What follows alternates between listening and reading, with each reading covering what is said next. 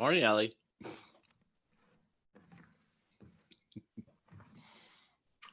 Hi, Greg. This is Twyla, the captionist. Can you please add me as your closed captionist?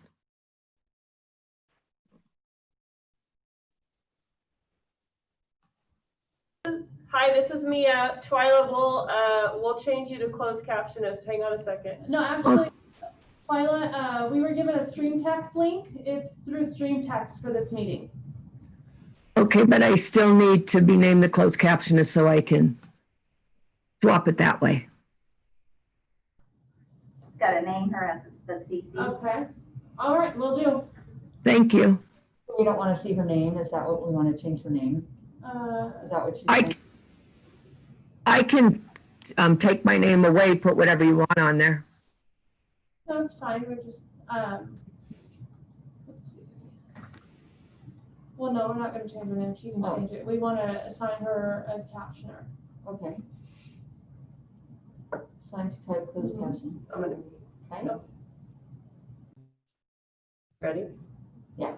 All right, you should have those capabilities. Thank you. Okay, thank you.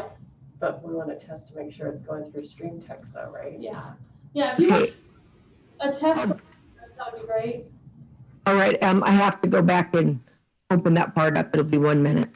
Okay. It's not that, it's probably your I think system. We have to our leave it up volume is that a little loud. Okay. on our settings, right? I think where we just turn things up, we can turn Right things down here? a little bit. That's headphones though. No, on your settings in Zoom that we just turned up to max, we should probably lower them a little bit. So Okay. go to your up arrow right there, up arrow. Connected to YouTube yet? It is We're just working on it. about Audio 2 minutes settings. ago. So if Sound. you, Oh, And my then glasses change it. on, sorry. That's right, and change it, you know, not so So- far. so we are Input down. the live. Right live up button. on top. Okay. Well, that's output. That's We'll going out. turn our camera out. So do you want us loud for out or Yeah, it's just what's coming in is a little. so loud. input? Yeah. Well, let's just Pull up at the same time, like our actual We'll try it account, so now. you can- Because Greg was pretty loud Yeah, too. no, show that it's live on YouTube. So then I, Hey, Greg. Click on it. Not there, the actual, yeah. Good morning.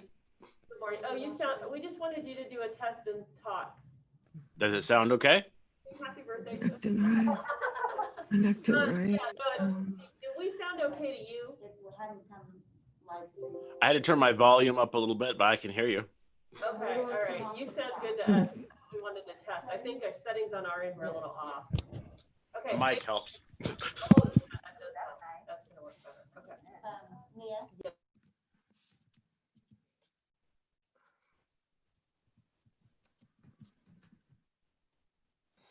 Ellie, could you do a test of sound?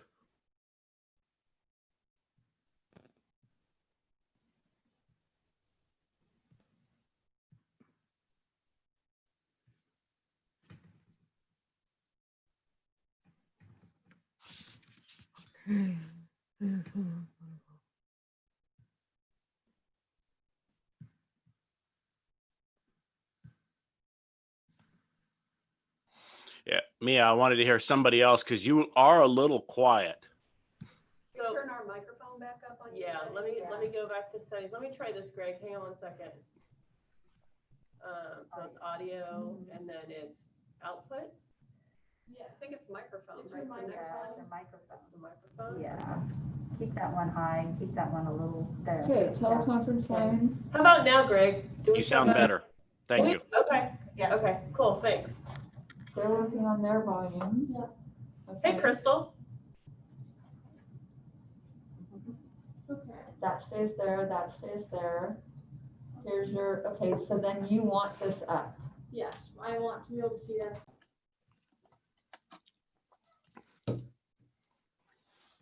And then Mia, Chief Richwine is actually going to log in and do the an opening statement for our package. I don't know if he's logged in yet or not. Okay, well, we'll make sure that Like, he's just make it added corner. to the list of people that can participate in the meeting. Or actually just. It's on our test yesterday. Okay, Yeah. okay, cool. He's aware. And then All right. No.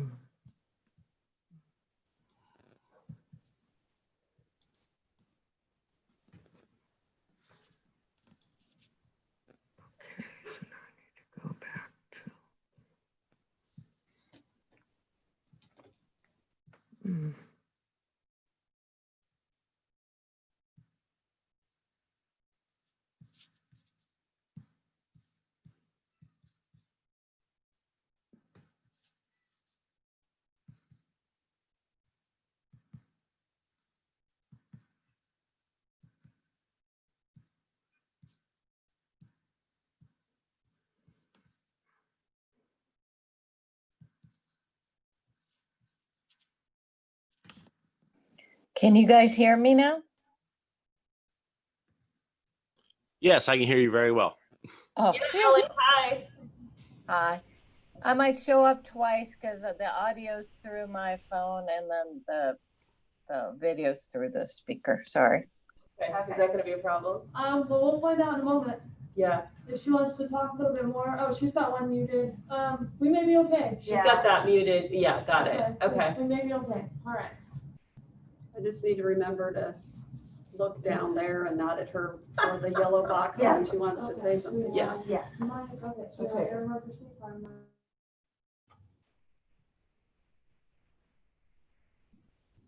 And then- There we go. Twyla, if you want to just let me know when you're ready, we just want to do some testing with the stream text before we start. Well, thank you. Okay, thank you. Mia, FYI, I logged in and was not getting audio or video, so I'm not sure if anyone else has experienced that. All of a sudden it just came on, so I'm good. Yeah. Yeah. That's because you moved them over, that's why. Yeah, we had to get you moved over in the system, but we hear you and we see you. Good morning. Good morning, everyone. Good morning. Hey, Jubilin. Hey, Aaron. Morning. Hey, Chief Richwine. Good morning. How are you? I'm doing well. It's good to see you. Good to see you. Yeah. Thanks for chiming in today. Yeah, glad. I'm not going to be able to stay long, but I'm certainly going to be here to help kick it off. Great. Okay, so we need Eric and We want to Thomas. see if Commissioner Paul wants to test his mic. Yeah, Commissioner Stockwell, you want to try to speak for just a second? To a test. Do a test? There we How's go. that? Can you hear me? Perfect. Sounds All right. Smaller. really good. Commissioner Patel is on, Cynthia. Event is not active. We are attempting to reconnect. Should I I? think it's waiting for the host. Yeah, I think she needs to do something. Okay, well, she's got her hand up, so you want to, Okay. you see her? Oh, I'll put that down. Oh, okay. Hey, Crystal. Yeah. Oh, I may put it down. There's Raj. Hey, Raj. We see you. Morning, Raj. Morning, everyone. Hey, Greg. Hey, Crystal. Waiting for a couple of commissioners to come in.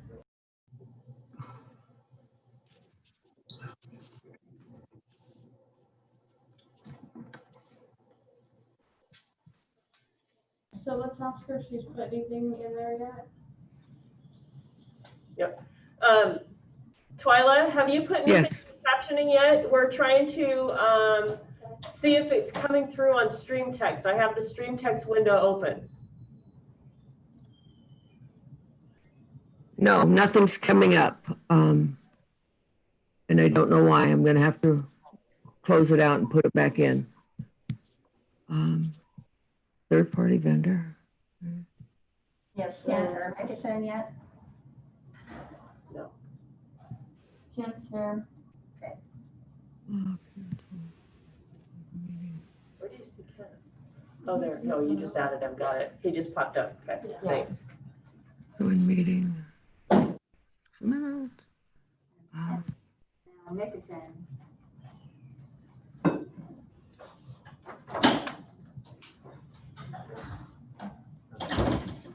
Should I refresh?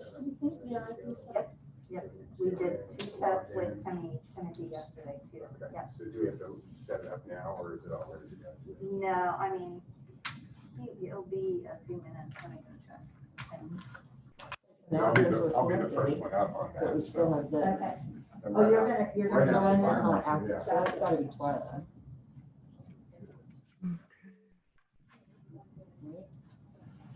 Okay, Barbara, well, Gotta make the event happen. the phone lines, are they still rolling over or are they? No, they're in the office. Okay, good. Yeah, I took them down from the office yesterday. Okay, I just want to make sure so that. I figured it would be best to leave it today. Yes, because I need to answer phones if people have problems. Yeah, so we're having some. The screen text? Yeah. Yeah, I noticed that too. Are we muted or are we unmuted? You guys have been. We are. Go. Twyla, are you trying to come in through the URL for the stream text that we have, or are you coming in as the host? I'm trying to come in through the URL that you have. I have Kim on the line. I'm going to figure out what's wrong real fast. Hey, Okay. I'm back on, and StreamText shut my job down again, but they say that they have it open on their end. Okay. I think you have to come in as the host because it doesn't show that the event has started yet. So it may just be that we need a couple minutes. My only suggestion is that I close out and start again. Okay. But, you know, we're running close on time. So. The message that we're receiving is. Yeah, if you duplicate it, I'll get off and get on again. And I'm going to just keep you on hold while I do this. Okay? Okay. Okay.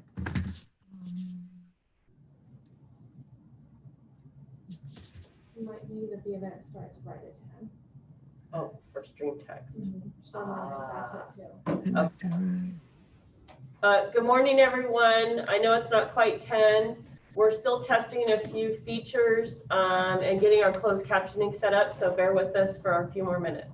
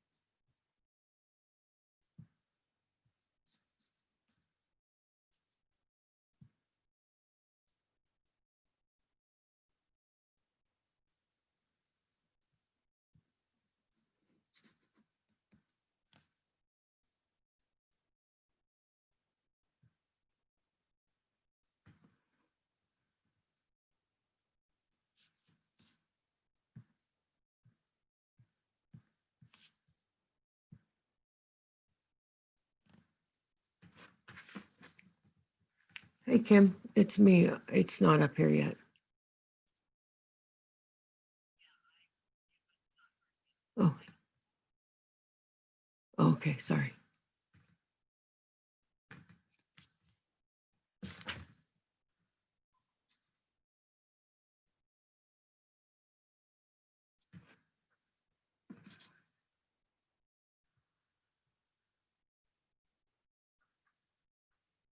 Yeah, Twyla, let me give you my login information for StreamText in case you have. Okay.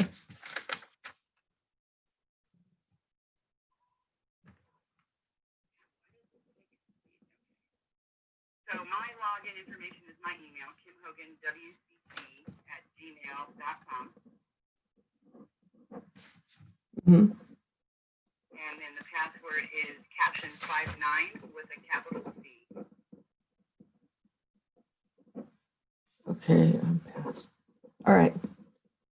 And I went in there and created an event again. I see the event now, so I'm gonna. I want to. Start.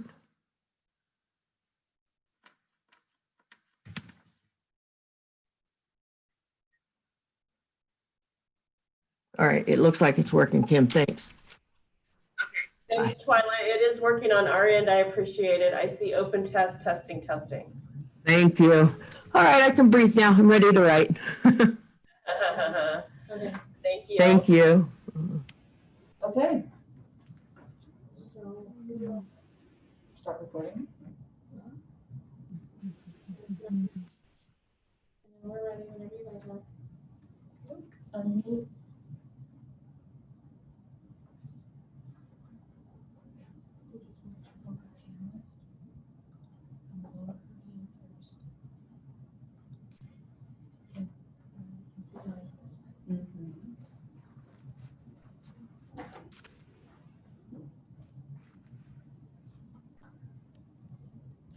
YouTube looks good. YouTube's on, phones are up. Perfect. Thank you. Thank you. Stream on, working. Go for it. Yep. All right. Let's go. Good morning and welcome. Thank you all for attending today's California Building Standards Commission meeting. My name is Julie Lee and I'm the Undersecretary of the Government Operations Agency, and I will be chairing the meeting today. I am calling the California Building Standards Commission meeting to order. It is 10:02 a.m. on August 13th, 2020. The commission is scheduled to meet today, August 13th, and Friday, August 14th, to take action on items contained in this agenda.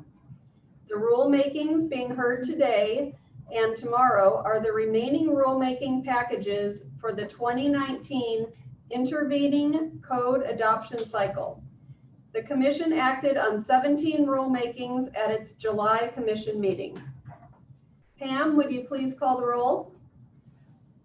Undersecretary Lee, Here. Commissioner Klaus Buckner, Here. Commissioner Mickelton, Here. Commissioner Sasaki, Here. Commissioner Patel, Here. Commissioner Santillan, Here. Commissioner Legray, Here. Commissioner Stockwell. Here. You have quorum. Thank you, Pam, and we do have a quorum for this meeting. Let's all rise for the Pledge of Allegiance. One moment. Waiting for the flag. Oh, we get an electronic flag. Oh, cool. There we go. Perfect. Very nice, very nice. I pledge allegiance to the flag of the United States of America and to the republic for which it stands, one nation, indivisible, with liberty and justice for all. Stuttered.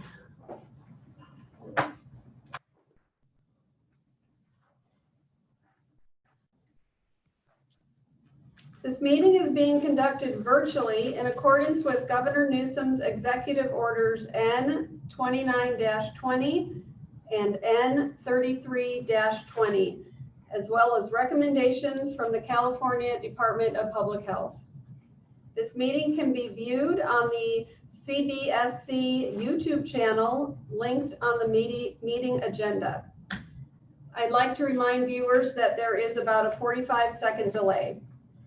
Real-time closed captioning is available for both meeting days through the stream text link provided on the agenda.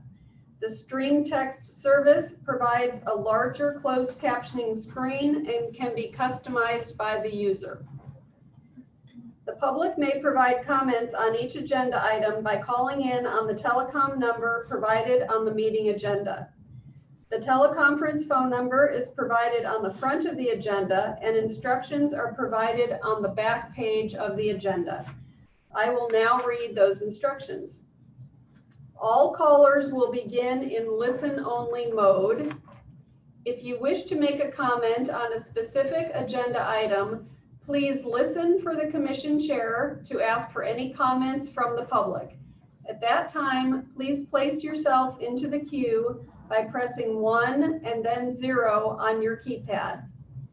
When you press 1 and then 0, you will be notified when the speaker is ready for your questions. To withdraw your question, press 1 and then 0. When it is your turn to comment, you will hear, "Please ask your question after the tone." A tone will sound and the caller is now in talk mode. The chair will continue through the call queue until there are no questions remaining. The commission will then proceed to the next agenda item. Please refrain from pressing 1 and 0 multiple times. Doing this toggles your position in and out of the call queue. Press 1 and 0 only once and wait for your notification to speak. If possible, please call from a landline using a telephone handset only. This enhances the commission's ability to hear your comments clearly.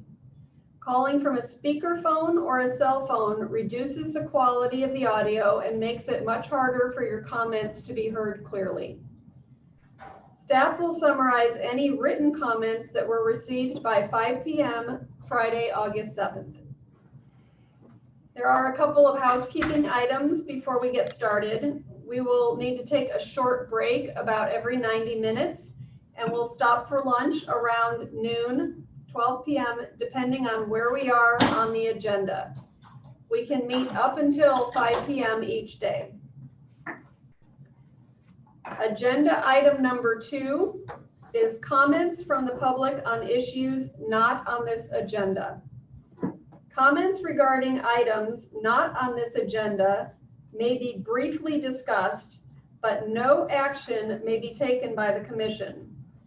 At this time, I'd like to remind the public who are on the phone and wish to speak on item 2 to put yourself into the queue now by pressing 1 and then 0.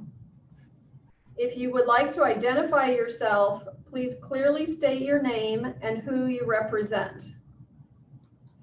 Barbara, could you please check the phone for commenters on agenda item 2?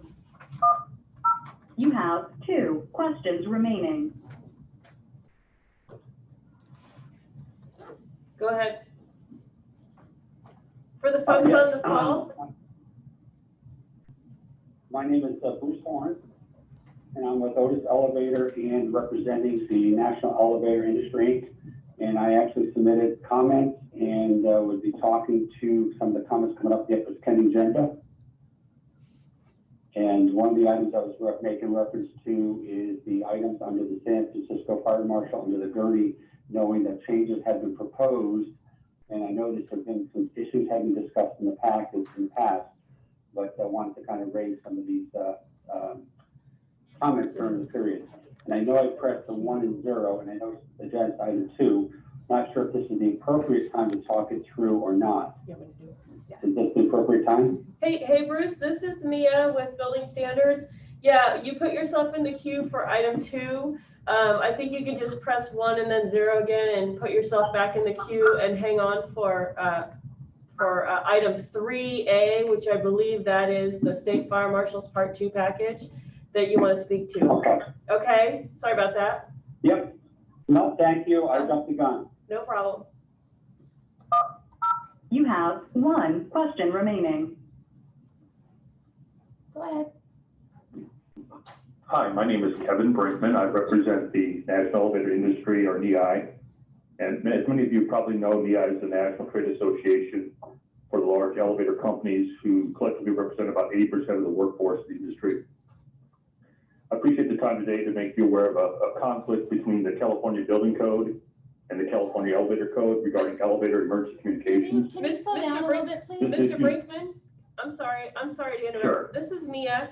Hey, we're on item 2, and I do know that you want to probably speak to item 3A. And so if you could just put yourself back in the queue, and when the State Fire Marshal presents that item, the commission will deliberate, and then we'll go to public comment for that, okay?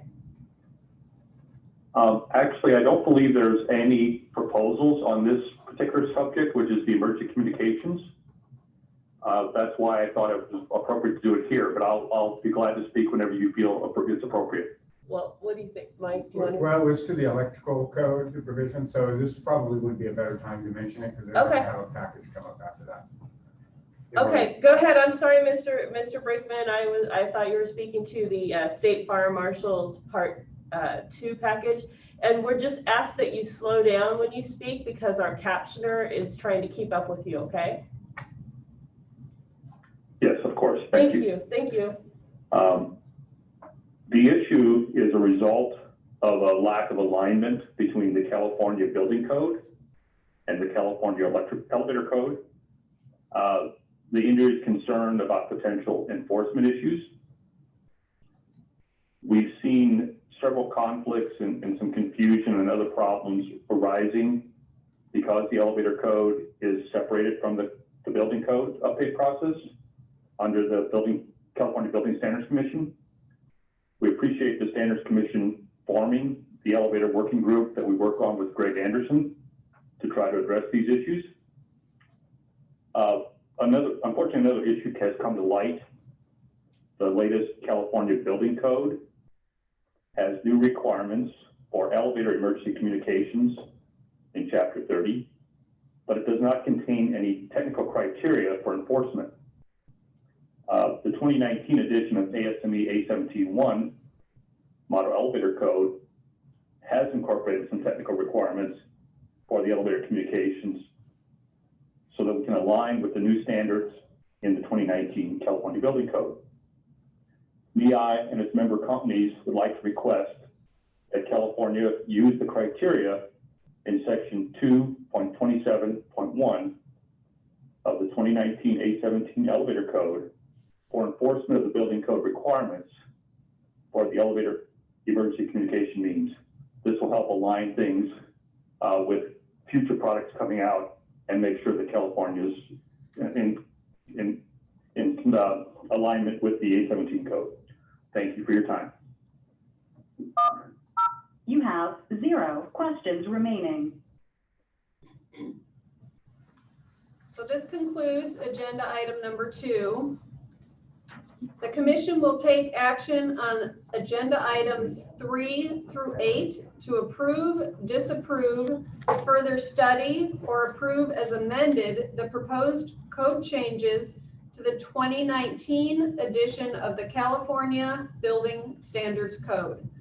Upon approval and adoption, these building standards will be codified and published January 2021 as a supplement to the 2019 edition of the California Building Standards Code with an effective date of July 1, 2021. Commission action will be guided by the 9-point criteria established in Health and Safety Code Section 18930. The commission will consider each agency's proposed building standards and its justifications, Code Advisory Committee recommendations, comments submitted during the public comment period, and oral and/or written comment received at this meeting. The public may comment on any challenges to the proposals or Code Advisory Committee recommendations submitted during the comment periods. Please note that no new issues or new information challenging the proposed code changes may be presented to the Commission in the adoption of the proposed regulations. The Commission may take action on the entire package, or if necessary, take separate action on individual items listed in the Commission action matrix. Item 3A is the Office of the State Fire Marshal. Will a State Fire Marshal representative please introduce yourself and present item 3A SFM 01/19, proposed adoption of the amendments to the 2019 California Building Code, Part 2 of Title 24. Thank you. Before, I hate to interrupt, before we begin this, I don't see the closed captioners She has to open up the screen. Screen.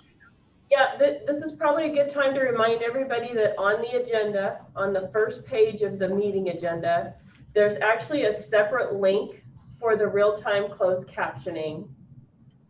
And it is a dialog box that comes up just like a web page window, and it can be resized and modified so that you would see your Zoom webinar or your YouTube webinar, and then you would also see a separate window for the closed captioning text. It's different than the last meeting where the closed captioning was at the bottom of your window. My apologies. Thank you. That's okay. It's a good reminder because this is a different process this time.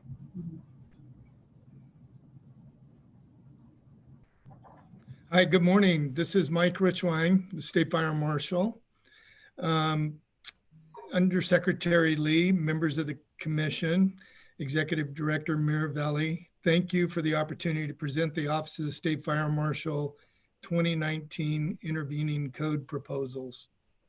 The Office of the State Fire Marshal is proposing fire and panic safety regulations as authorized in Health and Safety Code 13110, 13108, and 18935 for the 2019 California Building Code, Part 2, the 2019 California Residential Code, Part 2.5, California Fire Code, Part 9.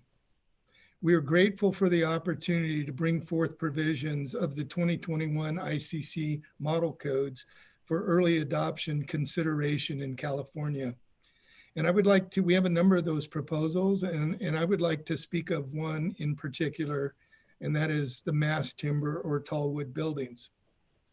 As a way of introduction, as you recall, in 2018, Governor Brown issued Executive Order B5218 that charged the Office of the State Fire Marshal, the Housing Community Development, the Division of State Architect, Office of Statewide Health Planning and Development, and the California Building Standards Commission to consider the early adoption of mass timber or tall wood buildings in this 2019 intervening code.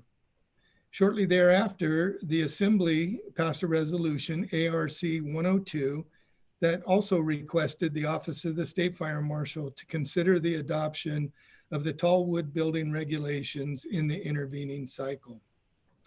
The early adoption of mass timber codes can be of a benefit to California in many ways, but I would like to highlight three of those advantages in this proposal. Number one, it has the potential to increase the market demand for mass timber production in California to meet the needs of the construction industry.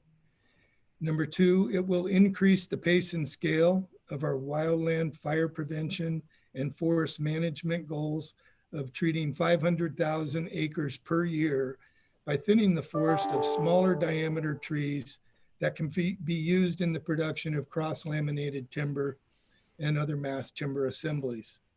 And while wood products provide the benefit of storing carbon, another benefit or advantage is that mass timber construction can also help reduce the carbon footprint of concrete and steel production. So I appreciate you giving me the opportunity to provide those introductory comments. In addition to mass timber, the Office of the State Fire Marshal is also seeking the adoption of code proposals to improve fire and panic safety in puzzle or escape rooms, energy storage systems, and mechanical parking structures. At the Office of the State Fire Marshal, we take great pride in our consensus approach to rulemaking, and we have facilitated or participated in the code development workshops to engage with all stakeholders, the affected industries, the fire service, building officials, and architectural design community. We collaborate with our sister state agencies, including OSHPD, DSA, and HCD, and we maintain transparency through compliance with the applicable laws and regulations. In closing, I want to thank all of the members of the Office of the State Fire Marshal Code Development staff, the California Fire Service, building officials, our state agency sisters, industry associations and organizations for their contributions in preparing these code proposals. Thank you for your time. And I would now like to introduce Greg Anderson, the Division Chief, our Code Development Division. Thank you all. Take it away, Greg. Thank you, Chief. Good morning, Secretary Lee and Commissioners. We have a large package that's coming forward. A lot of this of the size is because of the size of the international code proposals. For the Tallwood building, it is substantial. The package is organized in a numerical order of the code, which makes it problematic for the review because Tallwood building is throughout multiple codes and everywhere. Working with the Building Standards Commission staff, we did group these together, and you will see that table how we group some of these proposals. Of course, it is up to the commission on how we will hear these, but where we're looking at possibly to do some of these as a group, especially for the large package. And if you look at the package, we start, and our first proposal is about the Tallwood building. As it is throughout the entire book, we ask for you to hear the Tallwood building proposals first. And the chief gave some background on this. We participated in the International Code Council hearings at the national level for several cycles as this was moved forward and adjusted. And they came back in the last cycle with a lot more testing, more data. Some things had been changed, and it was overly whelmed past the ICC. We, through the executive orders and all the other, we'll say support for these, we looked at bringing these in through this cycle. We formed a work group.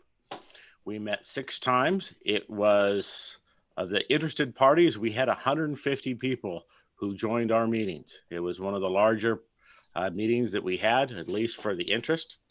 We got our state agencies together. We listened to the environmental benefits, the reduction in the carbon footprint, the use of the forest excess wood that we have there, and the management of the forest. But our focus was on fire safety. We had presentations from structural engineers. We had presentation from fire protection engineers, the American Wood Council, and we looked through all different factions of the proposals. And we proposed to adopt the model code. That was the recommendation to the state fire marshal. We have agreed with and just to let you know, we are proposing to adopt something that has not been published yet in its final form. We took all the proposals, put them together. We actually brought in the Group B proposals, which had not been voted in, into this package. Now, currently they were approved, but we had to start before that to meet these timelines.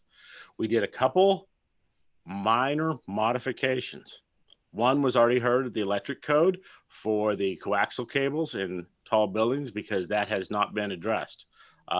So this was until the NEC, which is on a different cycle to catch up, we put something in there to cover that. And the only other change we did was on the height and area tables to format how we do things in California. So the model code allows 18 stories, so does the California version.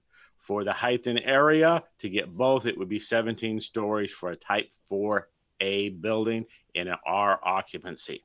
Obviously, it is based on occupancy, and the model code is proposing 3 new types of construction: type 4A, type 4B, and type 4C. The proposals also had to go through everywhere in the code where type 4 was listed and change that to type 4 HT for heavy timber. So it is throughout the code. This, as you can see, it went through a lot of work. There were a lot of questions on the data, which is lacking because it is a new type of construction. So we don't have the data. We are going on the testing. We watched all the testing that was done. The American Wood Council were done at the ATF testing laboratories. We had samples of the CLT or cross-laminated timber. We had a lot of questions about the structural elements and the details because a lot of those are not generic, they are proprietary. This may create some issues for the industry, but the code doesn't give away anything for the structural requirements. And by adopting it early, this may promote the industry to come up with generic details for these. So we are not giving anything away. We understand the issues that may be coming up, but we are working to promote this type of construction. With that, I open it for questions and ask your approval for the tall wood building proposals.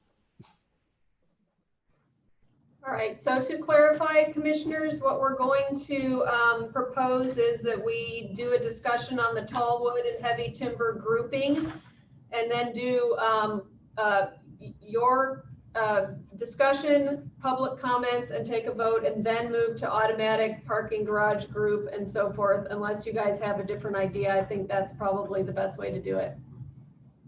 Sound good? All right, so is there any commissioners would like to ask any questions of the State Fire Marshal regarding the tall wood and heavy timber group? Yeah, this is Commissioner Sasaki. Greg, Mike, tremendous job on getting this, working through this big package. One question I have, I work on a lot of existing buildings. That's what I do as an engineer, and I look at a lot of buildings that catch on fire and are fire damaged. One of the questions I have on these mass timber buildings is, in the event of a fire, there's obviously one of the great things about mass timber is you can have a lot of exposed wood, and those exposed wood members are essentially holding up the building, right? Assuming a fire does happen in one of these buildings, were there any discussions about how to repair those elements? I know they're all kind of tied together with bolted connections and things like that.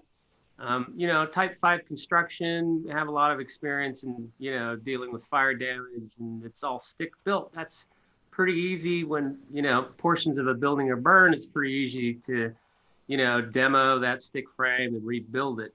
But here we're talking about tall buildings, up to 17 stories. How do we, anyway, was there discussions about how to repair these buildings if they do catch on fire? Absolutely. That was actually one of our concerns. Now, just to point out, on a 17-story or 18-story building, the wood would not be exposed. Right. To get to the type A, you have to have the 2 layers of drywall on both sides. Okay. But if you went with a type 4B, you can have a percentage that is exposed, or a type C, which can be fully exposed on the interior. Right. And working with the American Wood Council, there were details on how to replace sections that were there. And it does needs to be cut out, and there are laminates and overlapping of the layers. I still have concerns. I have never seen it done, but I was assured there are methods to do this. Okay. No, fantastic. Appreciate it. Thank you. All right, I'll go through, call on each commissioner for comment. Commissioner Patel? No comments at this time. Commissioner Klaus-Bruckner? No comments at this time. Commissioner Mickelton? No comments. Commissioner Santillan? No comments at this time. Thank you. Commissioner Allegre? No comments, thanks. Commissioner Stockwell? No comments, thank you. Commissioner Sasaki, any further comments? No. All right, we will now take public comments. If you wish to speak On item 3A, grouped item tall wood and heavy timber group, please put yourself in the queue now by pressing 1 and then 0. If you would like to identify yourself, please clearly state your name and who you represent. Barbara, can you check the phone for commenters on item 3A? You have 2 questions remaining. Yes, Madam Chair and Commission members, this is Bob Raymer representing the California Building Industry Association, the California Apartment Association, the California Business Properties Association, and the Building Owners and Managers Association. We submitted a letter, a 2-page letter dated August 3rd. I'm not covering the comments in there, but we strongly support this action today. And I have to particularly make note of all the work that both Greg and Crystal with the State Fire Marshal's Office and of course HCD staff has put into this proposal over the last year. It's a rather incredible work starting off at the national level and then coming to you here today. As you've already been told, Governor Brown had signed an executive order on this, followed up by legislative action supporting the expedited adoption. So with that, we strongly support and we're glad we're finally at this point. Thank you. You have 2 questions remaining. Go ahead. Yes, this is Manny Muniz. I'm waiting for Chapter 7A. Thank you. You have 1 question remaining. Good morning. My name is David Tyree. I'm the Regional Manager for the American Wood Council. The American Wood Council is the voice of the North American traditional and engineered wood products, and we represent 80% of the industry. On behalf of the wood products industry, we are speaking in strong support for adoption of the tall wood provisions, which add provisions allowing the expanded use of mass timber products in California. By doing this, California would be joining states such as Utah, Washington, Oregon, and just this past year, Denver, Colorado, as early adopters of the recently approved 2021 International Building Code provisions that allow for larger and safer mass timber buildings than permitted by the current code. An important fact, and Greg Anderson already brought this up, is that these provisions have already been vetted through the ICC governmental consensus process and have been approved by the International Code Council and will appear in the 2021 edition of the International Building Code. As such, the Office of the State Fire Marshal and the Department of the Housing and Community Development would be incorporating these provisions in the next triennial code adoption process. A lot of my testimony has already been covered by the chief and by both chiefs, and so I will not go into that. But I would like to note that mass timber is not new to the International Building Code. It's currently listed as Type 4 heavy timber. Mass timbers are a proven option that fully complies with the structural and fire resistant requirements of the IBC. The model code recognizes that mass timber is fundamentally different than dimension lumber used in various stick-built applications. The inherent fire resistance of mass timber, where charring in the fire event protects the inner structure of the mass timber, and the consistent and predictable rate of charring are well known and carefully studied. I think my other points have already been brought up, but the American Wood Council greatly appreciates being part of this process and speaks in support of the tall mass timber provisions. Thank you very much. You have 0 questions remaining. All right, thank you. BSC staff, were there any written comments submitted prior to the meeting? There were a number. If you'd like, I can read them off real quickly, just who commented. A couple have been on the phone, but I'll go ahead and repeat those. First, we had Cedric Dwight from the Sierra Pacific Industries with support. Further, we had Robert Raymer from CBIA and Industry Coalition Letter from the California Building Industry Association. David Tyree, who was just on the phone with us from the American Wood Council in support. Harry Morris from the Pacific Lumber Inspection Bureau. Heather Strong from Woodworks, Wood Products Council. We had support from Greg Strong, CEO of the Phoenix Energy. Andrea Tuttle, Forest and Climate Policy and support. Also support from Helena Murray, U.S. Forest Service. Support from Keith Gillis, Board of Forestry and Fire Protection. Katie Harrell, support for tall wood and mass timber. Mariposa County District 1 Representative Rose Marie Smallcombe, also in support. Stephen Frisch, Sierra Business Council, supports tall wood. Also support of tall wood is Eric Hoist.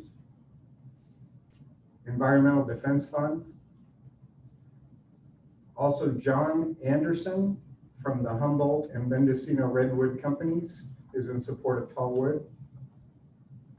We have Stacy Heaton, Rural County Representative of California. And finally, we have Randy Hanvelt, who represents the California Association of Loggers, also in support. Thank you. That concludes the public comment portion. I will turn item 3A back over to the commissioners and entertain a motion at this time to consider the State Fire Marshal's proposed adoption of amendments to the 2019 California Building Code Tall Wood and Heavy Timber Group. Do I have a motion? Commissioner Sasaki, move to approve. Commissioner Klaus. McEachin, second.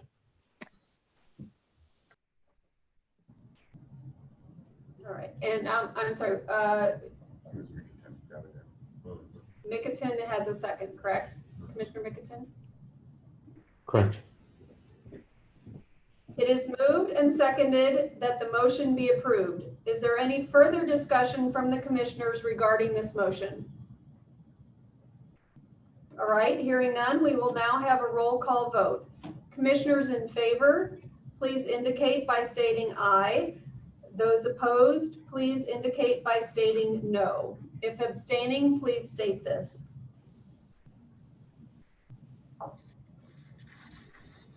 Pam, could you please conduct a roll call vote? Commissioner Klaus Buckner, Aye. Commissioner Mickelton, Aye. Commissioner Sasaki, Aye. Commissioner Patel, Aye. Commissioner Santillan, Aye. Commissioner Legray, Aye. Commissioner Stockwell. Aye. Thank you. The vote is unanimous and the motion is carried. So I'll now ask the Office of the State Fire Marshal representative to introduce yourself and present on the grouping automatic parking garage group. Thank you very much. This is Greg Anderson with the CAL FIRE, Office of the State Fire Marshal. The automatic parking garage group was another proposal that was adopted at the ICC level. It is to address the issues of mechanical parking. This is an issue that is we need to address currently in the metropolitan areas of California. This is where you park your car, they take it into the garage and put it on a mechanical rack and stack them. As we are increasing the fire load in these garages, it's becoming, in a way, a high storage situation with a high fire load. And there was nothing in the code that specifically addressed this. And so at the ICC level, there were proposals that were passed. We are bringing in exactly what was brought in early so we can address those issues, which include a means of shutting off the system, a fire rating between the parking garage, and a system, fire sprinkler system to address the issues of this. So we ask your approval of these proposals. Thank you. Thank you for that overview of the proposal. Item 3A, automatic parking garage group, is open for commissioner discussion. I'll call on each commissioner. Commissioner Patel? No comment, thank you. Commissioner Klaus Bruckner? I did have a quick question. Of course, you expected that, Greg. Just for clarification, you guys are kind of treating this equivalent to a high pallet storage situation in certain ways.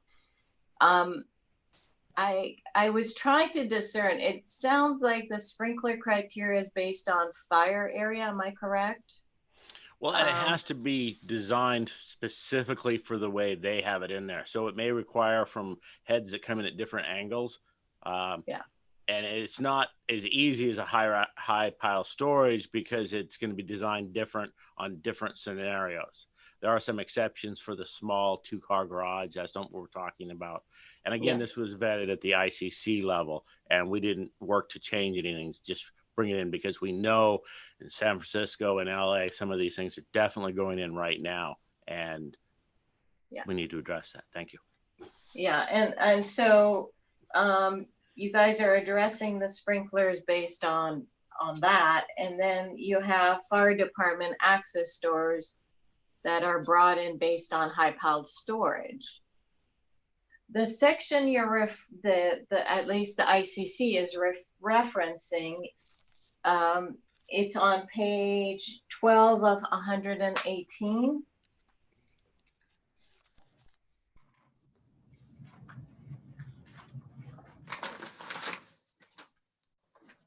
Yes. And it says it shall be provided in accordance with section 3206.7. 3206.7 sends you to the tables, the high piled storage cutoff tables.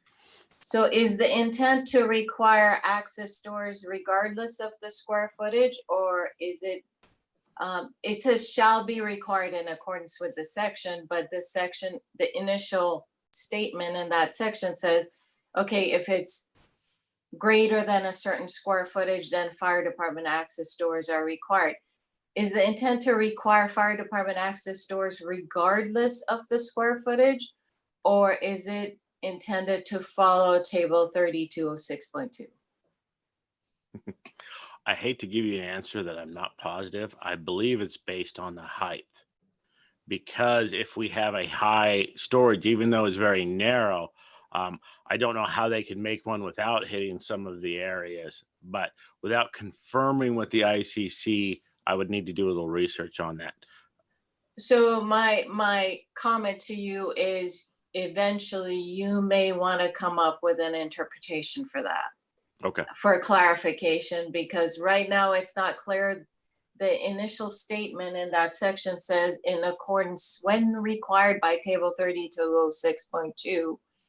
And that has cutoff lines for class 1 through 4, for group A plastics, for, there's different cutoff points, which I think might be more reasonable than just regardless of the square footage, you require fire department access doors every 100 feet.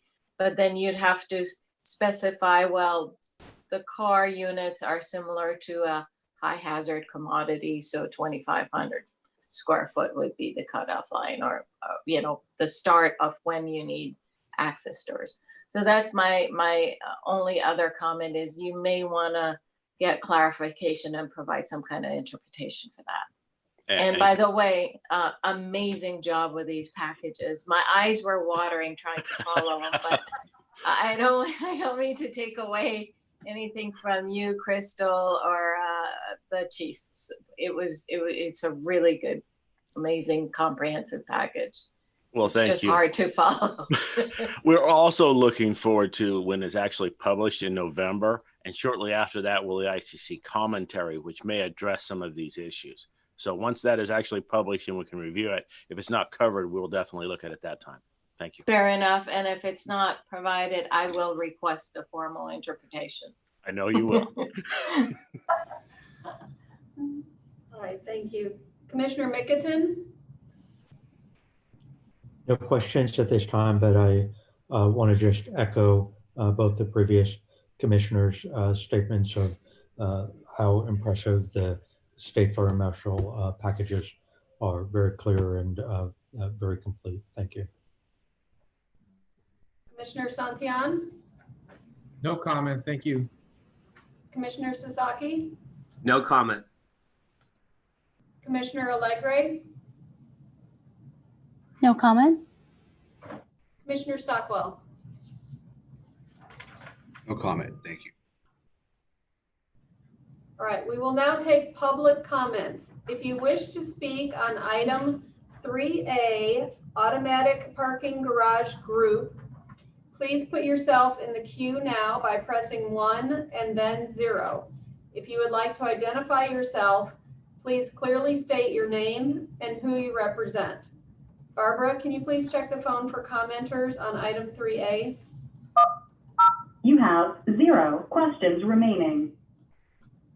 BSC staff, were there any written comments submitted prior to the meeting? No comments for this particular item. All right. That concludes the public comment portion. I will turn item 3A, automatic parking garage group, back over to the commissioners and entertain a motion at this time to consider the state fire marshal's proposed adoption of amendments to the 2019 California Building Code.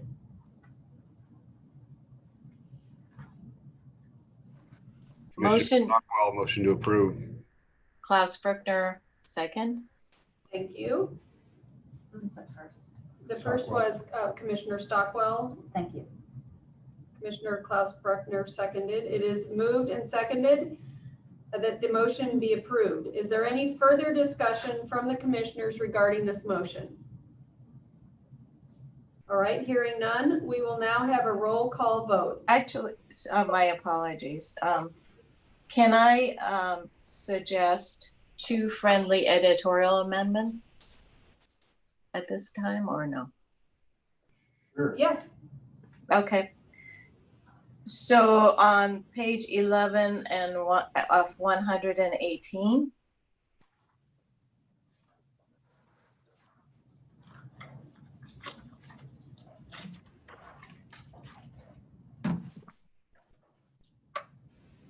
so it's section 406.6.4.2.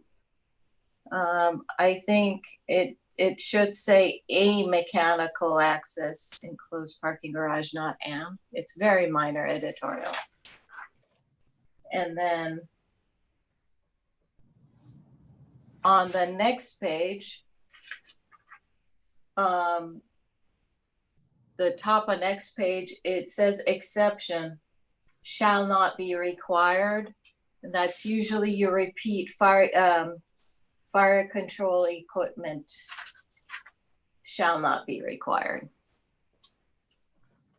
Again, I think they're very much an editorial correction to the formatting, regular formatting of the code language. All right, staff, did you capture the exception? Yes, I did. Language, Thank you. all right. Should we entertain a new motion to approve with amendments? Yes, I suggest so.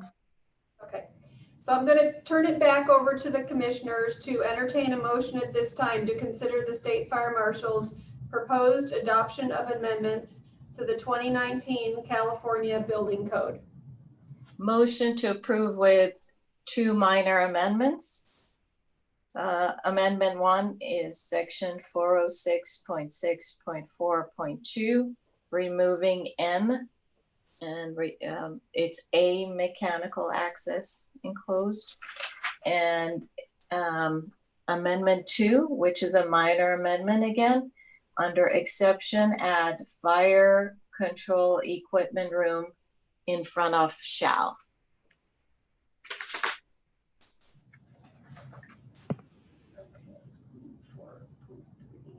Do I have a second? Commissioner Mickleton, second. Thank you. It is moved and seconded that the motion is approved with amendments. Is there any further discussion from the commissioners regarding this motion? All right, hearing none, we will now have a roll call vote. Commissioners in favor, please indicate by stating aye. Those opposed, please indicate by stating no. If abstaining, please state this. Pam, could you please conduct a roll call vote? Commissioner Klaus-Buckner, Aye. Commissioner Mickleton, Aye. Commissioner Sasaki, Aye. Commissioner Patel, Aye. Commissioner Santillan, Aye. Commissioner Alegre, Aye. Commissioner Stockwell. Aye.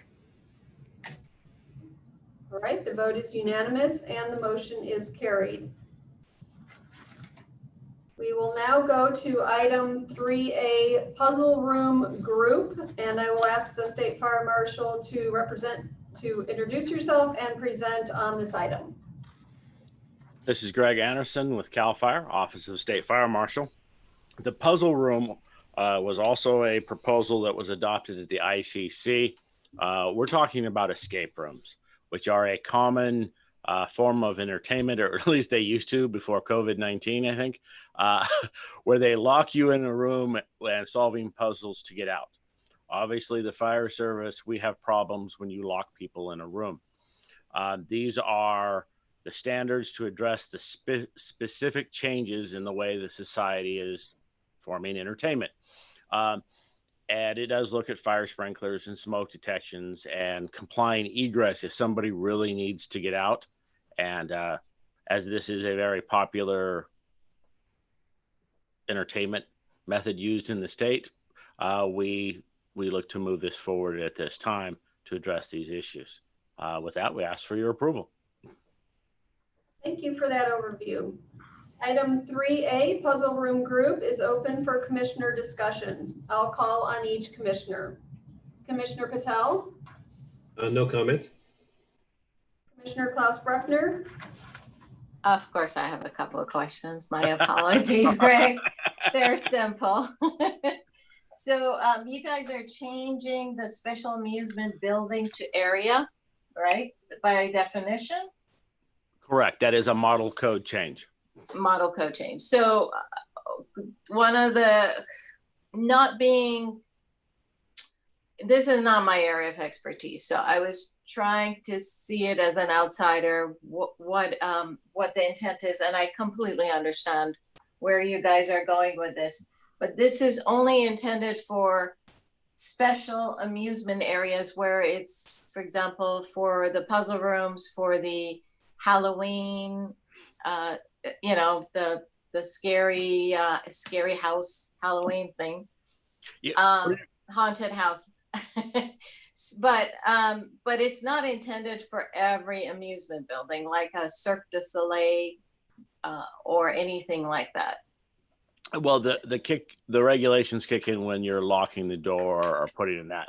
So what came from was puzzle rooms when you're confusing the exits and not making it easy to get out. I would confirm that there wasn't an unintentional overlap with anything, but I do not believe that's there. I know that was not the intent. Yeah. And they changed it to areas because many times it's not a building. This may go into a strip mall or a small area of a building, and that's why they changed it, because it's no longer a building, it's an area. Got it. So it's usually when people are locked into the building as such, and the language hasn't changed from the model codes, correct? most of the language is the same. I believe we did one change, and thank you for bringing that back. There was one where they wanted heat detection, and we put it needs to be smoke detection. Okay. But that was it. Otherwise, it's model code. So it's always inside a building, the way it's defined. It's not any outdoor type facilities. They could turn this as an outdoor if they put, but it still have to be a structure because there still has to be an accident requirement. So if we're getting in to a tent, I guess is a possibility. It's not where it was normally set up because normally you'll see them in some type of structure. Okay. And the 180 days comes from the model codes. Correct. So that's how they're defining temporary. That's about all my questions. I just didn't want to accidentally wrap up tents into this, in this situation. And so basically you guys are requiring sprinklers, but there was a section 411.2, page 19 of 118. And it might be the formatting or the way you have to present it to us, but there were sections that this is not new language that sprinklers are required. This is existing language, you're just changing it. It looked like you were adding sprinklers. It was an addition from the model code because we're bringing in early, everything is italicized, but when we come to the next cycle, it will be standard font because it is model code language. Some of that language is in the currently published 2019, which requires it to be sprinklered. So it was a little confusing. It looked like you guys are requiring sprinklers and it's new when it's not. It's already in our current code. You guys are adding temporary structure and some additional leeway as far as the water supply. Right. Thank you. Thank you for answering the questions. I have nothing else. Commissioner Mickelson? No questions, thank you. Commissioner Santillan? No questions, thank you. Thank you. Commissioner Sasaki? No comments. Commissioner Allegre? No comment? Commissioner Stockwell? No comment. All right, we will now take public comments. If you wish to speak on item 3A, puzzle room group, please put yourself in the queue now by pressing 1 and then 0. If you'd like to identify yourself, please clearly state your name and who you represent. Barbara, can you please check the phone for commenters on item 3A? You have 0 questions remaining. Thank you. Staff, were there any written comments submitted prior to the meeting? No, there were no written comments on the puzzle room. No. All right, thank you. That concludes the public comment portion. I'll turn item 3A, puzzle room group, back over to the commissioners and entertain a motion at this time to consider the State Fire Marshal's proposed adoption of amendments to the 2019 California Building Code.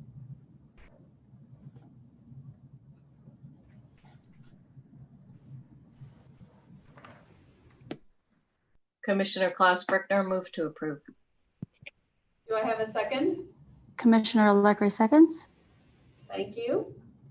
It is moved and seconded that the motion is approved. Is there any further discussion from the commissioners regarding this motion? All right, hearing none, we will now have a roll call vote. Commissioners in favor, please indicate by stating aye. Those opposed, please indicate by stating no. If abstaining, please state this. Pam, please conduct a roll call vote. Commissioner Klaus Buckner, Aye.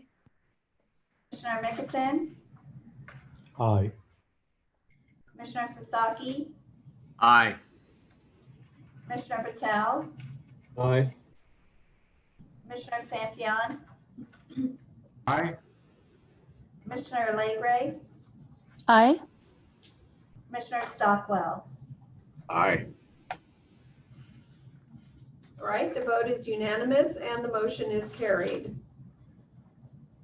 We'll now have the overview of proposal item 3A, Energy Storage System Group.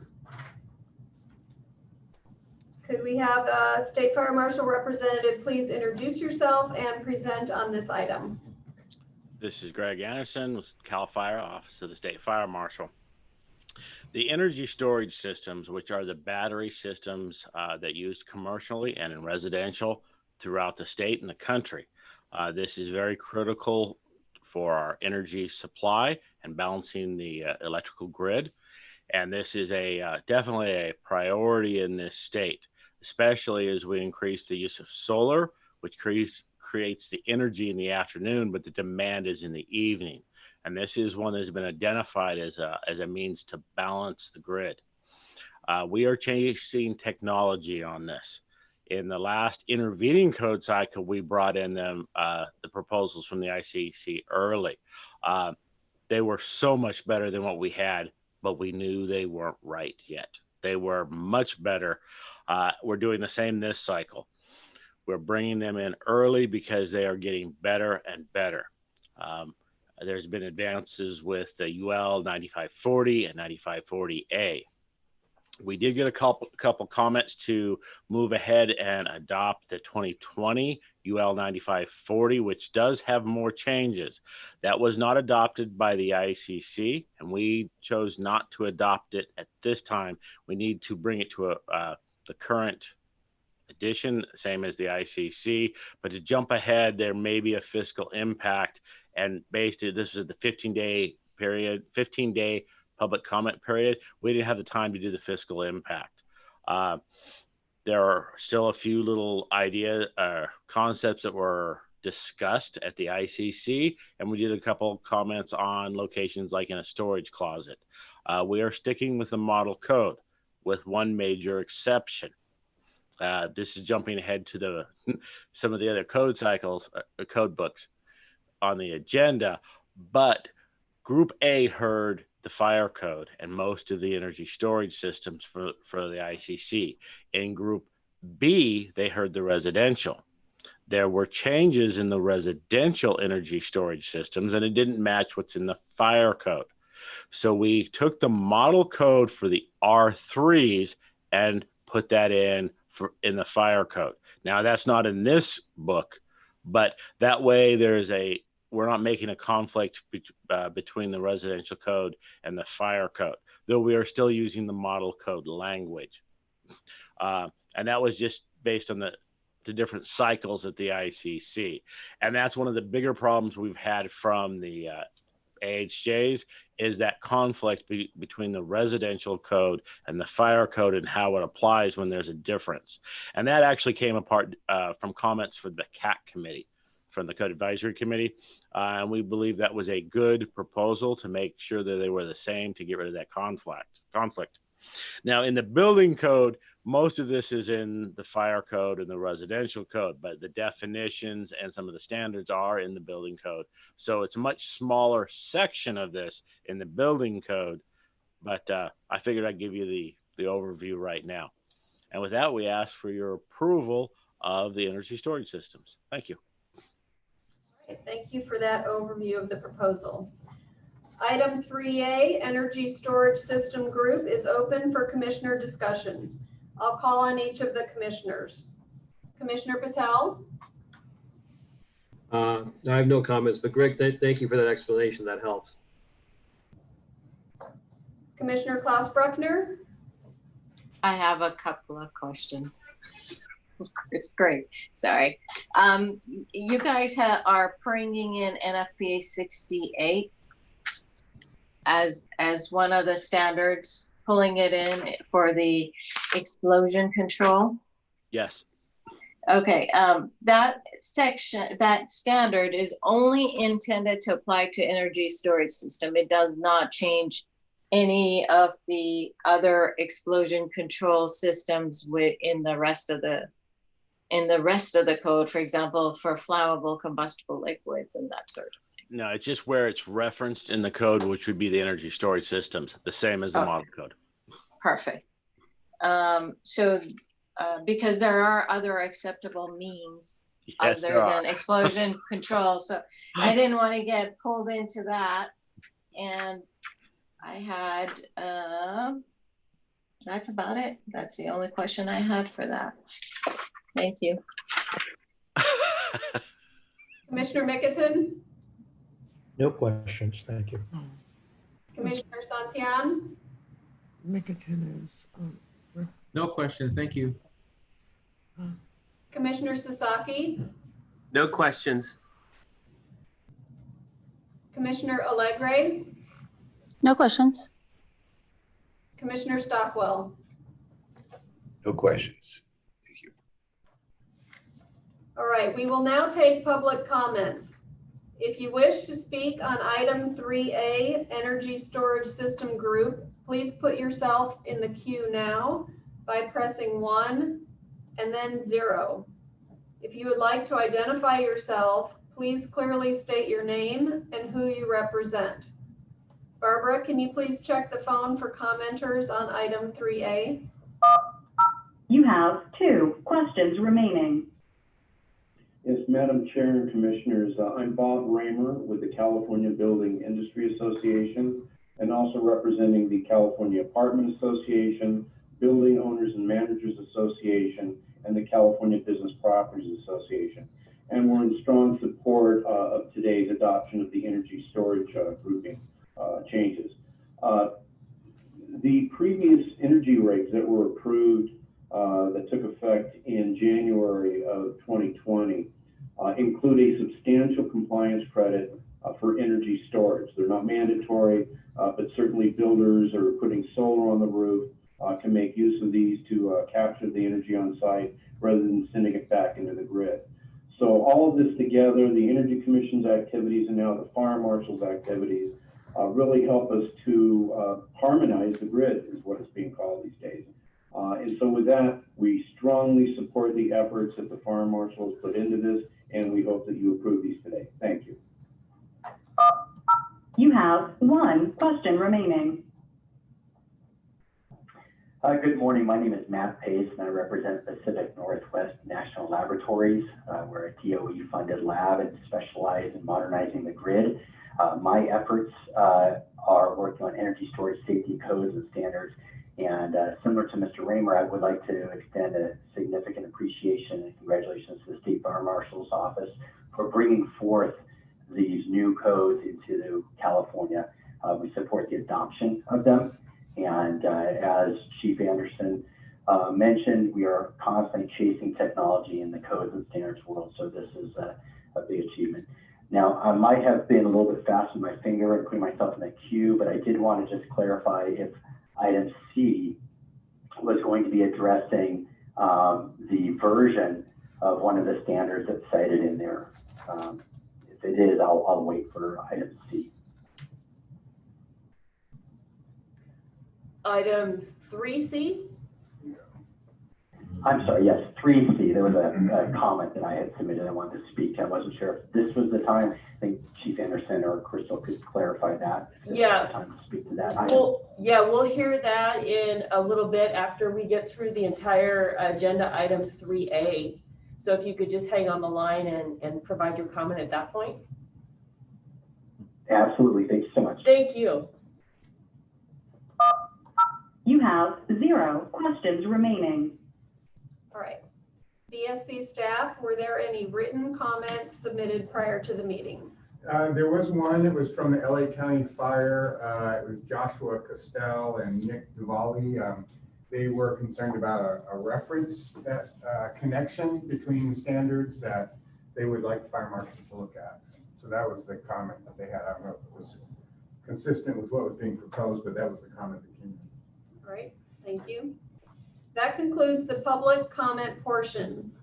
I will turn item 3A back over to the commissioners and entertain a motion at this time to consider the state fire marshal's proposed adoptions of amendments to the 2019 California Building Code Energy Storage System Group.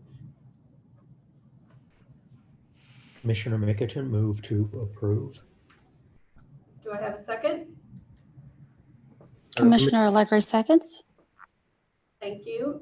It is moved and seconded that the motion be approved. Is there any further discussion from the commissioners regarding this item? This is Commissioner Patel. I just had one comment. Hey, Greg, on the comment that came from LA County Fire regarding the reference connection between standards, was that something that you were able to reconcile? Well, and that was some of the standards that we were, I believe this is the one they're talking about, the addition. And we went with what was adopted, the model code, because of the fiscal impact of the newer one. We like the newer one, but we just didn't have time to actually do an economic impact of what that would actually do. They also had some concerns about the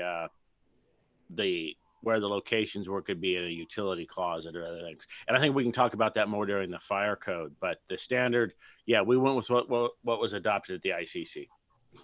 Thank you. All right, any further discussion? Hearing none, we will now have a roll call vote. Commissioners in favor, please indicate by stating aye. Those opposed, please indicate by stating no. If abstaining, please state this. Pam, please conduct a roll call vote. Commissioner Klaus Buckner, Aye. Commissioner Mickelton, Aye. Commissioner Sasaki, Aye. Commissioner Patel, Aye. Commissioner Santillan, Aye. Commissioner Legray, Aye. Commissioner Stockwell. Aye.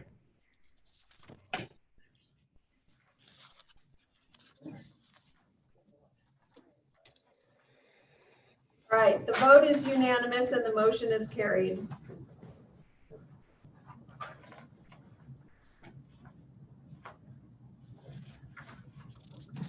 Item 3A, occupancy work group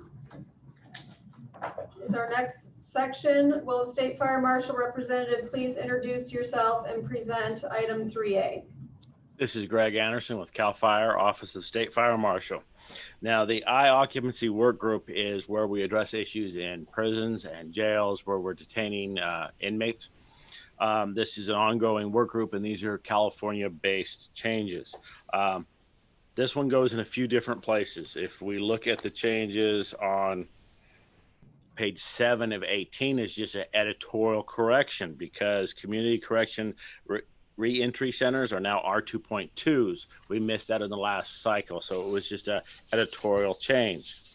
If we go to the next page on 8, this was correct a publishing error where they deleted the examples of what R4s are. I think that's on the same group. Hey, Greg. Yeah. Can you slow down just a hair? Certainly. And I know we have quite a few editorial changes in here that we went on, but going to page 17 of 118, we did add a occupant load factor. I know we looked at this last cycle, and there is, working with the stakeholders, there's a strong desire to have the occupant load factors in one place. And so we moved it from our proposal last time to put it to chapter 4. Some of these are duplicative, but some are very specific to I3s, especially the footnotes. When we're looking at a holding facility, especially like a prison that has the cell unit, and then you have a day room that is designated only use for that same inmates.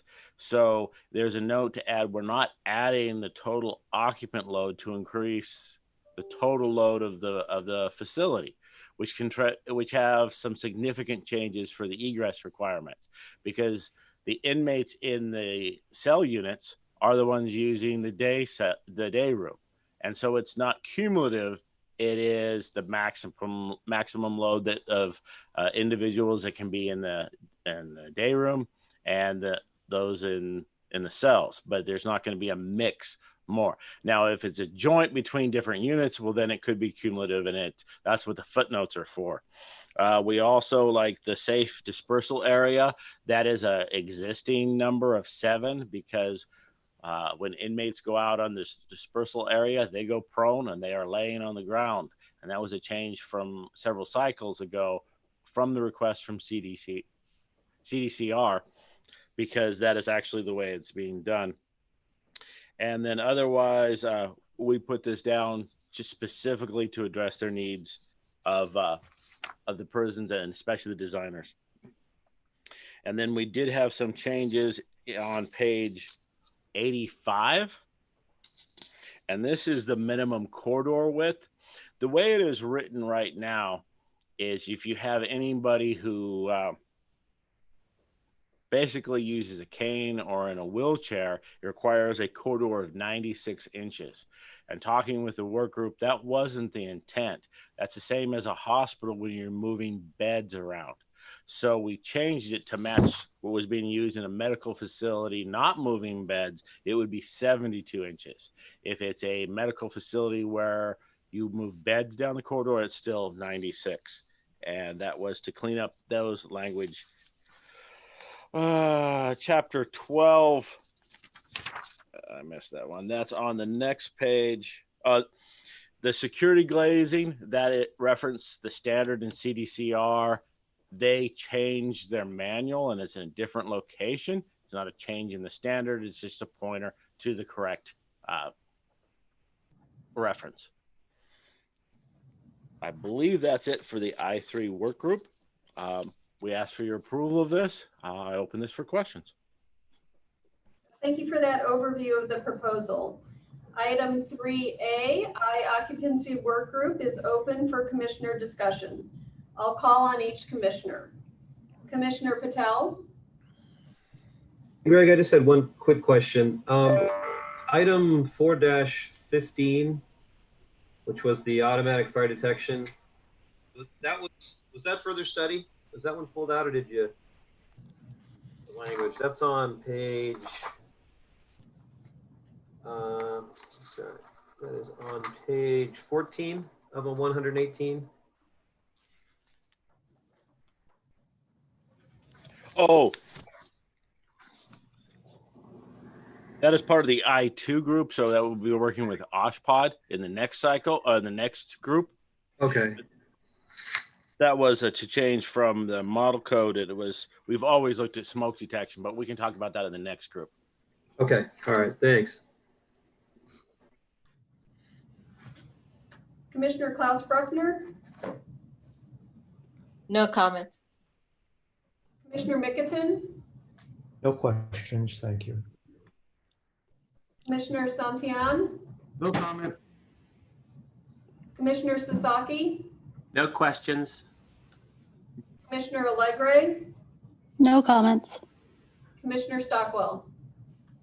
No comments. All right. Could I ask the captioner to please mute yourself? I think you came off of mute there. We will now take public comments. If you wish to speak on item 3A, please put yourself in the queue now by pressing 1 and then 0. If you would like to identify yourself, please clearly state your name and who you represent. Barbara, can you check the phone for commenters on item 3A, occupancy work group, please? You have 0 questions remaining. BSC staff, were there any written comments submitted prior to the meeting? No comments submitted for this item. Thank you. That concludes the public comment portion. I will turn item 3A, occupancy work group, back over to the commissioners and entertain a motion at this time to consider the state fire marshal's proposed adoption of amendments to the 2019 California Building Code. Commissioner Sasaki move to approve. Commissioner Santillan, second. Thank you. It is moved and seconded that the motion be approved. Is there any further discussion from the commissioners regarding this motion? All right, hearing none, we will now have a roll call vote. Commissioners in favor, please indicate by stating aye. Those opposed, please indicate by stating no. If abstaining, please state this. Pam, please conduct a roll call vote. Commissioner Klaus-Buckner, Aye. Commissioner Mickelton, Aye. Commissioner Sasaki, Aye. Commissioner Patel, Aye. Commissioner Santillan, Aye. Commissioner Legray, Aye. Commissioner Stockwell.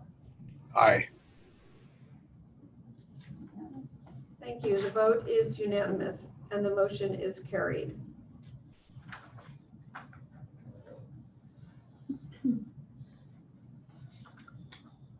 The next item is item 3A, the OSHPD work group. Will the State Fire Marshal representative please introduce yourself and present item 3A? This is Greg Anderson with CAL FIRE, Office of the State Fire Marshal. The State Fire Marshal worked with OSHPD to clean up some of the language. Some of the intent from OSHPD is to correlate with some of the national standards, which create some problems for them. It's not something we have to do in this state, but because of facilities try to get Medicare, which has to meet NFPA 101, which is not one of the standards we adopt in California, it has created some problems for them through other inspections. There were other just cleanup language and things we worked with. Now this one won't be as quick because we've got to jump to different parts in the group. So we'll jump ahead to 406 exception 4. This was just like cleanup because in other than I1s and R2.1s, this is something we missed before. 407. You'll have to pardon me as I slow down a little bit on this.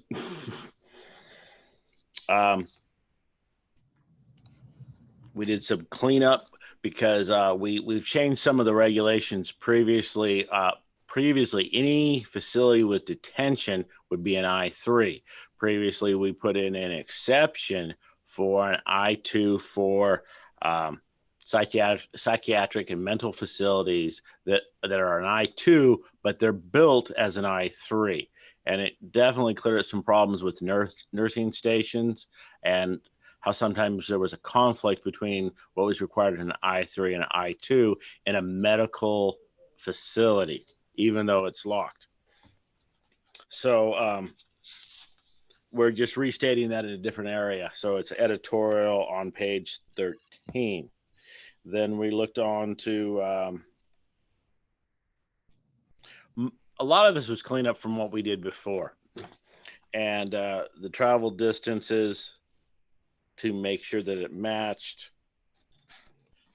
We've added the care suites previously, and so again, when we find little conflicts in there, things that are clear, we cleaned it up to match what was going on. That actually did, some of that language did start with NFP 101, but it definitely creates some of the issues in the design. And I'm not the expert on all what OSHPD was doing. We were looking at the fire and life safety issues and looking at the smoke detections. Now, I know Commissioner Patel had some questions on this page 14, 407.9, the automatic fire detection. We changed that to smoke because we've always looked at smoke as a fire and life safety issue. A heat detector means the fire has already grown to the point that is very dangerous for life in that room. And when we're looking at patients that cannot move quickly, we definitely want smoke. And that is traditionally the way we've always looked at the problem. And somehow it slipped in there. It was still a fire from the model code, and we did change it. Hey, Greg. Yes. Can you slow down just a bit, please? Yes. Hey, Greg, this is Commissioner Patel. I just stop you there. The reason I brought it up was I had two issues. One is I didn't see 4-15 in the Oshpod work group of items that we're approving. I saw 4-14 and 4-14.1, and then it went to 4-16. So that's why I wasn't sure if you wanted to put it in the I occupancy group or the Oshpod work group. So I just want to make sure if that's something that we're approving today. So I'm looking at page 4 of the matrix that we have of the different work groups. And I'm looking for 4-15 and Oh, This is Crystal from CAL FIRE Office State Fire Marshal. That was missed in that group because it still is on the matrix. We never intended to withdraw, but it is part of the Oshpod group. Okay. Okay. So we want to include it in this group. And then the other question was, I think there's just a small editorial in the language where it says automatic, and now it says smoke detection instead of fire, shall be provided in accordance. And then there's the words with equipped. And I'm not sure if that should be stricken now, and it should say provided in accordance with 907.2.6.2.2. you are correct. That should be stricken. That's it. Thank you. Could you repeat the section, please? Page 14. 415, section 407.9 on page 14 of 118. Thank you. And we're striking the word equipped. With equipped. Do you still need with in there, provided in accordance with section 907? Oh, you're correct. You strike equipped. Got it. Thank you, Commissioner Patel. Greg, do you want to finish up on the overview? Yes. Then like 407.11, it's appointing for the electric, instead of NFP 99, it should be the California Electric Code, editorial changes. Oshpod wanted to bring in the technological equipment room. That's something they deal in the hospitals. It's not something we deal so much with anybody else. For the separation, we agreed that that would be fine. Where was I at? This is going to be jumping around, so it does slow me down a little bit. We just 18, 19, 2.1.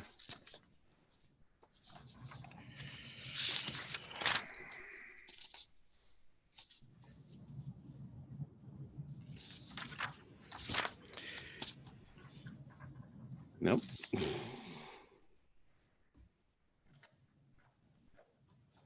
We're at 907.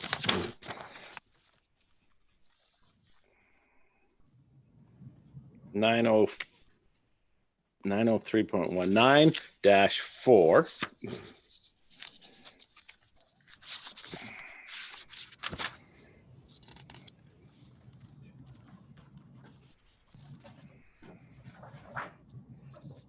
On page 74. I have 72. You have 72? Yeah. 903.3. Ah, very good. Okay.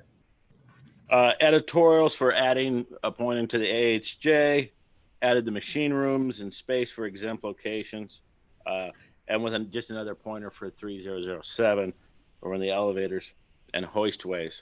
That was editorial changes.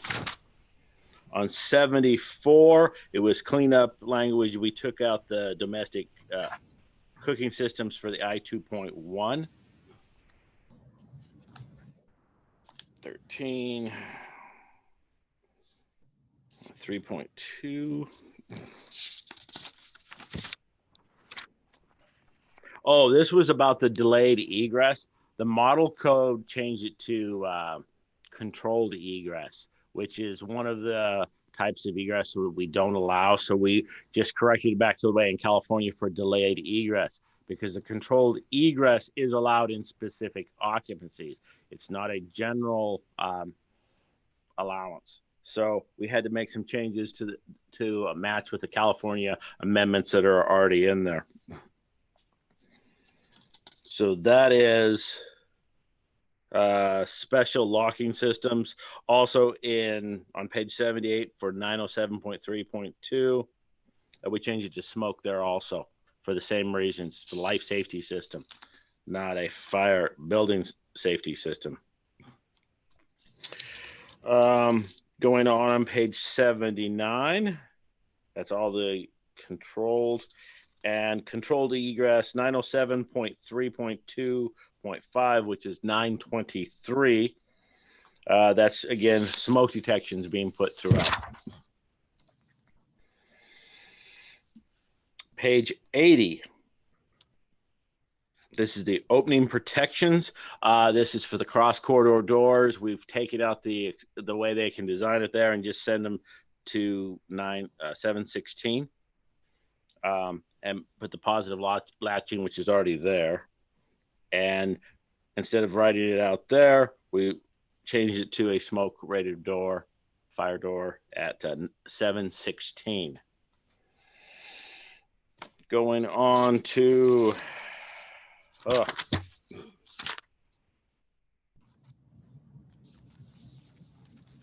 I apologize. It's hard to jump around all the books on this one.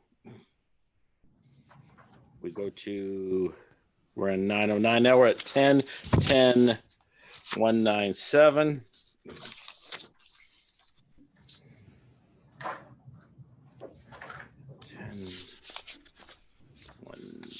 10.197, page 83.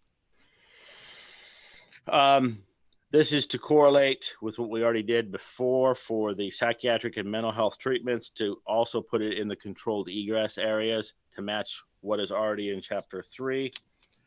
And again, in the exception. On page 84, again, we did a change, taking out the heat detection. It has to be smoke detection on item 10-4. At the means of egress, which is 10-4.1, electrical power, taking out the controller, locking. I still look at this as cleanup language on how delayed egress works. Then we're going to 1026.4.1, which is item 10.8. Which is starting on page 86, going on to 87. Clean up because we had for also capacity, including the R2.1s, R2.1s, and changing the pointers to the right locations. And that, I think I got them all. For that, we ask your approval of the OSHPD group, including the 415, which was missed on that one. All right, thank you for the overview of the proposal. Item 3A, OSHPD work group to include item 4-15 is open for commissioner discussion. I'll call on each commissioner. Commissioner Patel? No comment, thank you. Commissioner Klaus Bruckner? No comment, thank you. Commissioner Mickelton? No question, thank you. Commissioner Santillan? No questions, thank you. Commissioner Sasaki? No questions. Commissioner Allegre? I just have one editorial change, and that's on page 72 of 118. I'm looking at section 903.3.1.1.1, the exception locations, and it's item number 3. I think we need to strike the word provided in accordance with section 3007. So the sentence should read, machine rooms, machinery spaces, control rooms, control spaces, and hoistways associated with fire service access elevators in accordance with section 3007. I agree.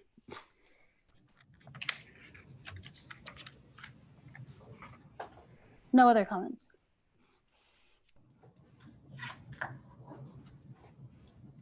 All right. Thank you. Commissioner Stockwell. No comments, thank you. Thank you.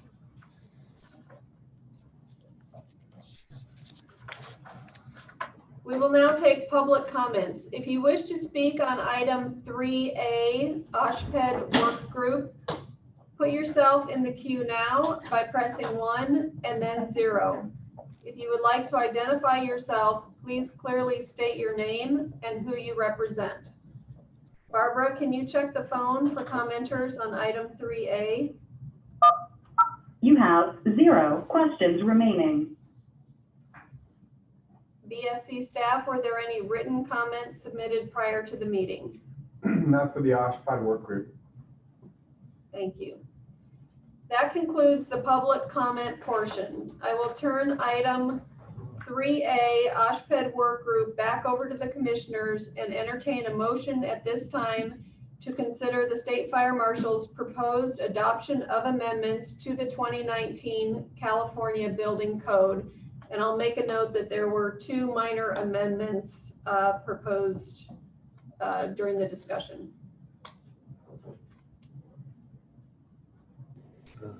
Commissioner Patel, a motion to approve.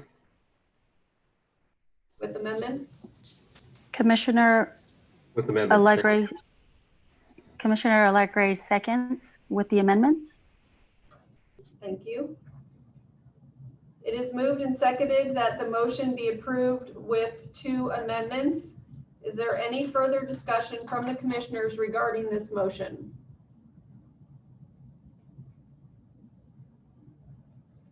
All right, hearing none, we will now have a roll call vote. Commissioners in favor, please indicate by stating aye.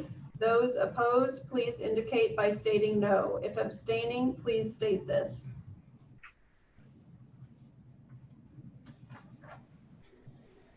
Commissioner Klotzbuckner, Aye. Commissioner Mickelton, Aye. Commissioner Sasaki, Aye. Commissioner Patel, Aye. Commissioner Santillan, Aye.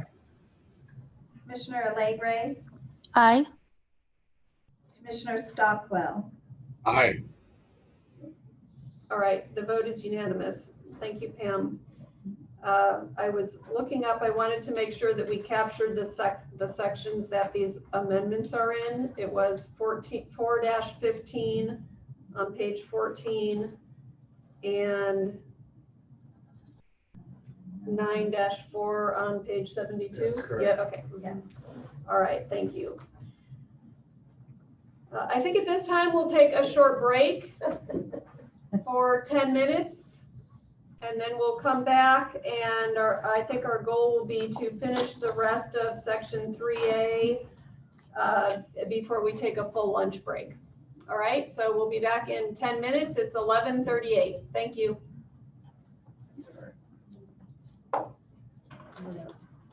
Mute us, Barbara.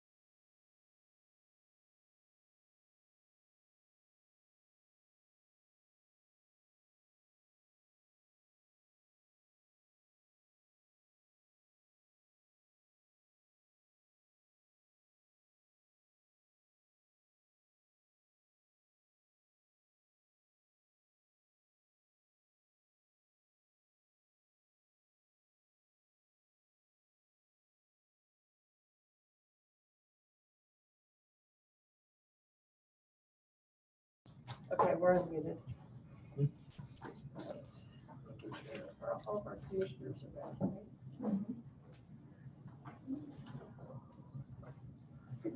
I don't see Ellie. Oh, there she is. Okay, got it. All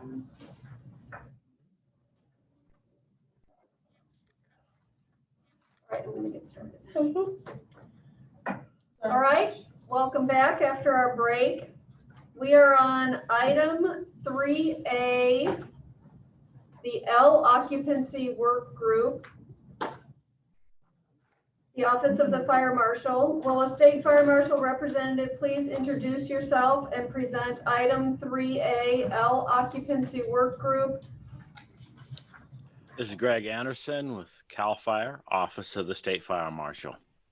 The L occupancy work group, we did a lot of work in the last cycle, and we updated some regulations that hadn't been updated for a long time.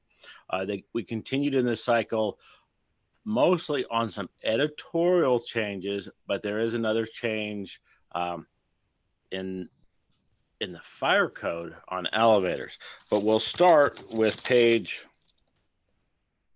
23 of 118.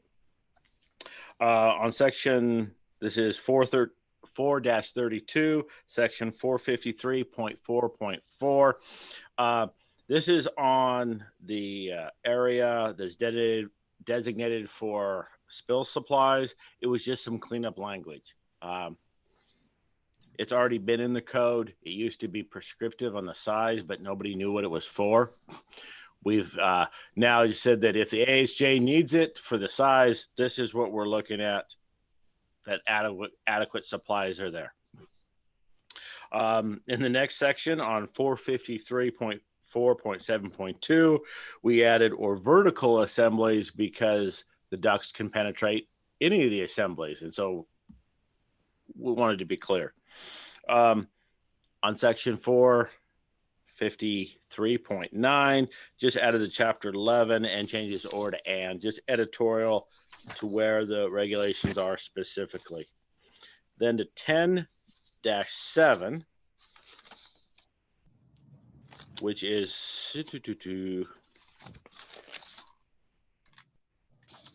jumped ahead. I lost the page. 1020.5, just added Group L occupancies to one of the sections. For air movement in the corridor, it was an editorial change.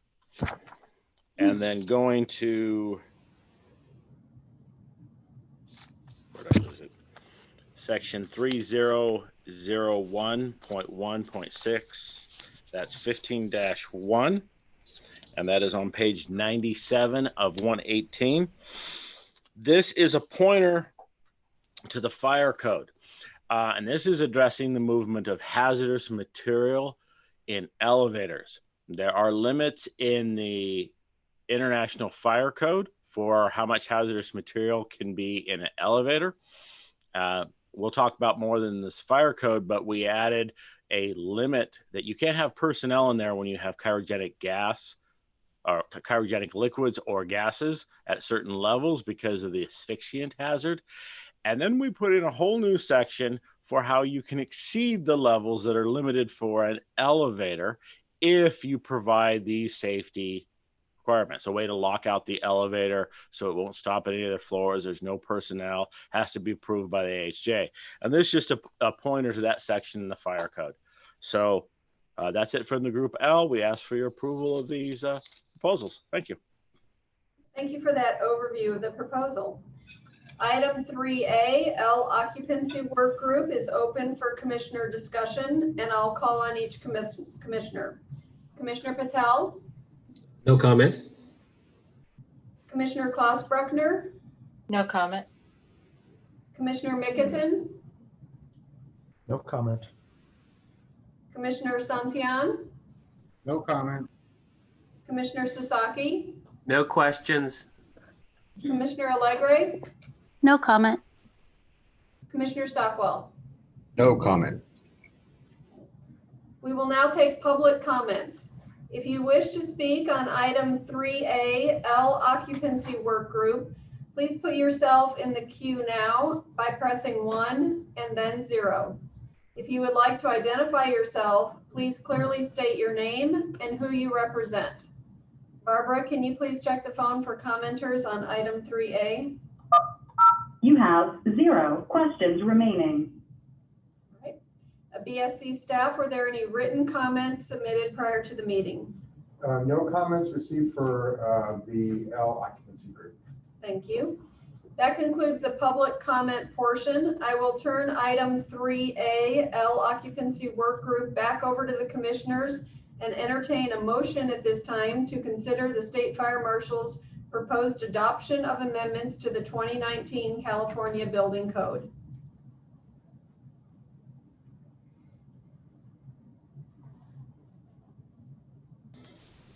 Commissioner Patel, so moved. Move to approve. Commissioner Klaus-Bruckner, second. It is moved and seconded that the motion be approved. Is there any further discussion from the commissioners regarding this motion? All right, hearing none, we will now have a roll call vote. Commissioners in favor, please indicate by stating aye. Those opposed, please indicate by stating no. If abstaining, please state this. Pam, please conduct a roll call vote. Commissioner Klaus-Buckner, Aye. Commissioner Mickelton, Aye. Commissioner Sasaki, Aye. Commissioner Patel, Aye. Commissioner Santillan, Aye. Commissioner Legray, Aye. Commissioner Stockwell, Aye. Great, thank you. The vote is unanimous and the motion is carried. Now we will go to item 3A, Chapter 7A, Wildland Urban Interface Work Group. Will a State Fire Marshal representative please introduce yourself and present on this item? That's Greg Anderson with CAL FIRE, Office of the State Fire Marshal. Our Wildland Urban Interface Work Group is always very active as we continue to address issues with the wildland fire and the level of destruction that occurs in the state, unfortunately, every year. As we look at the regulations, there are several proposals and some editorial changes on this one. And this starts at page 66 of 118. Fortunately, these are all in almost all chapter in 7A. So they are grouped together. The first one at 705A.1, previously there were different levels of rated roofs. And some of this was working with the building industry when this first came into the cost difference. The cost difference between a Class A and a Class C is insignificant now. We have changed it to all of them in the fire severity zone should be Class A. We think this is a common, that makes sense. A lot of the locals already have those ordinances to do this. Going to 705A.2 on roof coverings. There are some roofs, when they're put together, have gaps in the roofing that allows the embers to go in there. So this is a requirement that they have to have a cap sheet underneath it. And there's the standard they would have to meet. Now there are exceptions if you have the rated plywood underneath it, or in the other exception, if you have a Class A roof that already has an underlayment as part of their assembly, well, of course it's good. As long as it already met the Class A, you're good to go. So again, because currently it's already in the code, at least to a certain standard, but it's or with bird stops. And we have found that the bird stops, which are the caps at the end, seem to be very ineffective over time because they fall out. There's large gaps in there. It needs a little bit more than that. The maintenance is just not occurring on those with any regular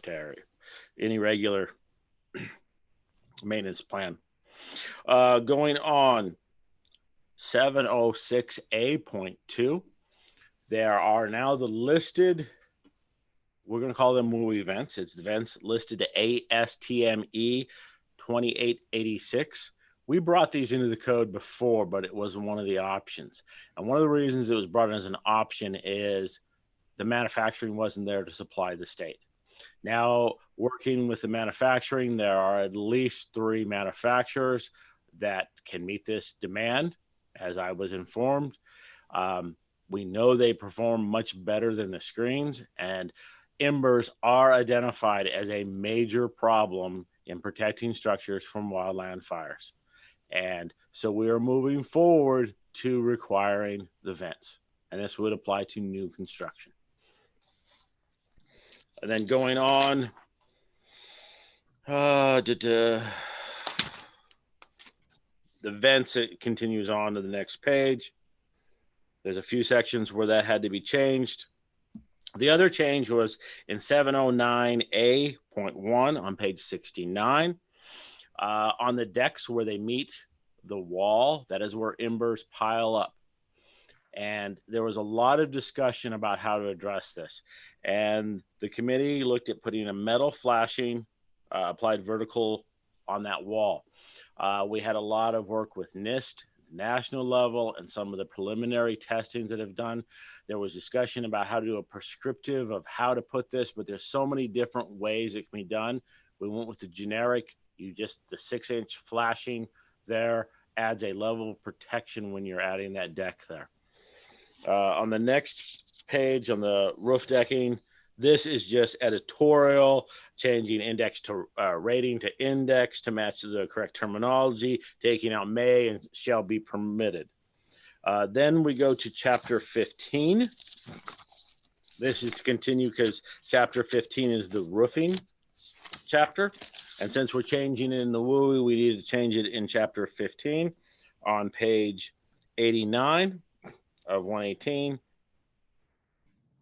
We took out some of the language that allowed it for Class B and Class C, and then just changed it to Class A. The rest of it was the same, matches with the other one. That is what the proposals that we're moving forward from the WUI committee. We ask your approval of these. Thank you. Thank you for that overview of the proposal. Item 3A, Chapter 7A, Wildland Urban Interface Work Group is open for commissioner discussion. I'll call on each commissioner. Commissioner Patel? No comments on 7A. Commissioner Klaus Bruckner? No comments. Commissioner Mickelton? No questions, thank you. Commissioner Santillan? No comment, sorry. Commissioner Sasaki? No questions. Commissioner Allegre? No comment. Commissioner Stockwell? No questions. Thank you. Thank you. We will now take public comments. If you wish to speak on item 3A, chapter 7A, Wildland Urban Interface Work Group, please put yourself in the queue now by pressing 1 and then 0. If you would like to identify yourself, please clearly state your name and who you represent. Barbara, can you please check the phone for commenters on item 3A? You have 3 questions remaining. Yes, Madam Chair and Commissioners, this is Bob Raymer with the California Building Industry Association and the California Apartment Association, in very strong support of these changes for Chapter 7A. As Chief Anderson has already indicated, the 2 most notable changes relate to making it clear that a Class A roof covering is the only class of roof covering that will be allowed going forward. In addition, and probably more importantly, we're doing a change to the vents. In the past, you've been able to get by with an option of putting in wire mesh. Now we'll go to a somewhat more expensive vent that's now readily available throughout the state. And while we're always concerned about rising housing costs, the bang for the buck here is more than worth the increase in cost. And so with that, we're in strong support of this. And lastly, there's current pending legislation that will probably direct HCD and the fire marshal to expand application of its WUI building standards to high fire severity zones and the local responsibility areas, known as the LRAs.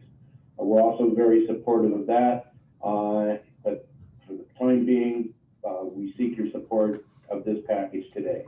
Thank you. You have 2 questions remaining. Go ahead.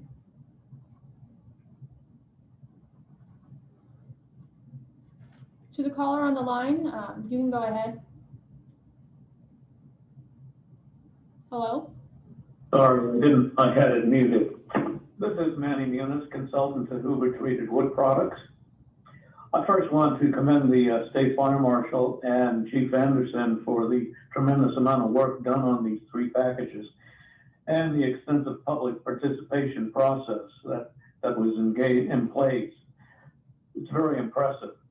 My comment is just to the spelling of the term fire retardant treated wood in 705 8.2 and 709 8.3.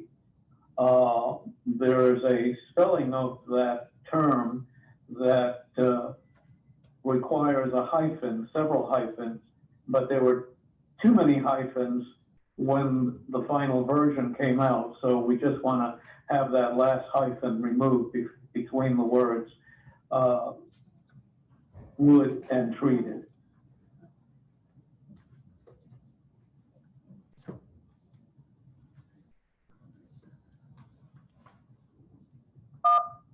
You have 0 questions remaining. All right, were there any written comments submitted prior to the meeting? Yes, the gentleman who was just on the phone, Manny Muniz from Consulting LLV, submitted a question about part 2 and 2.5. They have a similar issue with the hyphenation of the word. And we agree and understand what he's asking for, and that will be corrected in the codification. Make sure that's shown correctly. Okay, thank you. That concludes the public comment portion. I will turn item 3A, Chapter 7A, Wildland Urban Interface Work Group back over to the commissioners and entertain a motion at this time to consider the State Fire Marshal's proposed adoption of amendments to the 2019 California Building Code. Commissioner Sasaki moved to approve. Commissioner Allegri seconds. It is moved and seconded that the motion be approved. Is there any further discussion from the commissioners regarding this motion? All right, hearing none, we will now have a roll call vote. Commissioners in favor, please indicate by stating aye. Those opposed, please indicate by stating no. If abstaining, please state this. Pam, please conduct a roll call vote. Commissioner Klaas-Buckner, Aye. Commissioner Mickelton, Aye. Commissioner Sasaki, Aye. Commissioner Patel, Aye. Commissioner Santillan, Aye. Commissioner Allegri, Aye. Commissioner Stockwell, Aye. All right, the vote is unanimous and the motion is carried. Item 3A, miscellaneous group. Office of the State Fire Marshal. Will a State Fire Marshal representative please introduce yourself and present item 3A, miscellaneous group? This is Greg Anderson with CAL FIRE, Office of State Fire Marshal. Starting with 3-3, 310.5. This is some cleanup language. This is on page 7 of 18. Taking out building of classified as one of the occupancy conditions indicated below. We just changed it to what is actually the summary of what's in statute is persons receiving care of are capable of self-preservation. Going to 4-1, 403.1.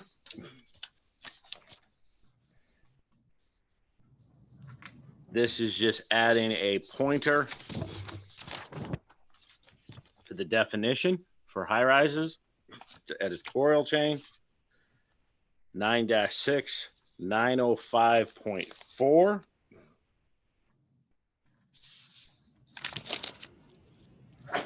On page 74 of 118. This is taking out the change in the hose, the standpipe requirement. This is because the fire service does not bring different lengths of hoses. They're standardized. It really shouldn't make a difference. We should make it so it works for the fire service. So it's just keeping it to the 150 feet. Then at 907.2.1, which is on the next page, this is for the license R2.1. This is a correlation with what's already in that California Fire Code. It should also be in the building code. Turning the page to 2.0, another one for the smoke alarms, the same thing. We're putting that in for the multi, and just a pointer to the California Fire Code. Next, and then we had to do some renumbering. So you'll see on the next page, there's nothing changed in the text. We're renumbering.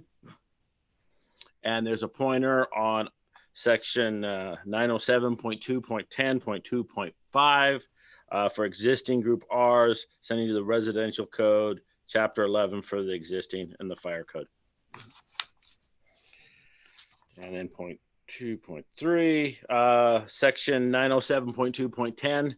2.6. This is the manual alarm that activates the occupants for R4s, housing non-ambulatory clients. This is in statute. We're just putting it there for it's clear. I believe it's already in the fire code, but that is a statutory requirement. Then 907.10.2.5. Did I jump back? That's the wrong one. And 6 we got. Now we're going to 911.1.2. This is on page 81 of 118. This is for the Fire Command Center. We're changing it from a 1 hour to a 2 hour. All the shafts are rated in a 2 hour. The electrical feed to the Fire Command Center will be a 2 hour already. And there's problematics on how you keep the rating of a 2 hour feed going in through a 1 hour wall. This is the heart of the fire service when they're protecting the building. It should be 2 hours also. So we're proposing to put that to 2 hours. And then 1030.1.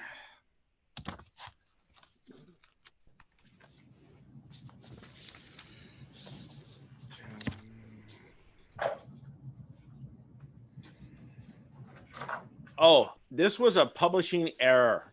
They took out one of our amendments on escape windows. They did some minor modifications in the language in the model code, and when it was published, it took out our existing amendment. We did not propose this, and we did put this in as an errata, but just to be sure this was covered, we also put it in their intervening code cycle. And it changes the first paragraph of 1031, which does require escape windows for group R occupancies. The exceptions remain. There are exceptions to this, and those are the lists of the miscellaneous. Now, we ask your approval of these. Thank you for the overview of that proposal. Item 3A, miscellaneous group, is open for commissioner discussion. I'll call on each commissioner. Commissioner Patel? No comments. Commissioner Klaus Bruckner? No comment. Commissioner Mickelton? No questions. Commissioner Santillan? No comments. Commissioner Sasaki? No questions. Commissioner Allegre? No questions? Commissioner Stockwell? No questions.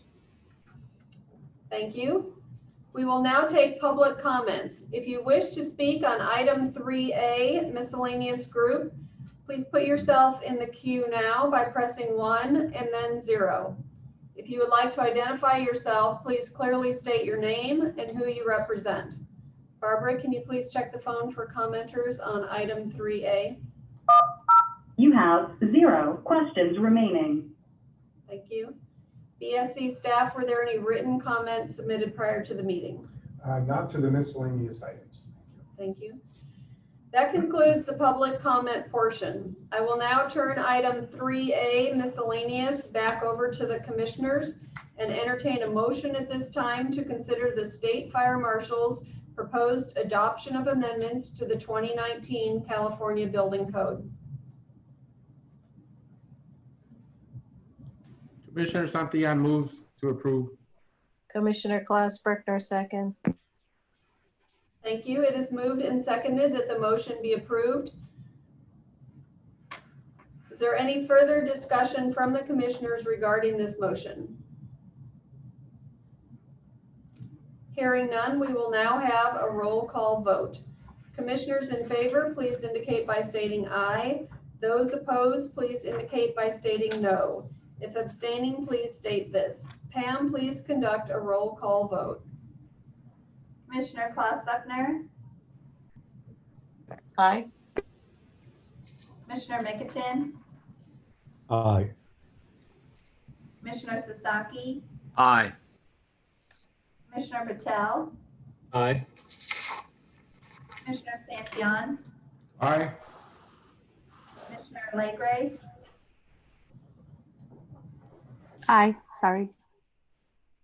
Commissioner Stockwell, Aye.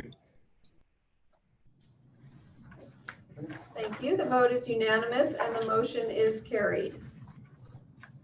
Our final item on 3A is the elevator work group. Could we have the State Fire Marshal representative please introduce yourself and present item 3A? This is Greg Anderson with the CAL FIRE Office of the State Fire Marshal. One of our active work groups is the elevator work group. The proposals start on page 98 of 118. We worked with Cal OSHA, and we've known for many years there's several conflicts between Title 8 for the elevator standards and Chapter 30 of the Building Code. And so one of our goals was here to try to address some of the conflicts. And already on item 2 of the agenda, I realize we are not done. There will still be more, and this work group will be continuing on. But being on what we have in this work group, starting with the general stretcher requirements and the gurney size, which go into the next one also. There has been a prescriptive standard for the size of elevators. We are taking that out. Our proposal is to do that and say, here's the size of our gurney. Show us that it will fit into the elevator by showing the radius the turning radius, and that 2 emergency personnel size at 21-inch diameter, which we use from a national standard, will fit in here. Because we found that some of the elevators that meet the standard, you can't get a gurney in. And other ones that you can easily fit a gurney in don't meet the standard. So we're working with industry and the manufacturers of elevators that some are slightly different on the size, but will accommodate a gurney. That's what we want. And so it is a goal to make this happen. As we move forward, we also took out the exception for the fire service to have a waiver for this for new buildings. That waiver is still in there for existing buildings, which where we believe that is appropriate. When you're building a new building, you should be able to put the elevator to the size that the gurneys will fit. Going on, we did some correlation, just some modifications. We'll go into the next page, 110. On the elevator doors, the single blind hoistway, the emergency rooms. Currently, the building code does not allow emergency doors, the access doors. I'm jumping ahead on the panels. The blind hoistway for the emergency doors, we're putting the pointer to Title 8 where they're allowed. On the next one, we have prohibited hoistway panels and doors, which has currently been prohibited by the building code, but is allowed by Title 8. And this is actually for the fire service. We would have a locked door, normally aimed at express elevators, that if a car got stuck, do we have access, or are we dropping down 40 feet to where the car is at? So this would allow it per Title 8. It would still have to meet all the requirements, and it's not a normal access panel. Going down to the plumbing, 3002.9, we also added a pointer to Title 8 because there's some plumbing that is allowed and some is prohibited. So we just want it to be the same. Pit access doors. This is a weird one. This is a request from Title 8. They actually had a request that they don't need access in there. You can just put a ladder into the pit. That is not appropriate. It's not done. It's sad that we had to put this in the code, but we did. Going down, it's just another pointer to the fire code for standby power. We're bringing in the temperature and humidity control. They're finding without the venting, they're having problems with mildew and mold. And so emergency venting is put in there. Goes along with the venting problems. This got support of the most of the industry and definitely from Cal OSHA. So that's a few sections on that and how it operates, and to reduce vent areas. Going down to the machine rooms, page 103. Here's the access for permanent access. It continues on 3005. That is all part of the venting before this. We had the requirements for removing the sprinkler head in the machine room. We did this in a work group a long time ago. This was to address the phase 1 and phase 2 issues on recall. We are repealing that. Not because this is a change, it's NFPA 13, or almost all of it. So this is not really a code change. It's already in the national standards. We're adopting that. We're making the changes just to point to there. Fire service access elevator.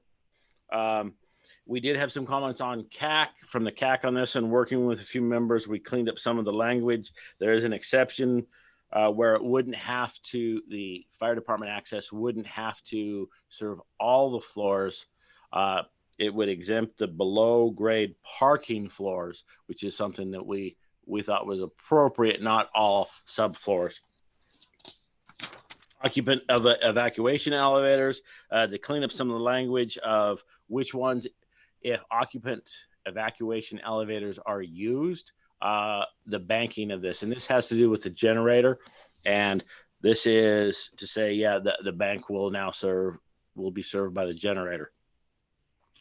Because we're taking out the other section, so we just put that as reserved rather than renumbering the rest of it. The rest of them were withdrawn, and that is our proposals from the elevator work group. We ask your approval of these. Thank you. Thank you for the overview of that proposal. Item 3A, elevator work group, is open for commissioner discussion, and I'll call on each commissioner. Commissioner Patel. Hey, Greg, I just had one observation. In items like item item 15-22, it's the elevator and conveying systems related to the automatic sprinkler system, for example, where we added something to the code previously, a bunch of language, and now we're taking it out, not to make any substantive change to the code, but just to refer to NFPA 13. Does that give people the impression that we're removing the requirement? You know, because we just added it, so people think, okay, here's something new. And then we take it out and people think, oh, it's not there anymore. I guess they must have removed it. Or do you think the NFPA 13 pointer is enough? We like to think that the pointer is enough. We put it in the eyesore, but sometimes, yes, we do get those comments that there's a significant change. So we try to make it as clear as we can. All right. Thank you. Commissioner Klaus Bruckner. No comments. Commissioner Mickelton. No questions, thank you. Commissioner Santillan, I have no questions. Thank you. Commissioner Sasaki, No questions. Commissioner Allegre, No comment. Commissioner Stockwell. No questions. Thank you. We will now take public comments. If you wish to speak on item 3A, elevator work group, please put yourself in the queue now by pressing 1 and then 0. If you would like to identify yourself, please clearly state your name and who you represent.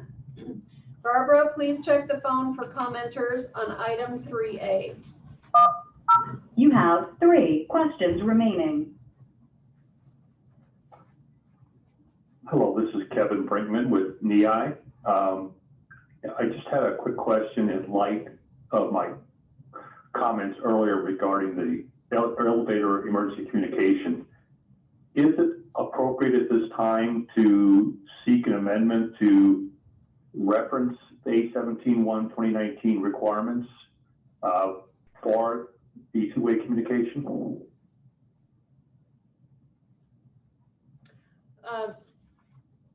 Greg, I would have to ask you if that's part of any of your proposed code changes at this time.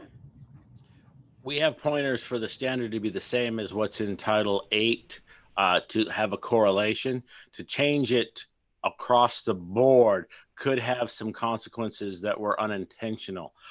It would be nice to bring it up to the newest standard. And I would like to work in the work group to at least for this specific problem to point to a different edition if that's possible. But that could not be done at this work group. To change it as the standard is pointed out there, it's in several locations, could be problematic at this time. Okay, so that's a substantive change that has to go out for a regular rulemaking in the next cycle. Okay. So, Mr. Brinkman, to answer your question, that would have to be dealt with in the next rulemaking cycle, because it's more than just a friendly amendment to this rulemaking package. Does that make sense? Yes, it does. And thank you for taking the question, and thanks for letting us participate in the work group. We look forward to working with you more for the next round. You have 2 questions remaining. Hi, this is Bruce Horn. I'm a Director of Codes and Standards for Otis Elevator Company, and I'm also a member of the National Elevator Industry, Inc.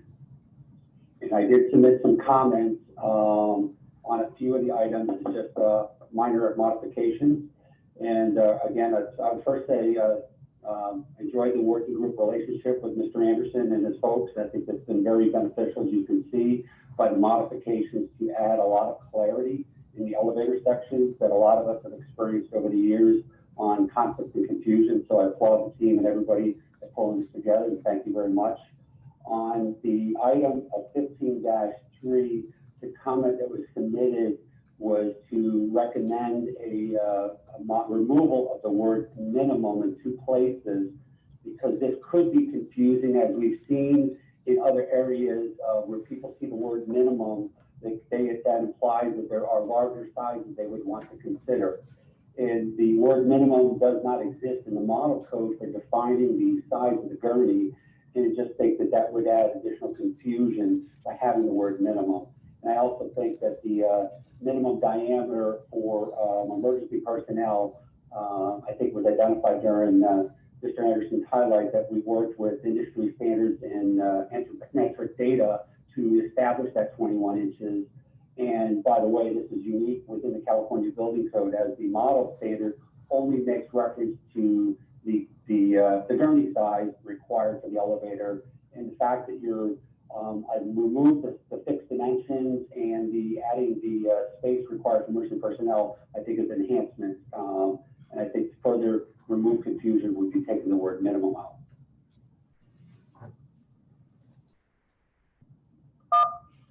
You have 1 question remaining. Yes, Madam Chair, Building Standards Commissioners, this is Bob Raymer, representing the California Business Properties Association and the Building Owners and Managers Association. and in strong support of the state fire marshal's changes to the elevator rules. We worked with the fire marshal throughout the development of these, and fortunately, everything worked out perfectly. Anyway, with that, we strongly urge your support. Thank you. You have one question remaining. Hi, this is Amy Blankenbiller with the National Elevator Industry Incorporated. With the exception of the one recommended small change to delete the word minimum that Bruce Horn spoke to, I just wanted to reiterate Kevin Brickman's comments about NEI's appreciation of the Building Standards Commission forming an elevator working group. It has been quite challenging to have the elevator code separated from the Building Standards Commission's process, and that working group is helping to at least attempt to bridge some of the gaps and inconsistencies that exist. And so I just want to thank Greg, his staff, and the commission for forming the working group and allowing us to be an active participant. And we support the package moving forward with this small friendly amendment to remove the word minimum if possible. Thank you. You have two questions remaining. Yes, this is Bruce Horn again with Otis Elevator Company. I guess I got shoved out for that pause when I was explaining my points. And the last point that I wanted to highlight on the dirty and the stretcher is I know this is new information that came up since we worked with the team on making these modifications, but we had many cases where a lot of local authorities are feeling reluctant to provide the exceptions to the current published code. And we really request the commission if there's a way that they can make the implementation date of this new gurney change sooner to eliminate a lot of hardships on trying to get specific local fire marshal approval in every different jurisdiction within the state of California prior to requesting for the elevator permit, which is creating a lot of difficulty and hardships on building owners on timely permitting of the elevators. And we'd look to the commission to see what they can do to move this effective date up sooner if at all possible. And thank you very much for your time and appreciation to speak today. You have 0 questions remaining. All right, BSC staff, were there any written comments submitted prior to the meeting? The same gentleman that just spoke from Otis Elevators, Mr. Horn, submitted comments to Chapter 30, Section 3002, similar to what he just mentioned on the phone. All right, thank you. That concludes the public comment portion. I will turn item 3A, elevator work group, back over to the commissioners and entertain a motion at this time to consider the state fire marshal's proposed adoption of amendments to the 2019 California Building Code. This is Commissioner Sasaki. Greg, can you, I didn't quite catch exactly where the commenters wanted, were addressing the issue of the word minimum. Can you tell me where that is and then tell me what your response to their comments are? Certainly. In section the 1/19-15-3 on page 98, it's section 3002.4.1a, and it calls for the two emergency personnel each requiring a minimum clear 21-inch diameter circular and then a minimum size 24 and by 84 inches. We use I'm going to go with the work group. We put in the word minimum because that is the minimum size for the gurney. If they want to provide one larger, they are capable of doing that. And some cities, by their ordinance and because of their practices, may have ordinances that require a larger gurney. I'm not sure to what extent that actually occurs. I'm not quite comfortable changing the word minimum at this time because it was through the work group. This will probably be discussed as we continue on with this work group. Thank you.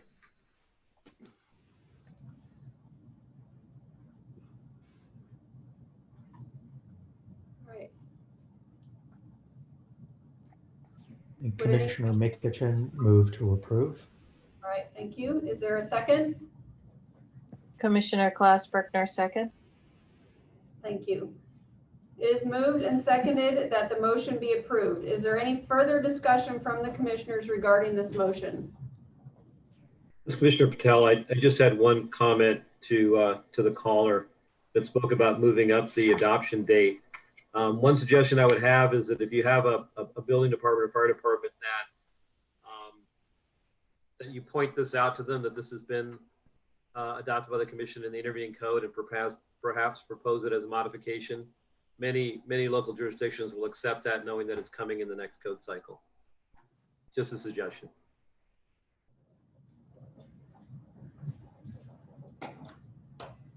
All right, any further discussion from the commissioners?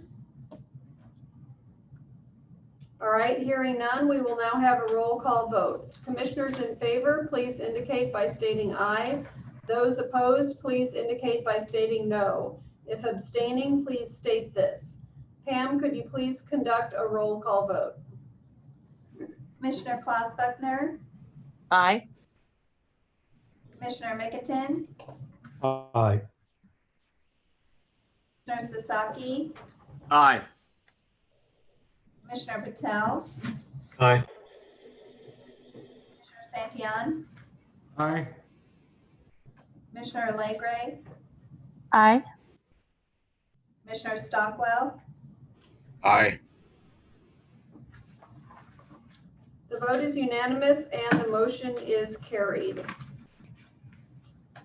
That ends section item 3A, and we will take a break for lunch. We do an hour, correct? Yeah, we can. Yeah. Okay. It's 12:37. We will come back at right around 1:40. Thank you.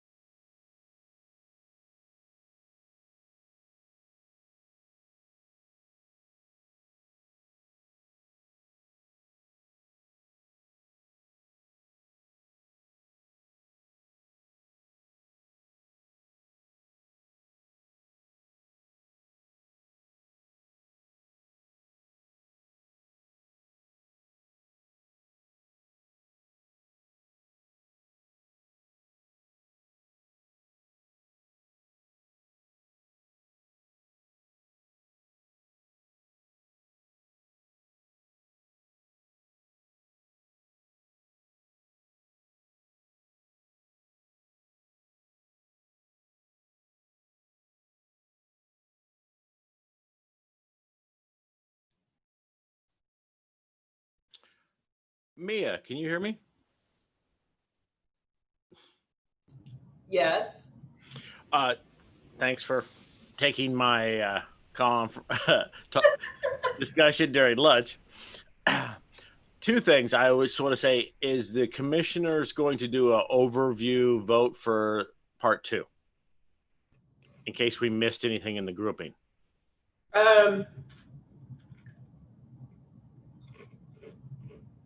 I think we got everything, but I think we got everything, but I see what you're saying because we did miss that 115 dash. Exactly. But well, it's not my decision. I was just going to bring it up. The other thing is when I'm looking at the book, do the commissioners have the grouping for the fire code? Because I don't see it in my book. You know what happened, Greg, is it didn't get printed for the binders, but it got posted to the website, albeit a little late because I didn't catch that it wasn't on there, but we did send the grouped items to the commissioners. So, and I have my copy, so I'm good. Okay, cool.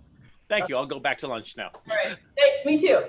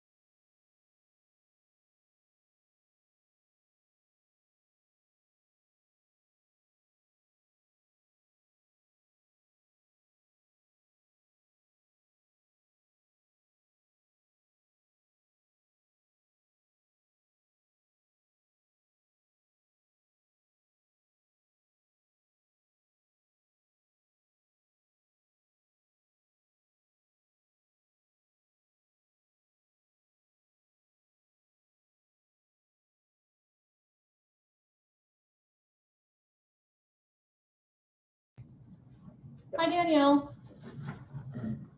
Danielle, I don't know if you want to turn your video off.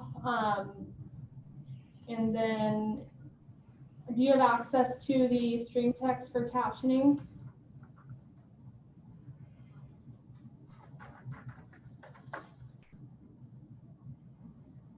Danielle, are you there?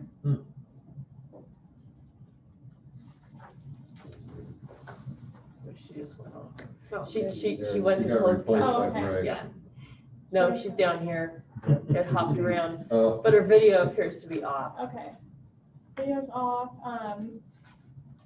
Just let me know when you have access to the stream text before we get going again. Danielle, if you would please. Hi, can you hear me? Yes. Okay, I'm ready to go. Thank you. Okay. Thank you. Just trying to make sure we're all in here. Yeah. Yeah, and we have everybody else. So I'm going to unmute this.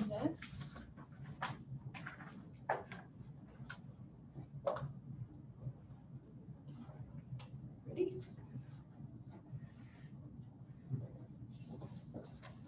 Yeah, just yep. Okay. All right, we're good. All right, welcome back, everyone. As a reminder, this is the California Building Standards Commission meeting.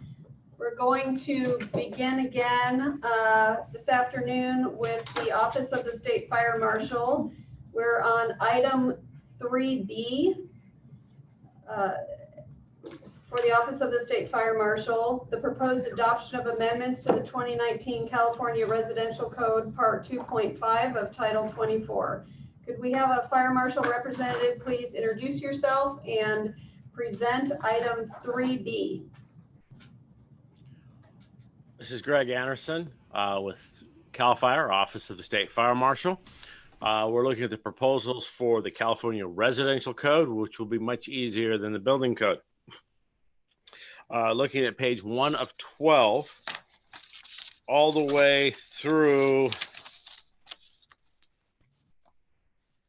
item 2-12.2 on page 6, that is the energy storage systems that we are bringing in from the International Residential Code. This was part of the group B that we brought in. Again, this is the model code language that we brought forward to address the existing with the battery storage and the energy storage systems demands that we need in California. It started in the building code, of course. Here's the residential, and there will be a lot more in the fire code. We ask your approval of these. Is that all of 3B? No. Did you want me to go to all of 2.5 at the same time? We're going to do all of 3B. Perfect. So that's the first ones that go through there on page 6. It then changes over to the WUI regulations. And this is the same that was in the building code, chapter 7A. We reprinted here in the residential code. So we have the class A roof, the cap sheet, the WUI vents, the ASTME 2886. And then ventilation, cleanup, flashing, decking, and that is all of the proposals. It's just the energy storage systems and the regulations from the WUI. With that, we ask you for the whole package to be approved for the State Fire Marshal's proposal to the California Residential Code. Thank you. Thank you for that overview of the proposal. Item 3B is open for commissioner discussion. I'll call on each commissioner. Commissioner Patel? No comments. Thank you. Commissioner Klaus Bruckner? No comments, thank you. Commissioner Mickelton? No questions. Commissioner Santillan? No questions. Commissioner Sasaki? No questions. Commissioner Allegre? No comment. Commissioner Stockwell? No questions. All right, thank you. We will now take public comments. If you wish to speak on item 3B, Please put yourself in the queue now by pressing 1 and then 0. If you would like to identify yourself, please clearly state your name and who you represent. Barbara, can you please check the phone for commenters on item 3B? You have 2 questions remaining. Yes, Madam Chair and Building Standards Commissioners, this is Bob Raymer, representing the California Building Industry Association and strong support of the Fire Marshal's proposal for Part 2.5, California Residential Code. You already heard most of these provisions earlier, particularly the energy storage and the update to the WUI regs. Once again, we strongly support approval of these regs. Thank you. You have 1 question remaining. Yes, this is Manny Muniz representing Hoover Treated Wood Products. And once again, this is regards to the spelling of the term fire retardant treated wood. That's R337.9.3, item 4, found on page 10. Thank you. You have 0 questions remaining. And BSC staff, were there any written comments submitted prior to the meeting? None for the residential code for that. All right, thank you. That concludes the public comment portion. I will turn it back over to the commissioners for item 3B and entertain a motion at this time to consider the State Fire Marshal's proposed adoption of amendments to the 2019 California Residential Code. Commissioner Sasaki, move to approve. Commissioner Klaus Brickner, second. Thank you. It is moved. Commissioner Mickelton. Yes, Commissioner Mickelton, I just wanted to ask Greg about the dashes that the caller brought up. I don't think we actually included that in the previous motion where he had made that comment, but what is actually the intent there? That is just the way it was written from the work group, and the Building Standards Commission staff said that could be corrected with editorial. Thank you. This is Mike with Building Standards. That incorrect punctuation that was in that phrase, the hyphens were a little bit out of sort. So that's something that we certainly can fix during the codification. It's not a major issue. We're just working with Mr. Muniz to make sure we get the correct hyphenation of the word. All right, so it's moved and seconded that the motion be approved. Is there any further discussion from the commissioners regarding this motion? Hearing none, we will now have a roll call vote. Commissioners in favor, please indicate by stating aye. Those opposed, please indicate by stating no. If abstaining, please state this. Pam, please conduct a roll call vote. Commissioner Klaus Buckner, Aye. Commissioner Mickelton, Aye. Commissioner Sasaki, Aye. Commissioner Patel, Aye. Commissioner Santillan, Aye. Commissioner Legray, Aye. Commissioner Stockwell, Aye. All right, thank you. The vote is unanimous and the motion is carried. Our next agenda item is 3C for the Office of the State Fire Marshal. Will a State Fire Marshal representative please introduce yourself and present item 3C, proposed adoption of amendments to the 2019 California Fire Code Part 9 of Title 24. And I believe on this one, we're also going in groupings. So if you could do the first group on the energy storage system group. This is Greg Anderson with CAL FIRE, Office of the State Fire Marshal. We started this discussion in the building code, continues in the residential code. Here is the bulk of the proposals for the energy storage system, which is mostly in the fire code. We are bringing this in from the model code with the exception of those specifically for R3. We're matching the language for with the International Residential Code for those sections. Other than that, We're bringing in what's in the model code to definitely improve the standards that we have for energy storage. As we're still chasing technology and the use of lithium ion batteries, for just name one of them, and that's only a family of the batteries, not specific in which type, and as they all contain different hazards. We're also updating the standards, UL 9840, and my mind's going 9540A for the battery testing and the manufacturing, that looks down to the manufacturing so that they don't have thermal runaway. We ask that the commissioners approve this portion of the package. Thank you. For that proposal. Item 3C, Energy Storage System Group, is open for commissioner discussion. I'll call on each commissioner. Commissioner Patel? No comments. Commissioner Klaus Bruckner? No comments. Commissioner Mickelton? No question. Commissioner Santian? No comments or questions. Commissioner Sasaki? No questions.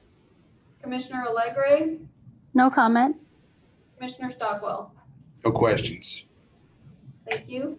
We will now take public comments. If you wish to speak on item 3C, Energy Storage System Group, please put yourself in the queue now by pressing 1 and then 0. If you would like to identify yourself, please clearly state your name and who you represent. Barbara, can you please check the phone for commenters on item 3C? You have 1 question remaining. Madam Chair and Commissioners, once again, this is Bob Raymer representing the California Building Industry Association, the California Business Properties Association, and the California Apartment Association. And to be brief, we strongly support this package as we have in the past. Thank you. You have 0 questions remaining. All right.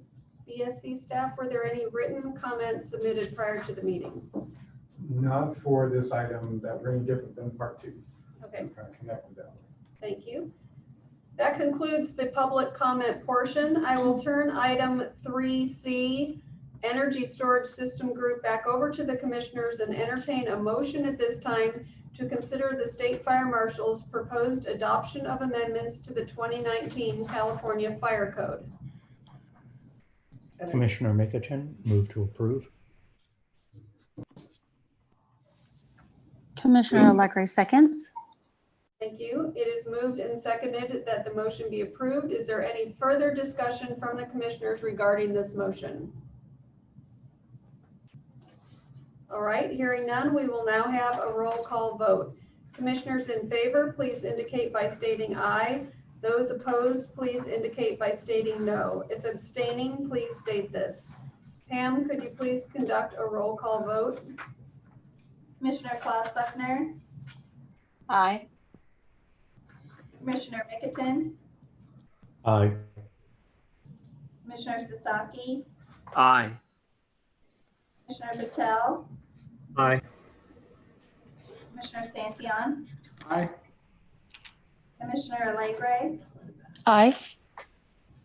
Commissioner Stockwell. Aye. All right, thank you. The vote is unanimous and the motion is carried. We have a few other groupings under 3C that I'm suggesting we take the tall wood and heavy timber group, the automatic parking garage group, and the puzzle room group as one update that you can give to us, Mr. Anderson, and then the commissioners could vote on those as one vote. Does that work Certainly. for you? Yes. All right. I'm sorry, could you repeat which items? The tall wood and heavy timber group, the automatic parking garage group, and the puzzle room group. Thank you. Thank you.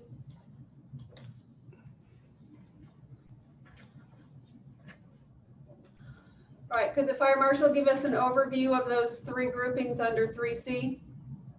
Certainly. This is Greg Anderson with CAL FIRE, Office of the State Fire Marshal.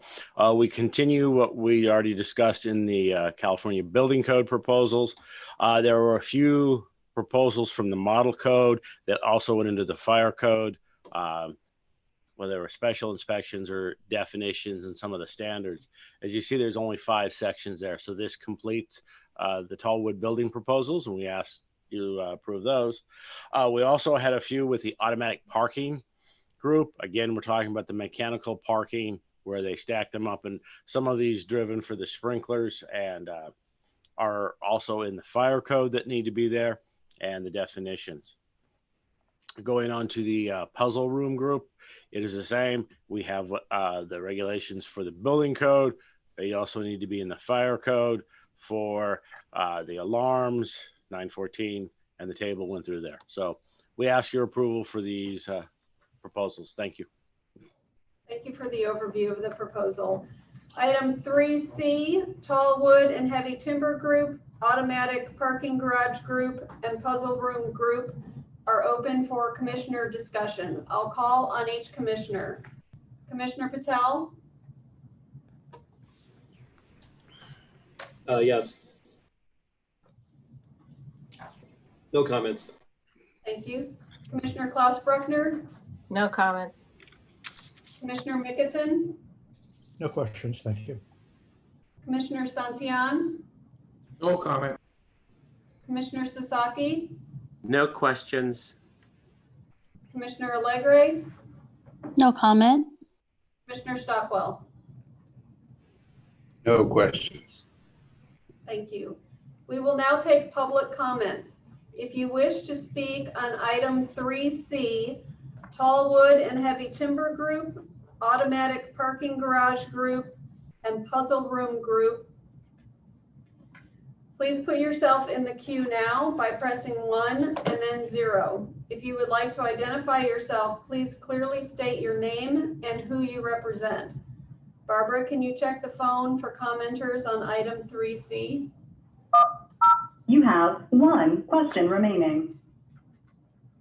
Thank you, Madam Chair and Commissioners. This is Bob Raymer, once again representing the California Building Industry Association, Building Owners and Managers Association, California Apartment Association, and the California Business Properties Association, in strong support of these packages, particularly the Tallwood building. And I have to say that an enormous amount of work went into all this. I realize all of this is getting approved very quickly, but Greg and Crystal have been burning the midnight oil for over a year on this. So thank you very much. That's all. Thank you. You have 0 questions remaining. All right. BSC staff, were there any written comments submitted prior to the meeting? No, no comments submitted. Thank you. That concludes the public comment portion. I will turn item 3C back over to the commissioners and entertain a motion at this time to consider the State Fire Marshal's proposed adoption of amendments to the 2019 California Fire Code, tall wood and heavy timber group, automatic parking garage group, and puzzle room group. Commissioner Klaus Bruckner, move to approve. Commissioner Mickelton, second. Is moved and seconded that the motion be approved. Is there any further discussion from the commissioners regarding this motion? All right, hearing none, we will now have a roll call vote. Commissioners in favor, please indicate by stating aye. Those opposed, please indicate by stating no. If abstaining, please state this. Pam, could you please conduct a roll call vote? Commissioner Klaus Buckner, Aye. Commissioner Mickelton, Aye. Commissioner Sasaki, Aye. Commissioner Patel, Aye. Commissioner Santillan, Aye. Commissioner Allegre, Aye. Commissioner Stockwell, Aye. All right, the vote is unanimous and the motion is carried. Greg, I'll ask you for your help on the next one. We've got the I occupancy work group, the OSHPD work group, and the L occupancy work group. You think this is a good grouping of those three to take as the next set? Yeah, we can try that. Okay. All right, so we will ask the State Fire Marshal for an overview and a presentation on item 3C, I occupancy work group, OSHPD work group, and L occupancy work group. These are pages 7 and 8. This is Greg Anderson with CAL FIRE, Office of the State Fire Marshal. On the I3 occupancy, it's some of the same changes or very similar because we're correlating the language between the building code and the fire code. Just to make, we're trying to make them the same as what they should be. And for some reason over time, either through not complete on the proposals or publishing errors, there's been some changes. So that is like an I3. If we go on page 139, I notice this is put in here, though technically it was just an editorial correction because the table for the corridor width on E occupancies still had a 1 for sprinklers, though we had changed that in a previous cycle to go with a model code with 0. That's a correction. Right below it, there's the minimum corridor for the I3s, which we corrected that to 72 and 96 with bed movement. That is the proposals from the I group. The OSHPD, we were correlating the same language. Yeah. Into the fire code. I don't believe there was anything other than the specifics that we were doing previously in the building code just to correlate the language in 903, 907, which will be your for the sprinklers and fire alarms, and then 1010 on the egress. We got the cross corridor doors. So it's just matching the language. Group L is the same editorial changes that we went through for cleaning up the language, putting the references correctly, and adding group L to some of the groups. However, in the elevator code, and we're going to the hazardous material 5003.10. I have to jump ahead here.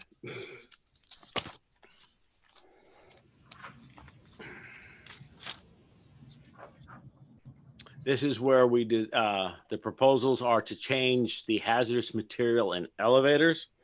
This has the restriction for you can't have passengers in the elevator when you're transporting cryogenic or liquefied compressed gases because of the asphyxiant hazard. You could have a significant incident in the shaft, and that would move the oxygen out, and it is a real hazard to individuals in the elevator. So it needs to be transported without passengers. And then continuing on, we added a whole new section that is specific to California. And that's for elevators that we can exceed the limits that are in the model code, but you have to set up this whole process to where you can transport them. You have to have containment, ventilation. There has to be signage and how it's locked out, and it has to be restricted. So the people who are transporting this have to be trained, and there is a process that's spelled out, posted sequence of operations, and it has to be approved by the AHJ. So it normally would be locked out to use for, we expect this probably to be after hours because a lot of the laboratories, they like to buy their chemicals in a little larger quantity than individual uses, and it's economic effect. And to transport it up to the laboratory so they can use it, there's real savings for the industry. We still want it to be safe as we're moving hazardous materials through what can be a high rise. And we don't want it, we don't want passengers in there. We don't want it to stop on a random floor where somebody pressed the button, and it has to be a controlled environment to do this, but it gives them that opportunity to have a system where they can do that. With that, we ask your approval for these groups. Thank you. Okay, and can you clarify for me the new section under the L occupancy work group that you were just referencing? That was the 5003.10 sections, correct? Yeah, there's the first, which was matching with the 503, and All the way through 6.2. yeah, I believe it starts with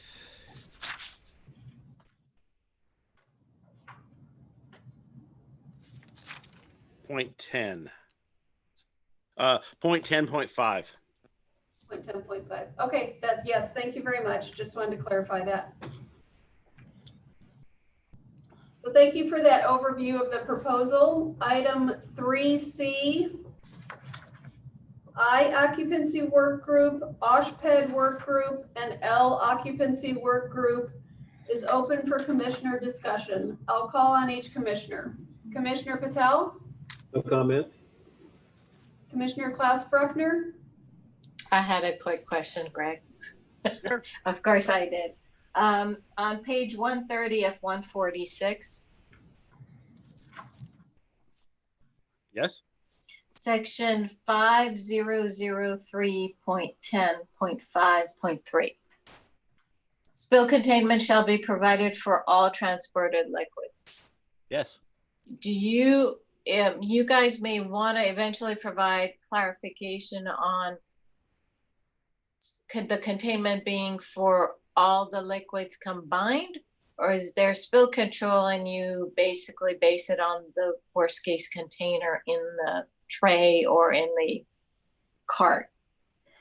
You provide spill control for all of the liquids, but what is the containment size? Is it for all of the combined liquids combined together, the amount, or is it for the worst case largest container? We were looking for the worst case, and we're looking at if in the cart, if something spilled, it's not going into the shaft. And I think you understand that.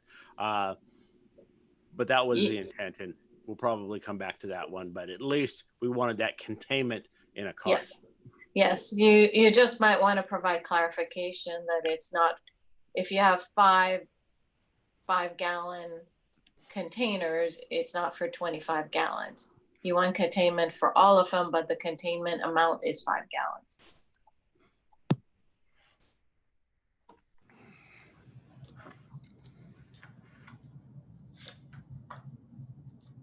Right.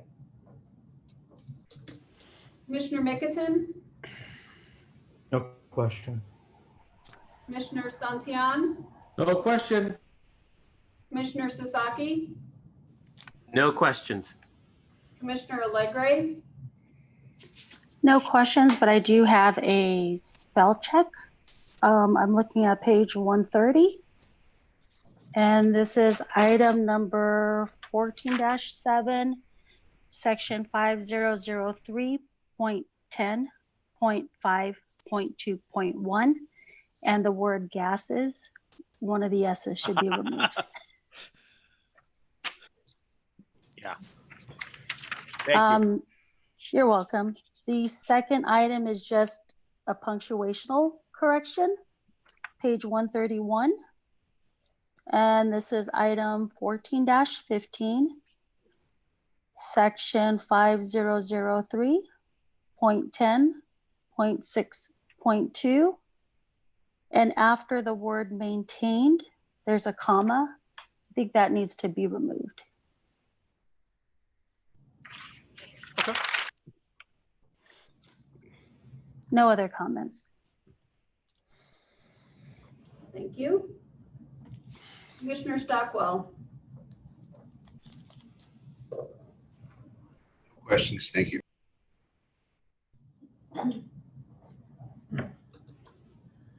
thank you. We will now take public comments. If you wish to speak on item 3C, I occupancy work group, OSHPD work group, or L occupancy work group, please put yourself in the queue now by pressing 1 and then 0. If you would like to identify yourself, please clearly state your name and who you represent. Barbara, can you check the phone for commenters on item 3C? You have 0 questions remaining. Thank you. BSC staff, were there any written comments submitted prior to the meeting? No, there were not. Thank you. That concludes the public comment portion. I will turn item 3C back over to the commissioners and entertain a motion at this time to consider the state fire marshal's proposed adoption of amendments to the 2019 California Fire Code regarding I, occupancy work group, OSHPD work group, and L, occupancy work group. Commissioner Mickelson, I actually have a follow-up question for Greg. In that last comment, I actually wonder, is it supposed to be two separate clauses, that it shall be maintained and then it shall be tested upon the request of the authority having jurisdiction, or is it maintenance and testing upon the request of the AHJ? I believe it is both. It has to be maintained throughout, and then of course it has to be tested by the AHJ. But it's, if that comma gets taken out, then it's to be maintained upon the request and to be tested upon the request, as opposed to shall be maintained, absolutely, and then upon the request of the AHJ be tested. Then I would say we leave the comma there.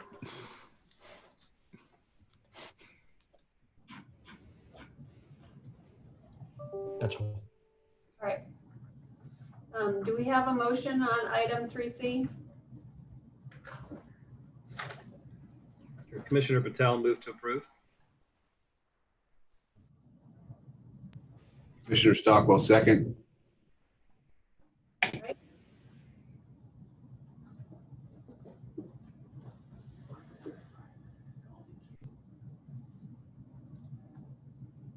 It's moved and seconded that the motion be approved.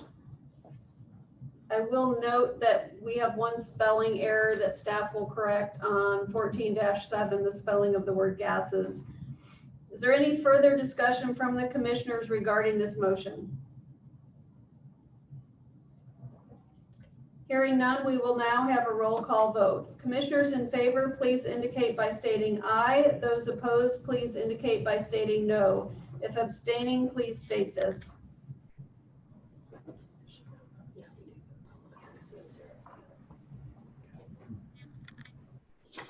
Commissioner Klaus Buckner,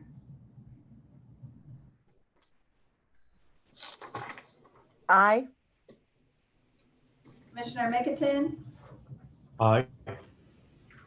Commissioner Sasaki, Aye. Commissioner Patel, Aye. Commissioner Santillan, Aye.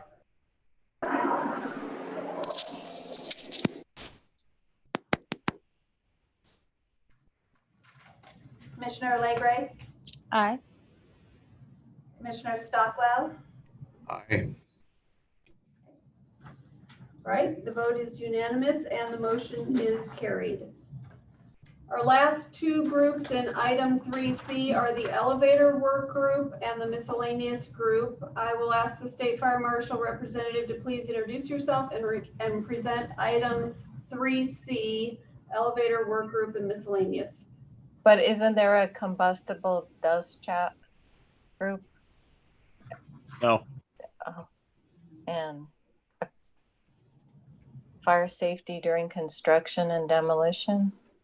There's a couple of other items.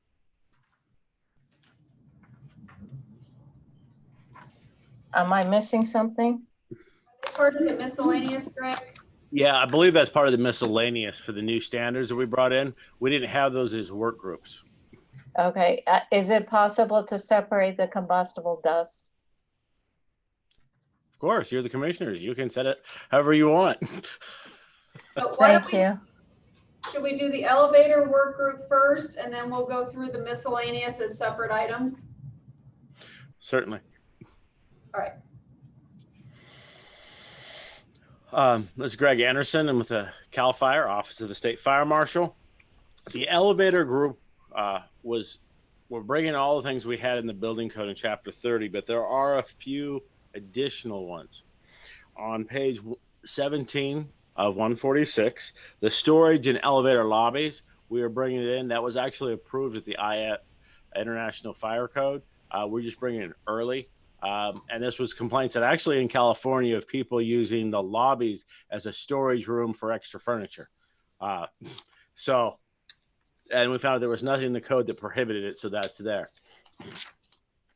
The other sections, those are the same as in the building code, but I did want to go to chapter 11, page 42 of 146 for the medical elevator, emergency elevator.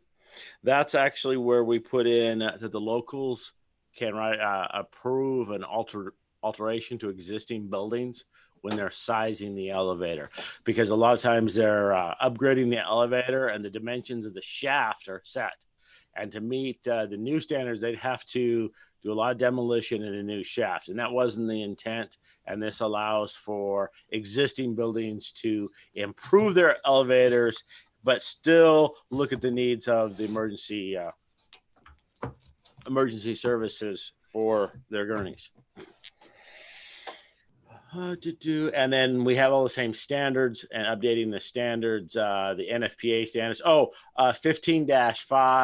15-5, we are bringing in the NFPA 2, the 2020 edition.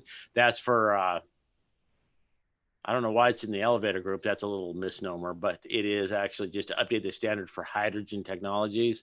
And as hydrogen is definitely a green source, we have the manufacturing use in the cars. We are bringing up the newer standard. So that one is a little different. Just note that that's here if you want to discuss that. There were no other changes in the code except updating the standard. As the industry is evolving, we were trying to keep up on the standards. And with that, the ones in the appendixes were just updating the editorial changes so that they matched. And then going into miscellaneous. We're going to hold on that one. We're just going to do a vote now on the elevator. Thank you. Thank you. So item 3C, elevator work group, is open for commissioner discussion. I'll call on each commissioner. Commissioner Patel? No comments on the elevator work group. Commissioner Klaus Bruckner? No comments. Commissioner Mickelton? Just one question. On the storage within elevator lobbies, was any consideration given to any sort of signage or something that would allow the building operators and users to know that that's not supposed to happen? I don't believe there was a signage requirement because we didn't want to put too much in there, because elevators the lobbies are normally set up for use. And we're not talking about furniture where somebody can sit down and wait. We're talking about using it actually as a storage room is where the problem came in. So again, we brought in what was in the model code. We didn't think the signage was necessarily needed, but as this is a room that everybody is using every day with an elevator, it should not be a storage room. I just wonder when we have in the building code requirements about usage or maintenance of particular elements, that somebody who's a non-code user, who's a building user, or leasing a building, they have no way of knowing really what the building code is. So the intent may be written down, and perhaps a fire department inspection can point that out and then direct people to the code, but people just have no way of knowing these things. So putting it in the book doesn't necessarily change people's activity. This was actually discussed at the ICC code hearing, and I actually testified on this one. And part of the problem from the fire service was they were finding this, but then when they were challenged, there's no code that says you can't have it used as a storage room. Well, here's a code section. So it gives some tooth to enforcement that's already happening. Okay, thank you. All right. Commissioner Tatian? No comment. Commissioner Sasaki, No questions. Commissioner Allegre, No questions. Commissioner Stockwell. No questions. Thank you. We will now take public comments. If you wish to speak on item 3C, elevator work group, please put yourself in the queue now by pressing 1 and then 0. If you would like to identify yourself, please clearly state your name and who you represent. Barbara, can you check the phone for commenters on item 3C? You have 0 questions remaining. BSC staff, were there any written comments submitted prior to the meeting? No, there were not. Thank you. That concludes the public comment portion. I will turn item 3C, elevator work group, back over to the commissioners and entertain a motion at this time to consider the state fire marshal's proposed adoption of amendments to the 2019 California Fire Code. Commissioner Klaus Bruckner, move to approve. Commissioner Mickelton, second. Thank you. It is moved and seconded that the motion be approved. Is there any further discussion from the commissioners regarding this motion? Hearing none, we will now have a roll call vote. Commissioners in favor, please indicate by stating aye. Those opposed, please indicate by stating no. If abstaining, please state this. Pam, please conduct a roll call vote. Commissioner Klaus Buckner, Aye. Commissioner Mickelton, Aye. Commissioner Sasaki, Aye. Commissioner Patel, Aye. Commissioner Santillan, Aye. Commissioner Allegre, Aye. Commissioner Stockwell. Aye. The vote is unanimous and the motion is carried. Item 3C, miscellaneous. We're going to take these a little bit one at a time. I think Commissioner Klaus Bruckner, is that what you're asking for? We can lump them together. I have no objection except separating chapter 22, which is the combustible dust. All right. Which one is chapter 22? You have It is 19-11-1. It's item number 11. under miscellaneous? Ah.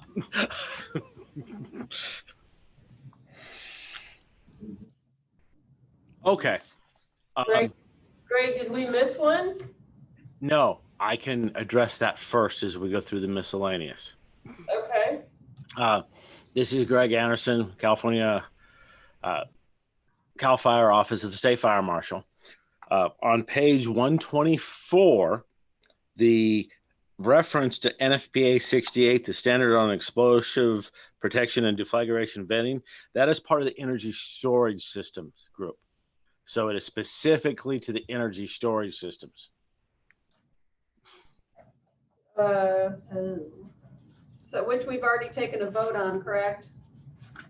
That is correct.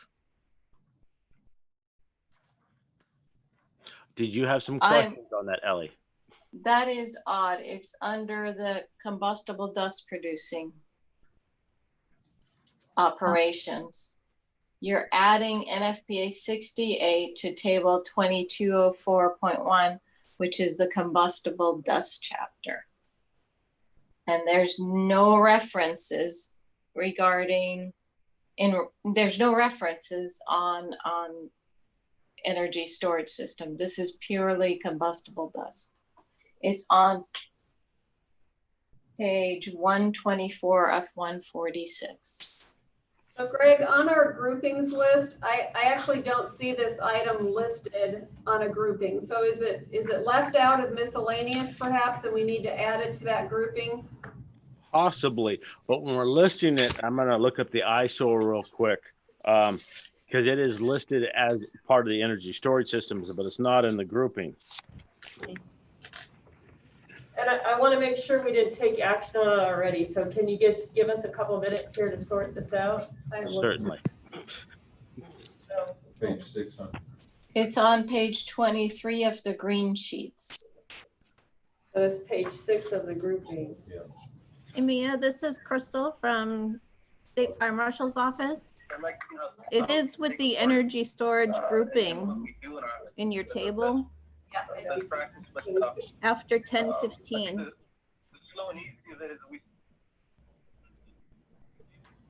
Yeah, so we found it. So it was in with the energy storage system group 11-1 on the group listings, and it's been voted on.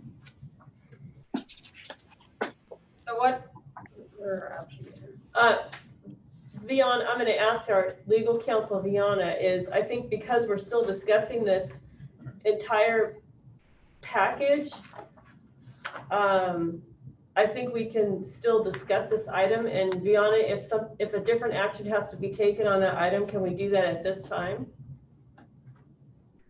Yeah, so it sounds like I'm trying to follow in my binders, but I'm a little confused. So it sounds like it's an item that was already voted on, but wasn't explicitly discussed, and it is going to be discussed now, right? Yes. Okay, so if we've already taken action on it, but it appears that we need to take a different action, I would suggest voting to disapprove the previous motion and taking another vote to do something different this time. So I would suggest that the commission undoes its previous action, whatever that was, and I'm assuming it was to approve, and take a different action if necessary. Okay. But I would suggest not undoing the previous action until you decide if that's even necessary. Okay, discuss it first. Okay. Right. So does everyone know where we are right now? I'll just recap real quick. So on the grouped items list for part 9 in tab 3C, if you look at page 6 towards the top, it says item 11-1, which is part of the energy storage system group. It's section 2204.1, or it's table 2204.1. It's NFPA 68, and it's on page 124 of the final express terms. It sounds like Ellie wants to talk about that, and then we need to decide if there's a different action other than approve on that item. This is Greg Anderson with CAL FIRE, Office of the State Fire Marshal. I will provide the information that I can, as this is part of what came in from the International Fire Code. When we're looking at the technologies for energy storage systems, that is a wide range of technologies. We tend to think of lithium ion, which is common. We have the flow batteries, we have sodium, and I know that we're looking at new technologies that we don't know yet. And so some are quite elaborate and some are compact, some are large, with a wide range of different technologies, hazards to address all of it. I would assume that they brought in a shotgun effect of different standards that may apply based on what the hazards may be on different technologies. I am not familiar technology currently that has a dust producing operations, but that's not to say there isn't. As it was part of the package, we brought it in together. With that, I will turn it over to Commissioner.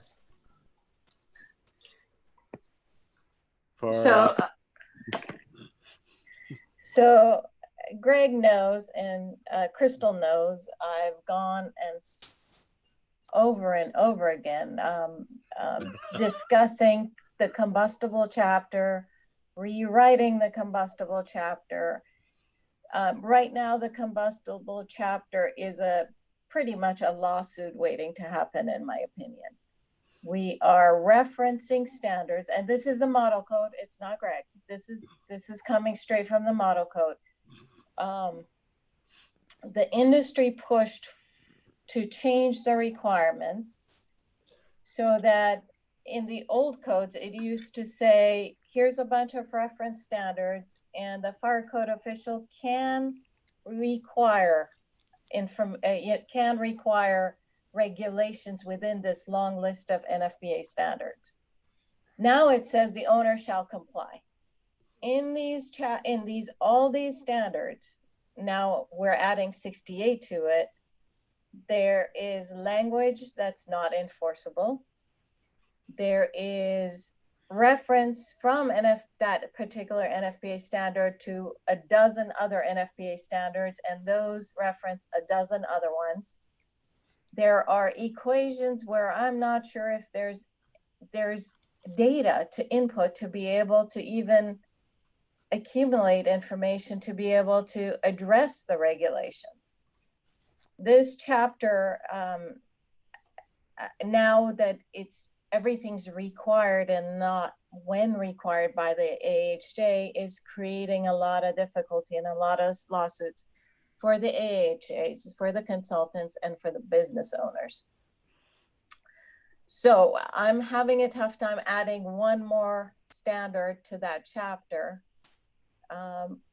And I am begging the State Fire Marshal to put together a committee, some kind of group to study this chapter and to come up with more reasonable requirements, reasonable and enforceable requirements. I have a master's degree in fire protection engineering. I cannot maneuver through this. Greg, you can look at it as, I think your background is chemistry.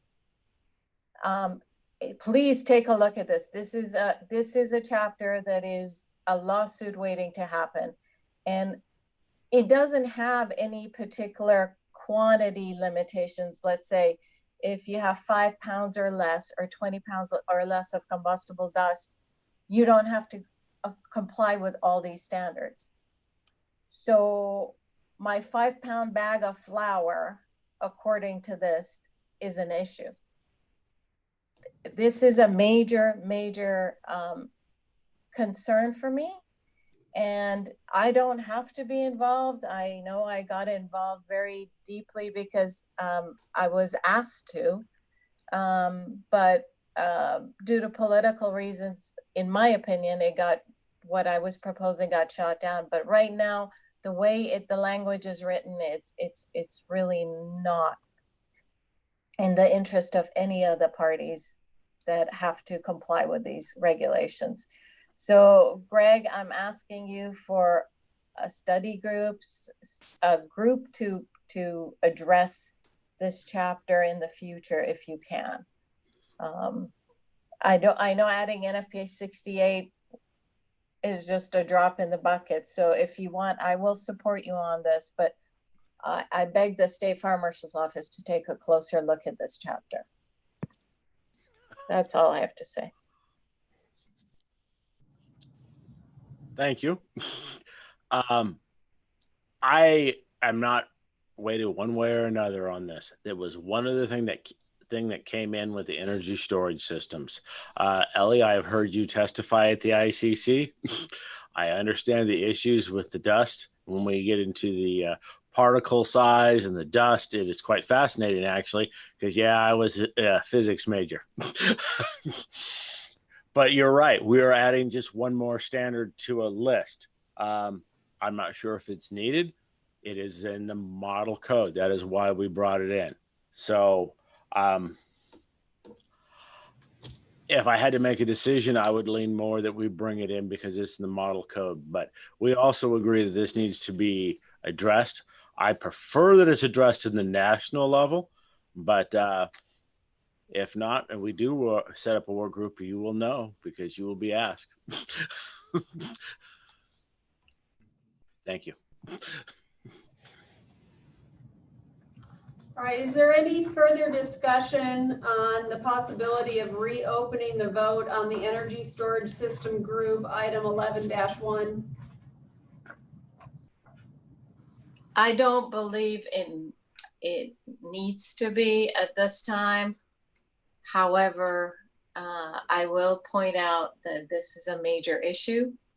I have asked for interpretations from ICC as to whether it, if the fire code references a standard and that standard references 20 standards, and those 20 standards references 20 other standards, each one, whether people have to, or agencies and users, code users have to go down that rabbit hole.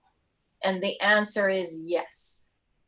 So this is creating a major, major liability issue for everybody. And I think maybe I need a formal interpretation. We might do something differently in California as far as how far do you take a reference standard. But that's the informal interpretation we got the last time we asked. So it needs to be addressed at some point. Thank you, Greg, for hearing me out. Thanks for your patience. And we don't need to vote on it again, but I wanted to bring it up. Thank you, Commissioner Klaus-Bruckner. Before we close that one out, were there any other comments from any of the other commissioners on this? All right, hearing none, I'll move us back to the last grouping, the miscellaneous group under item 3C. And Greg, if you could give us an overview of all of those items, we'll go ahead and do the whole group as one vote. If you could give us a recap of all of those items, please. Certainly. Greg Anderson, CAL FIRE, Office of the State Fire Marshal. We'll jump around the book a little bit. If you're looking at the very beginning on page 1, we're adding the words scope and administration. That's just to address the things that are put in the chapter. 105.6, which is on the next page. That's for the permitting requirement. So we're just adding to our list there, which actually could have been in the other group. But because it wasn't part of the model code, this was kind of identified differently because it's adding to the California language. 907.2.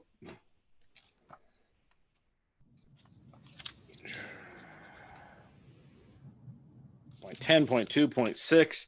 This is the same change that we did for the manual pull station for the R4s. Again, something that's mandated by statute in the Health and Safety Code. We put it in the building code. Section 1030.1, that's the escape windows, the same change that we did in the building code because of the publishing error to correct that.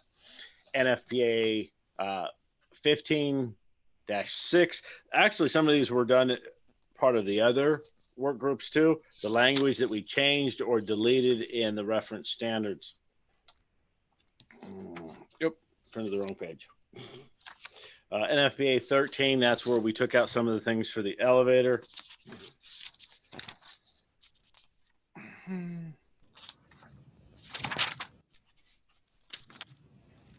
Mostly this was cleanup work. NFPA 1124.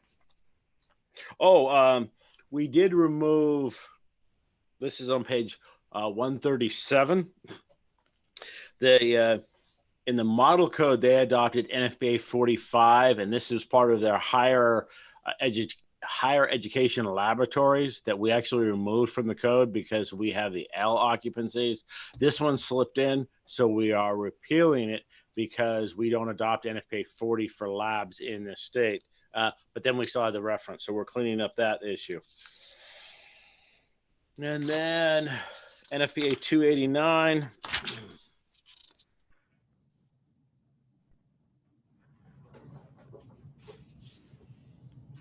So this had to do with some of the fireworks. We were updating a couple of the standards. We try to keep them somewhat current. It takes a lot of work to go through all the standards. But if you're looking at NFPA 1124, we had a newer edition, but because of issues that testing that ended up not being done, it was actually removed from NFPA. We went back to the 2006 edition. Since then, NFPA has adopted the new section with the changes, which is the 17 edition, so we're adopting that. Those are the changes. So most of it editorial, some of the cleanup language that we did. And since this is the end of the package, I would like to thank specifically Crystal for her hard work on working the eyesore and the package, all the industry that weighed into these work groups. I know this was a lot of work, a lot of hours got put into these to get a lot of work, and all of our officials, building officials and fire officials who helped out. I had a lot of work that was done, so I would like to thank them all with that. With that, I move this forward for approval. Thank you. Thank you. Item 3C, miscellaneous group, is open for commissioner discussion. I'll call on each commissioner. Commissioner Patel? I have no comments. Thank you. Commissioner Klaus Bruckner? No comment, thank you. Commissioner Mickelton? No question, thank you. Commissioner Santillan? No comment, and it's already been said. Thank you for grouping these items together. It makes a lot more sense this way. Commissioner Sasaki? So will we be done with all the fire marshal parts with this? Yes. We will. All right. So a big thank you to Greg, Crystal, Mike, the rest of the folks, all the other participants, the CAC folks. Obviously, this was big, a lot of stuff, a lot of effort, and we greatly appreciate everyone's efforts. And also, I greatly appreciate Greg introducing himself, I don't know, many, many, many times today. So he knows who he is. So that's good. No further comments. Thank you. Commissioner Allegre? I just wanted to echo everything that the other commissioners have shared. To Greg, Crystal, and all of the staff, all the fire personnel, stakeholders involved. This is a huge package to review. And as an enforcement in the inspection field, it will definitely make things a little easier for us to follow. So thank you very much, and congratulations. Thank you. Commissioner Stockwell? No questions. Thank you for all the hard work. Went well. Thank you. We will now take public comments. If you wish to speak on item 3C, the miscellaneous group, please put yourself in the queue now by pressing 1 and then 0. If you would like to identify yourself, please clearly state your name and who you represent. Barbara, can you please check the phone for commenters on item 3C? You have 0 questions remaining. Thank you. BSC staff, were there any written comments submitted prior to the meeting? No additional comments were received for miscellaneous. Thank you. That concludes the public comment portion. I will turn item 3C back over to the commissioners and entertain a motion at this time to consider the state fire marshal's proposed adoption of amendments to the 2019 California Fire Code miscellaneous group.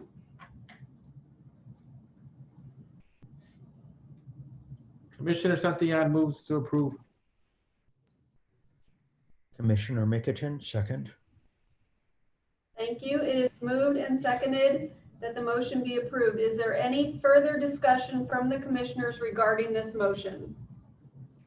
This is Commissioner Patel. I did want to thank Greg and Crystal and the staff as well, but I also wanted to say that I very much appreciate all of the comments that the commission received from the public saying what an open and participative process that you had. It's always nice when the public calls in and says they feel included in the process. So thanks to you guys for making that happen. That's great. Thank you. All right, we will now take a roll call vote. Commissioners in favor, please indicate by stating aye. Those opposed, please indicate by stating no. If abstaining, please state this. Pam, please conduct a roll call vote. Commissioner Klaus Buckner, Aye. Commissioner Mickelton, Aye. Commissioner Sasaki, Aye. Commissioner Patel, Aye. Commissioner Santillan, Aye. Commissioner Langray, Aye. Commissioner Stockwell. Aye. The vote is unanimous and the motion is carried.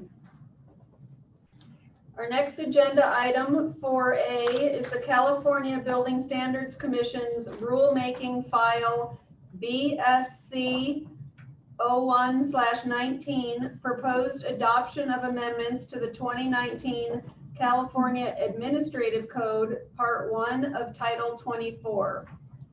Will a BSC representative please introduce yourself and present item 4A?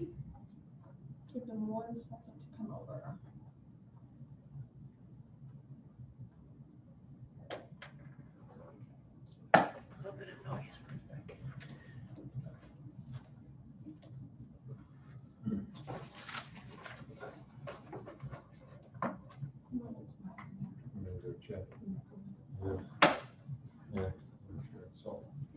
Stand by, we're gonna load them into the room in just a minute. Okay, I think I'm on. Can you hear me? Oh, we can hear you, thank you. Can you introduce yourself? I certainly can. Thank you very much. Good afternoon, Madam Chair and Commissioners. I'm Michael Neerman, Deputy Executive Director for the California Building Standards Commission. And I'll be presenting our proposal for the 2019 California Administrative Code, Chapter 1, Amendments Package, identified in your commission binders and the agenda as item 4A. That's BSC 0119. Our goal for this amendment package was to provide clarity regarding specific provisions relative to the Administrative Procedures Act requirements for mailing notices. Additionally, we addressed state adopting agency rulemaking responsibilities, and we provided some clarification regarding the process used at the local jurisdiction level to calculate the Building Standards Administrative Special Revolving Fund. Lastly, we incorporated various editorial improvements for clarity and consistency purposes. So this package started the process and was heard by the Building, Fire, and Other Structural Design Lateral Forces Ad Hoc Code Advisory Committee that was held on March 17th and 18th of this year. All of the proposed items were recommended by the Code Advisory Committee as approved as submitted with no variations. Following the Code Advisory Committee review, we prepared the BSC Part 1 proposal for a 45-day public comment period, which started on April 24th and ended on June 8th of this year. This proposal did not receive any public comments. So at this point, we are asking for approval of the proposal, and I'd be happy to answer any questions you may have. Thank you. Thank you for that overview of the proposal. Item 4A is open for commissioner discussion. I'll call on each commissioner. Commissioner Patel, No comments. Commissioner Klaus-Bruckner, No comment.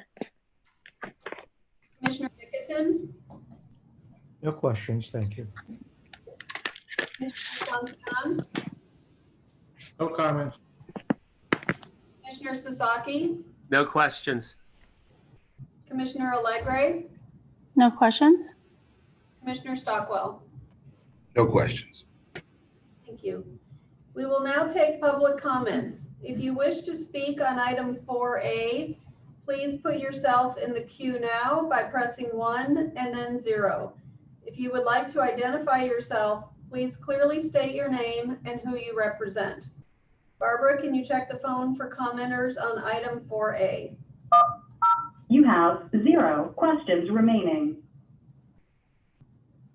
Thank you. BSC staff, were there any written comments submitted prior to the meeting? No, there were none. Thank you. That concludes the public comment portion. I will turn item 4A back over to the commissioners and entertain a motion at this time to consider the California Building Standard Commission's proposed adoption of amendments to the 2019 California Administrative Code.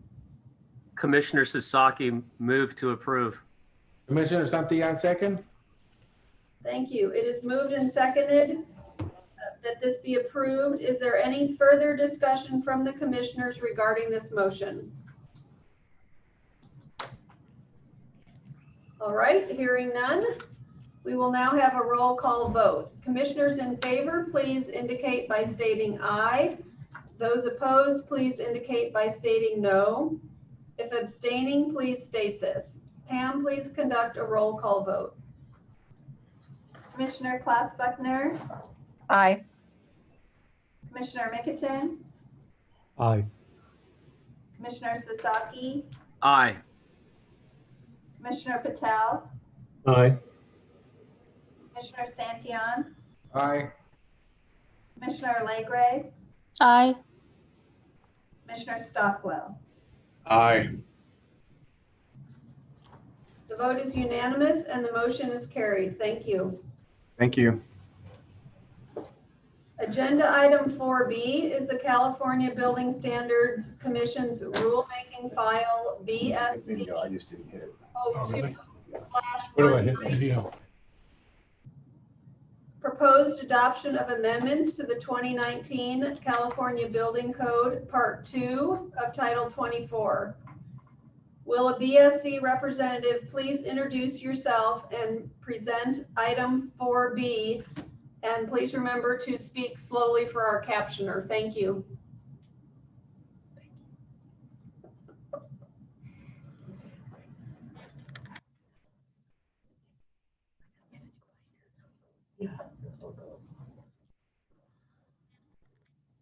For the presenter, you'll need to. Yes. Hello, my name's Timothy O'Malley. I'm with the California Building Standards Commission, and I'm here to present BSC's proposed amendments to the 2019 Building Code. Good afternoon. With me is my colleague, Gary Fabian, architect with BSC, who is also available to help answer questions and provide any additional information as needed. BSC proposes to update the 2019 California Building Code with the necessary amendments for codification and effectiveness into the 2019 mid-cycle supplement of the CBC. BSC's amendment primarily addressed the early adoption of the tall wood building provisions that have been developed for the 2021 edition of the International Building Code. Pursuant to the previously cited Executive Order B5218 by Governor Brown, BSC is proposing to incorporate language developed by the International Code Council pertaining to tall wood buildings for inclusion into the California Building Code. BSC proposes these standards in a multi-agency coordinated effort with the Office of the State Fire Marshal, the Division of the State Architect, Structural Safety, and the Department of Community and Housing and Community Development. This language will be published and printed in the 2021 edition of the International Building Code. Subsequently, these amendments will become part of the 2022 CBC by means of the Model Code adoption process. The state amendments from this intervening code adoption will be rescinded at that time to avoid duplication. The bulk of the tall wood provisions and amendments have been discussed in the SFM packages. BSC's proposal and co-adoption of these items is dependent upon the State Fire Marshal's adoption in the 2019 intervening code adoption cycle. BSC's proposal for the same tall wood provisions will be withdrawn if not successfully adopted.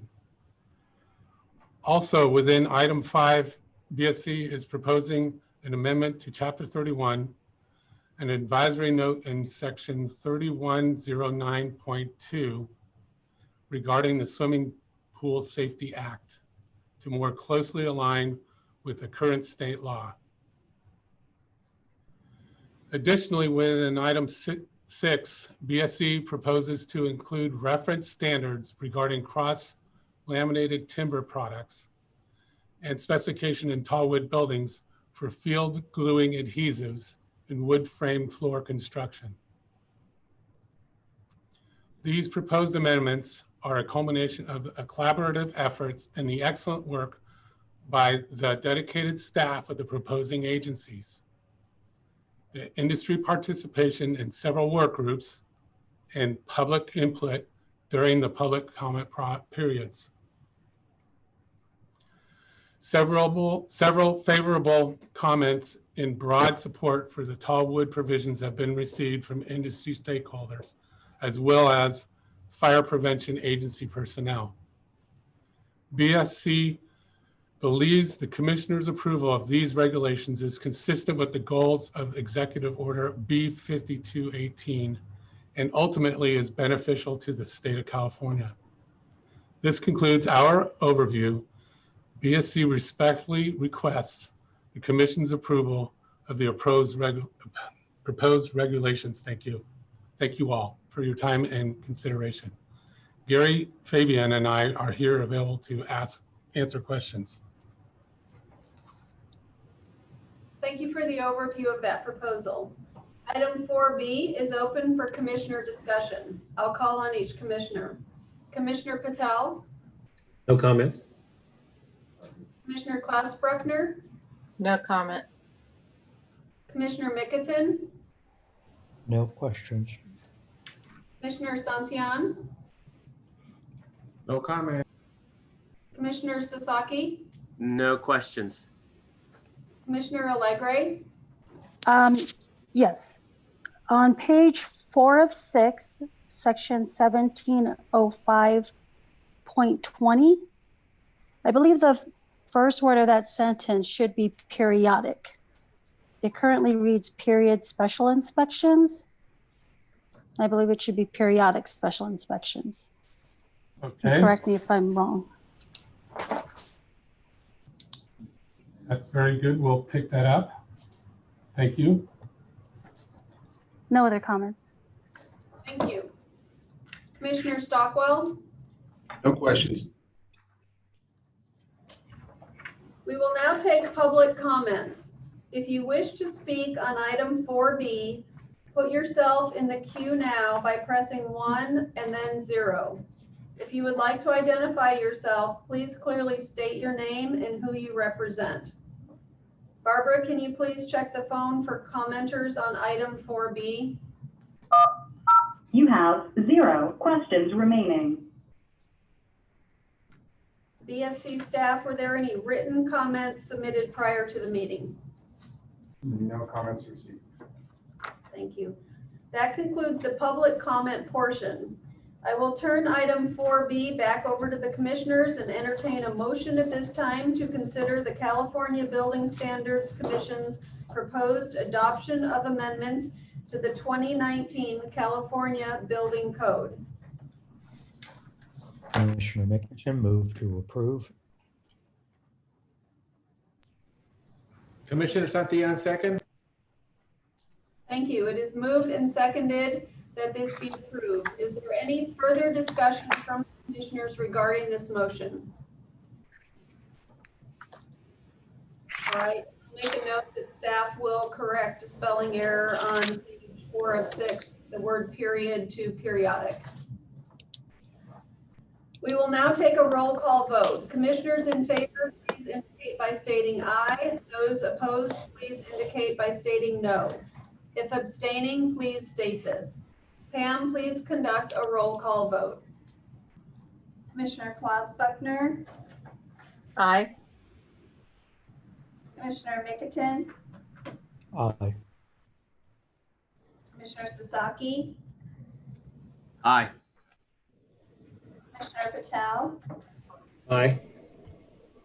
Commissioner Santillan, Aye. Commissioner Legray, Aye. Commissioner Stockwell. Aye. All right, the vote is unanimous and the motion is carried.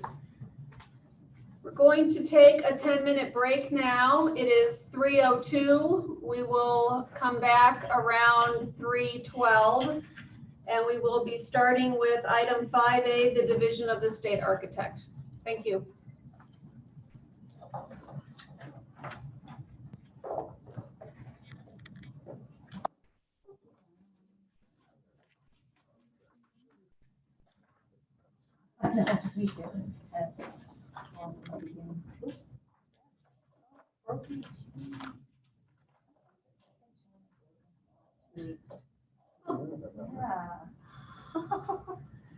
All right.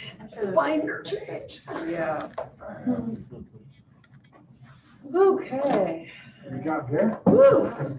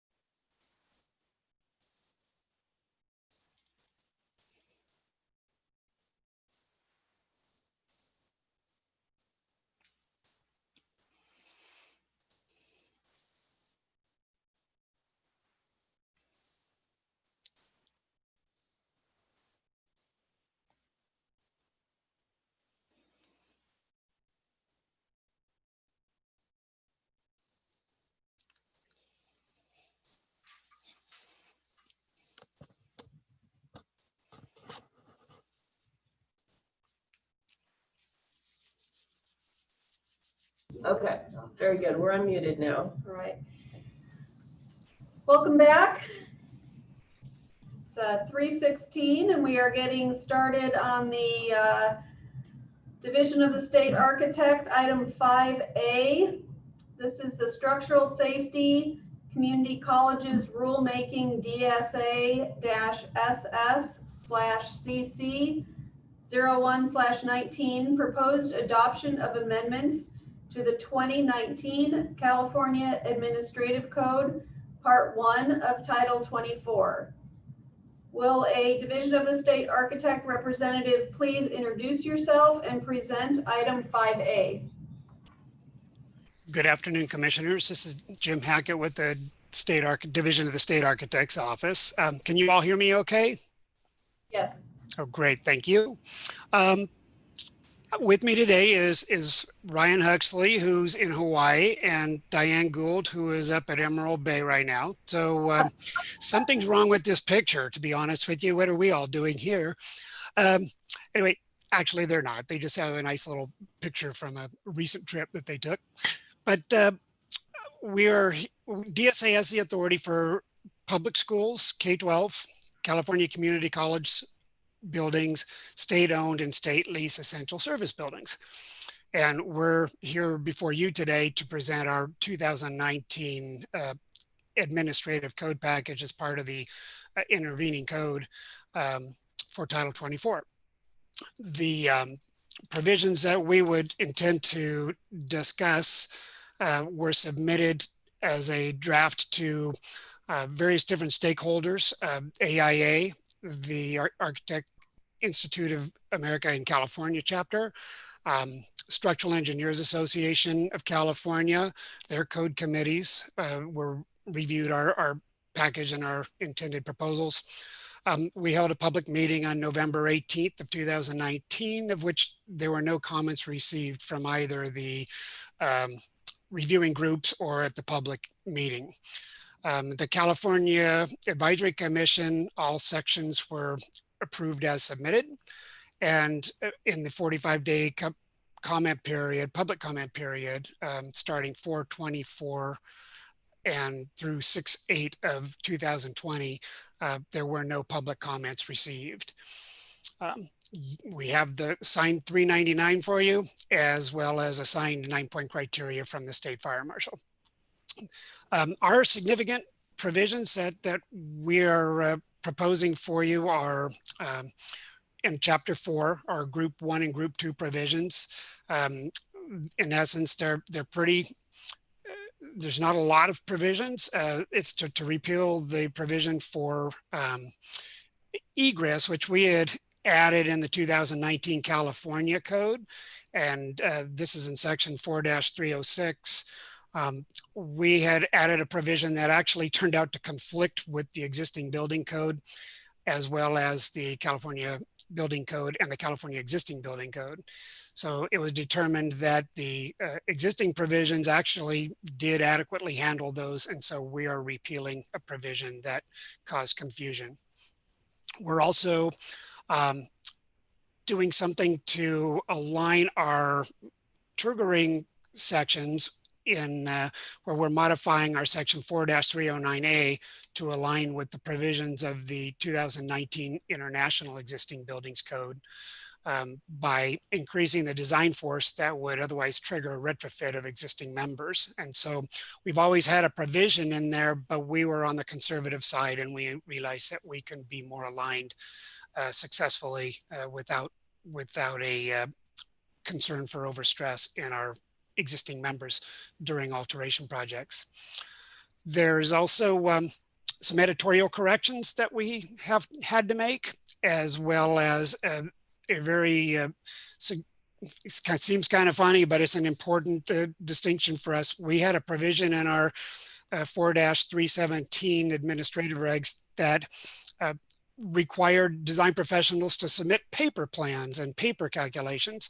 And for the past 2 years, we've updated our systems to allow everything to come into us electronically, and the design community was very supportive of that. So we just have made an adjustment to that provision in section 4-317 to allow the use of electronic submittals of our projects. So that's really our package. If you have any specific questions, myself, Diane, and Ryan are here to receive those and help answer them for you. But we're here to request the Commission's approval of our 2019 code, California Administrative Code package. Thank you. Item 5A is open for commissioner discussion. I'll call on each commissioner. Commissioner Patel? I do not have any questions. Thank you. Commissioner Klaus-Bruckner? No comments. Thank you. Commissioner Mickelton? No questions. Commissioner Santian? No questions. Commissioner Sasaki?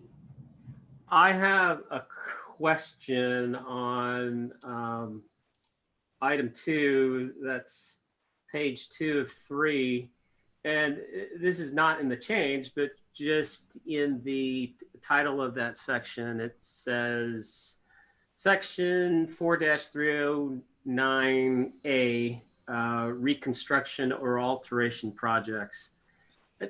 I forgot, it's been a while since I've looked at these provisions. Is there do you guys have a definition of reconstruction, and how is that definition of reconstruction different than the definition of repair in the CEBC? It's a very good question. Reconstruction is defined in our Part 1 regulations. It's really intended for damage that's occurred to the structure in a major way after a seismic event or a wind event, something of that nature. It could also be after fire where the building has burned down.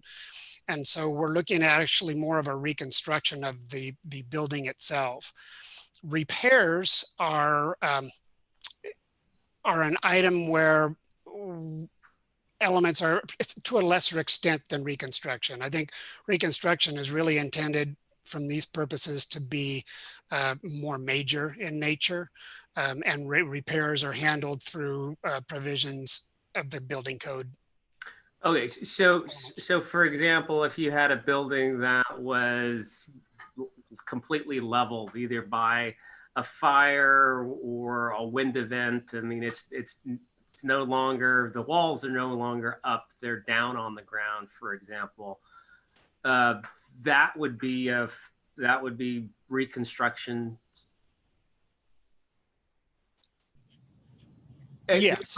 Versus say, for example, you had a large school building with multiple wings and a classroom, a lab classroom, whatever, the roof caught fire, right?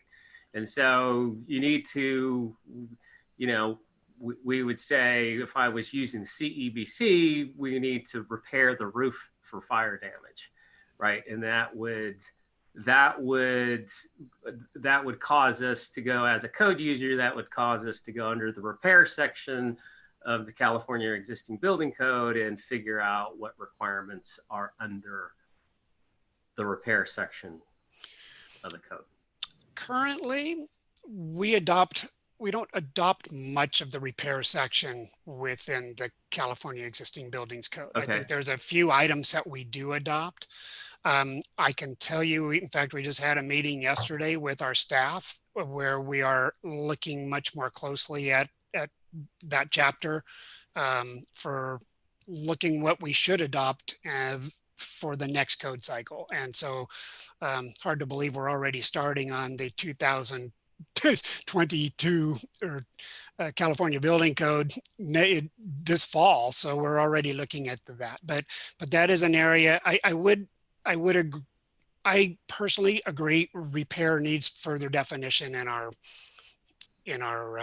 administrative code as well as the California existing buildings code of what we adopt. Okay. And that is an agenda item for this upcoming cycle. No, that's great. Yeah, I think there's confusion out there because, I mean, there's folks obviously who who deal primarily with DSA, and then there's folks that deal with DSA and you know, regular buildings, and there's, you know, always confusion when you're using, well, two different parts of the code, right? So I think we agree with that. And we know we need to address that, which we will be doing. fantastic. Thank you. Thank you. Commissioner Allegre? No comment. Commissioner Stockwell? No questions. Thank you. We will now take public comments. If you wish to speak on item 5A, please put yourself into the queue now by pressing 1 and then 0. If you would like to identify yourself, please clearly state your name and who you represent. Barbara, please check the phones for commenters on item 5A. You have 0 questions remaining. Thank you.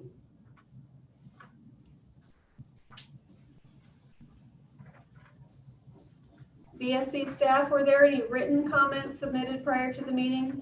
No comments on this item. Thank you. That concludes the public comment portion. I will turn item 5A back over to the commissioners and entertain a motion at this time to consider the Division of the State Architect's proposed adoption of amendments to the 2019 California Administrative Code. Commissioner Sasaki moved to approve. Commissioner Mickelton, second.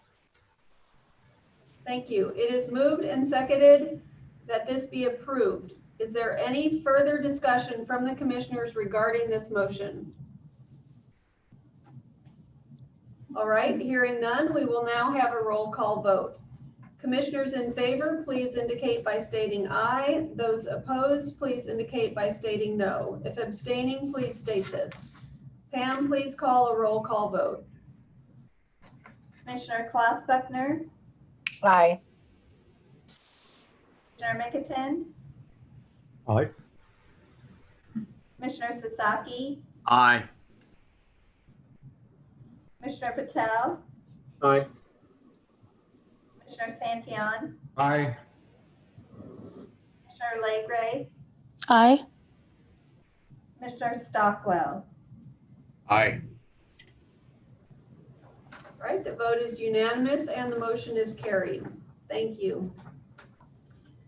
Item 5B is the Division of the State Architect, Structural Safety Community Colleges Rulemaking, DSA-SS/CC 02/19, proposed adoption of amendments to the 2019 California Building Code, Part 2 of Title 24. Will a DSA representative please introduce yourself and present item 5B? Yes, good afternoon. This is Jim Hackett with the Division of the State Architect. I'm the principal structural engineer for our Code and Standards unit. With me today is Diane Gould and Ryan Huxley. They are supervising structural engineers within our unit, overseeing a lot of the work that was presented, or is being presented to you in this package. DSA has the jurisdictional authority over California's public schools, K-12, California community colleges, and state-owned and state-leased essential service buildings. And we're here to present our package for the Part 2 of the 2019 intervening California Building Code. Similar to what we had addressed with the Part 1 regulations, we also did outreach again to the AIA and CEOC here in California, as well as some additional entities, with a laboratory group of members who we've used kind of to bounce ideas off of from time to time. We also have certified project inspectors that we've met with and shared these provisions with, as well as some other industry groups, including the American Shotcrete Association, who we work with on these regulations. We held a public meeting in November 18 of 2019, of which there were no public comments made during the public meeting. We also incorporated whatever comments what came to us through AIA and CEOC during that process, but fundamentally there were very little comments, or no comments really were received. California, the advisory commission came through with approved to submit it on all but 2 of the sections. The exception was for items DSASSCC 02/19-14-2, which was added post CAC committee based upon the comment from the American Wood Council recommending to update a reference to the ANSI/APA PRG standard, which is the 32018. This took into account an improvement in the adhesives for the cross-laminated timber, which we'll be discussing in just a minute as part of the tall wood buildings provisions. Those provisions were, those 2 sections were incorporated for in 19-14-2. As far as the 40-day comment period, there were 2 public comments that were received from a gentleman named Jack Howard of JH Engineering, representing himself, and a company called Sturdy Steel. These are manufacturers of bleachers and grandstands. The issue was discussed for the same as for Chapter 16 and Chapter 16A, and that's where the 2 public comments came from. This was requested by 2DSA by considering a lesser of the 2019 IBC model code provisions that we were actually not amending. So we did not accept, or we disagreed with the request for this proposal to make a change, and we did not make this change.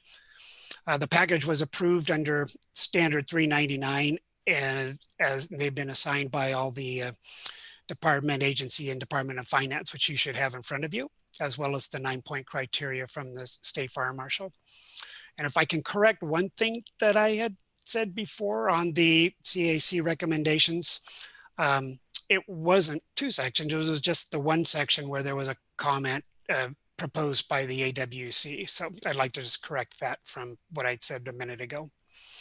But the provisions that are in front of you really, the majority of them are from the tall wood building provisions that you've heard that were recently adopted for the State Fire Marshal as well as the Building Standards Commission. Early adoption of the tall wood building provisions in the 2021 IBC is we did in collaboration with the State Fire Marshal as well as the Building Standards Commission. And in most of those provisions, our language is identical with theirs. We do have a couple of items that were specific to DSA as is identified in the package. I think Chief Richwine presented an excellent background of the tall wood buildings and mass timber in general, which includes cross-laminated timber as a building product for California. And we've approved those amendments accordingly. We also, DSA participated throughout the State Fire Marshal workshops as Greg Anderson had described. While the previous edition of the California Building Code includes allowances for the use of CLT, these provisions in this package provide improvements to the use of the mass timber and provisions for special inspections and material quality controls. It should also be noted that significant regulations for future code editions are under development by industry for the lateral force resisting systems, which will be a major step in enhancement in the next upcoming code cycle. The provisions in this proposal pertaining to the tall wood buildings and mass timber are items 1, 2, 6, 7, 8, 12, 13, and 14, and all their respective sub items within those items. Any of the items that are to be adopted in the California building, in the 2021 IBC that will end up being duplicative with the IBC, we will intend to repeal in the next code cycle so that the model code provisions will prevail. Other provisions that we addressed were aligning structural load combinations for the design of bleachers, grandstands, and telescoping seating with the current version of the International Code Council 300 standard. Those are found in our items 3 and 4. In item 9 of our package, editorial revisions were made to Chapter 18A for soils and foundations for clarity purposes. And in items 10 and 11, existing amendments were added to current industry standard practices for shotcrete to update those provisions in our chapters 19 and 19A both. And with that, that's the package we propose for and recommend and request approval by the commission for our 2019 intervening code package. Thank you for the overview of the proposal. Item 5B is open for commissioner discussion. I'll call on each commissioner. Commissioner Patel? No comment. Commissioner Klaus Bruckner? No comment. Commissioner Mickelton? No question. Commissioner Santillan? No comment. Commissioner Sasaki? No questions. Commissioner Allegre? No comment. Commissioner Stockwell? No questions. All right, thank you. We will now take public comments. If you wish to speak on item 5B, please put yourself in the queue now by pressing 1 and then 0. If you would like to identify yourself, please clearly state your name and who you represent. Barbara, can you please check the phone for commenters on item 5B? You have 0 questions remaining. Thank you. BSC staff, were there any written comments submitted prior to the meeting? No comments specific to this package. Thank you. That concludes the public comment portion. I will turn item 5B back over to the commissioners and entertain a motion at this time to consider the division of the state architect's proposed adoption of amendments to the 2019 California Building Code.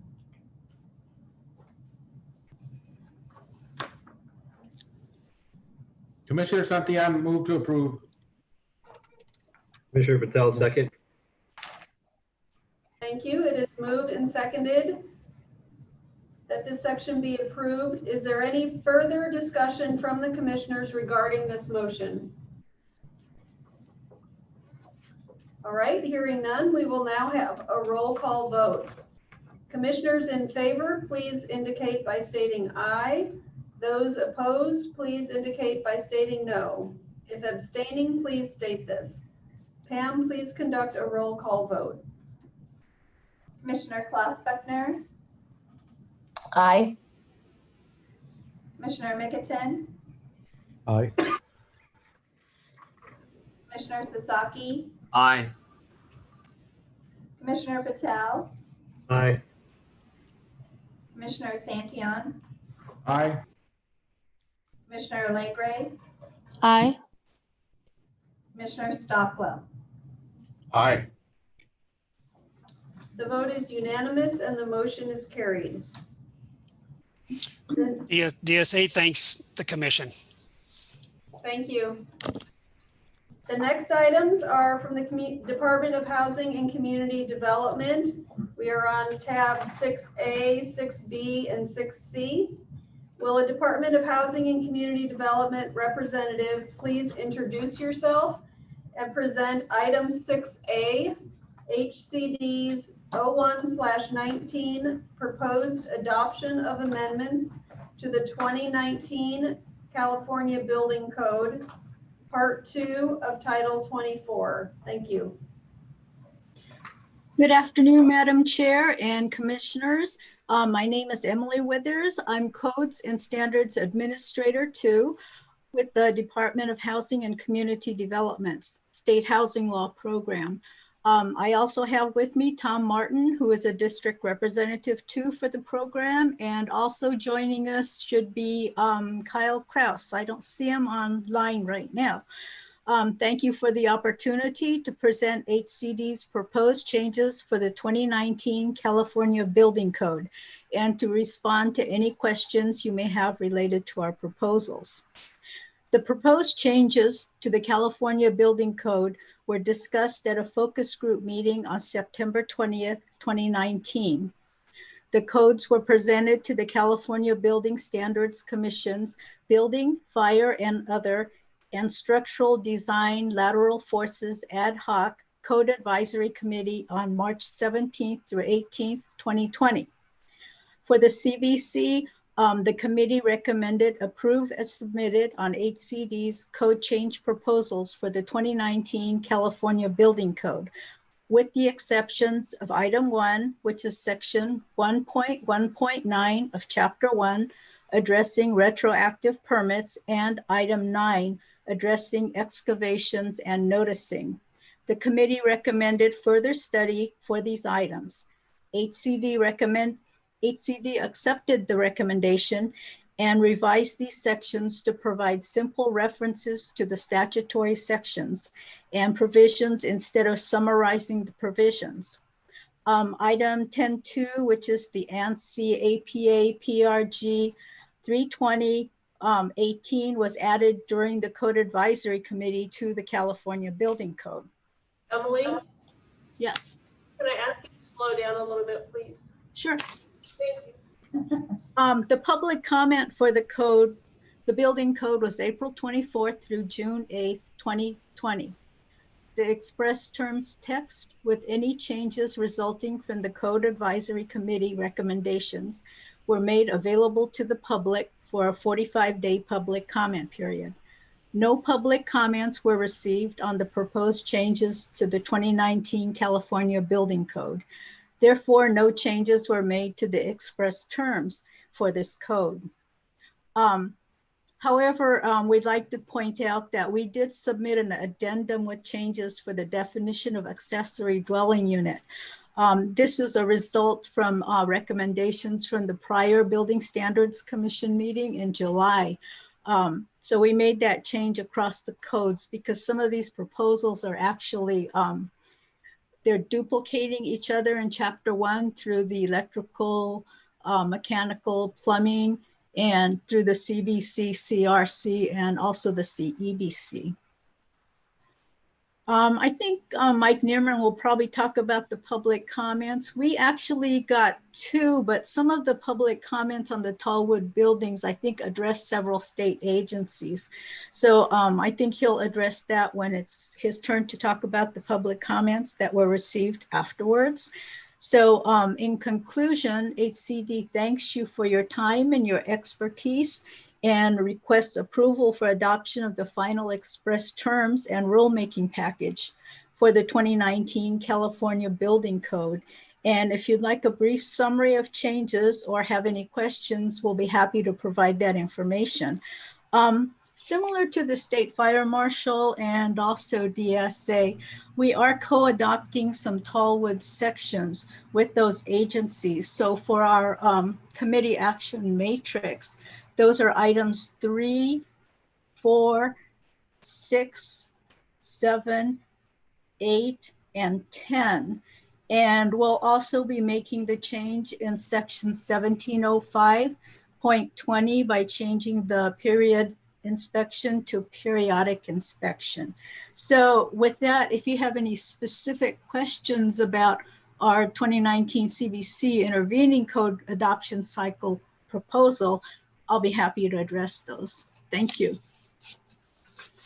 Thank you for that overview of the proposal. Item 6A is open for commissioner discussion. I'll call on each commissioner. Commissioner Patel? No comment. Commissioner Klaus Bruckner? No comment. Commissioner Mickelton? No questions, but thank you for catching the change to the accessory dwelling unit definition to strike the 4 details at the end that we went through with the at the July hearing. That's all. Commissioner Santillan? No comment. Commissioner Sasaki? No questions. Commissioner Allegre? Yeah, I just had one question. This is actually on page 9 of 10, and it's in regards to section 0103 emergency housing. And it's the addition of the minimum interior floor area being reduced to 53 square feet. Can you explain explain why the number 3 square feet was used as opposed to maybe 55 or 60? Seems like an arbitrary number. What we did on this, and Kyle can chime in too if he wants, is we did have a request from the governor's office to take a look at other structures, commonly used size structures that could be used for emergency housing. And one of the dimensions that came up was, for example, an 8-by-8-foot shed. And that would be an exterior dimensions. So where we came up with the 53 is we took out some allowance for the studs, and we took out some allowance for the finished material like the drywall, and we reduced that 8-foot dimension by that amount, and then it came to about 53 feet. I think that's a rounded number. So that's where it came from, because we couldn't take it to the 8-by-8-foot, which would be the 64 square foot, because if you need the stud space, and then you also need the finish wall. And Kyle can chime in too if he'd like to. Thank you, Emily. Additionally, just to expand a little bit on commercially available materials, it's much more economical to construct an emergency sleeping cabin out of readily available materials without ripping sheets of siding in half. So if you take 2 4-by-8 panels, they're 4 feet wide. So applying those to an 8-by-8 exterior dimension structure is more economical to build emergency housing shelters. And as Emily explained, if you deduct the wall thickness from that 8-foot by 8-foot dimension, it leaves approximately 53 feet interior clear floor space. Okay. Okay, thank you. That proposal is actually duplicated in our residential code too, so you'll hear about that one. Okay, thank you. Commissioner Stockwell? No questions. Thank you. Thank you. We will now take public comments. If you wish to speak on item 6A, please put yourself in the queue now by pressing 1 and then 0. If you would like to identify yourself, please clearly state your name and who you represent. Barbara, can you please check the phone for commenters on item 6A? You have 1 question remaining. Yes, Madam Chair and Building Standards Commissioners, this is Bob Raymer representing the California Building Industry Association and the California Apartment Association, and in strong support of this 8CD package. Thank you. You have 0 questions remaining. Thank you. BSC staff, were there any written comments submitted prior to the meeting? As Emily mentioned, there were, but they were really general comments to all the tall wood provisions and support, and they addressed the fire marshal, DSA, BSC, and HCD all together. So they did, but it wasn't specific only to HCD. Got it. Thank you. That concludes the public comment portion. I will turn item 6A back over to the commissioners and entertain a motion at this time to consider the Department of Housing and Community Development's proposed adoption of amendments to the 2019 California Building Code. Klaus Berkner Commissioner moved. Oh, sorry. Go ahead. Klaus Berkner moved to approve.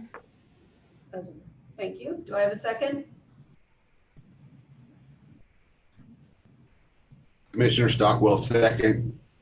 Thank you. It is moved and seconded that these sections be approved. This is Commissioner Mickleton. I actually had a follow-up question Oh, go for ahead. Kyle. Go ahead, Commissioner Mickleton. Thank you. Kyle, I was just wondering, I'm working, or helping a little bit with a group working on emergency housing just as of this week. And they were struggling with sizes. And I just wonder, I don't know whether energy, what application our Cal Green energy requirements have for emergency housing, but I just did a really quick calculation based on an 8x8 floor plate. And if it was 2x6 walls, in order to get sufficient insulation, then it would be less than 53 square feet. And when I did 3.5-inch studs with 1/2-inch chipboard inside and 1/2-inch plywood outside, that would be 52 square feet, as I just calculated it. I was just wondering if I could get more insight into that, and I wanted to make sure that the intention of 53 isn't made impossible by doing 2x6 studs, if that might be required. The draft proposal was based on 2x4 exterior studs, as there are likely no energy provisions that would apply to emergency sleeping cabins. They're unconditioned buildings. There's no mechanical ventilation. We're talking about a sleeping shelter, a very basic structure with a door, a window, and no required compliance with Part 6. Thank you. That helps. All right. Any further discussion from the commissioners on this item? So we have a motion and a second. I'd like to note that there is an addendum to this, and so we will be taking a vote to approve as amended. So we will now have a roll call vote. Commissioners in favor, please indicate by stating aye. Those opposed, please indicate by stating no. If abstaining, please state this. Pam, could you please conduct a roll call vote? Commissioner Klaus Buckner, Aye. Commissioner Mickleton, Aye. Commissioner Sasaki, Aye. Commissioner Patel, Aye. Commissioner Santillan, Aye. Commissioner Legray, Abstain. Commissioner Stockwell, Aye.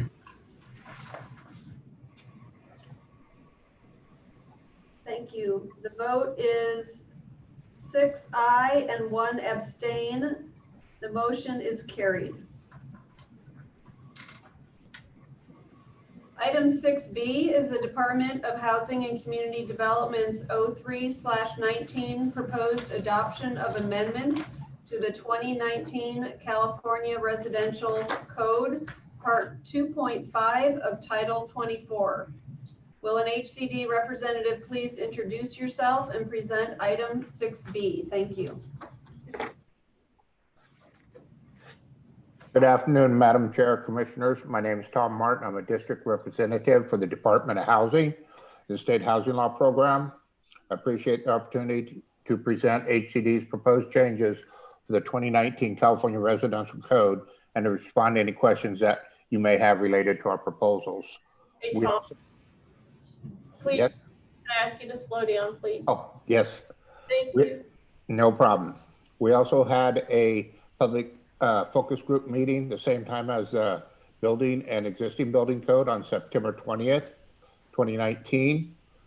We did go before the CAC and had everything approved as submitted, except for the one item that I think was already discussed, the change to the definition of accessory dwelling units that Mr. Mickleton had suggested, Commissioner Mickleton had suggested.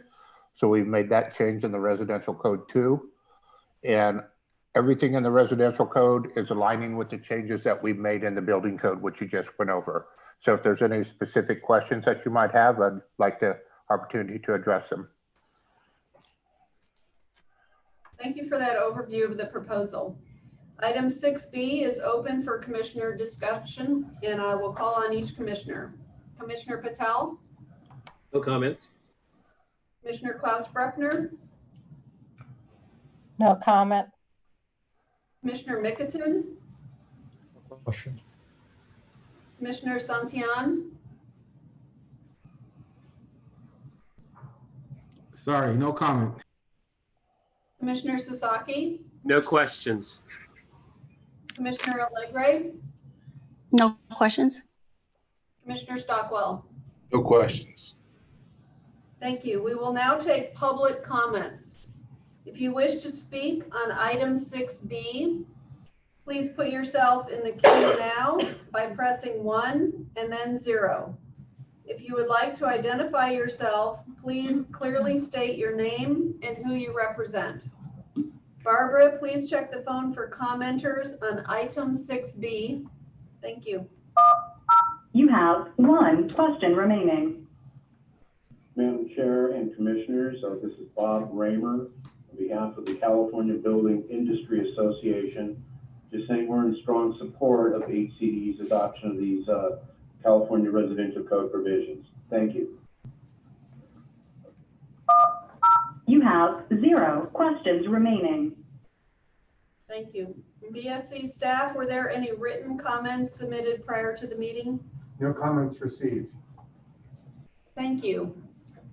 That concludes the public comment portion. I will turn item 6B back over to the commissioners and entertain a motion at this time to consider the Department of Housing and Community Development's proposed adoption of amendments to the 2019 California Residential Code. Commissioner Sasaki, move to approve. Commissioner Mickelton, second. Thank you. It is moved and seconded that this be approved as amended. There's an amendment on this one as well. So we'll be voting for approve as amended. We will now have a roll call vote. Commissioners in favor, please indicate by stating aye. Those opposed, please indicate by stating no. If abstaining, please state this.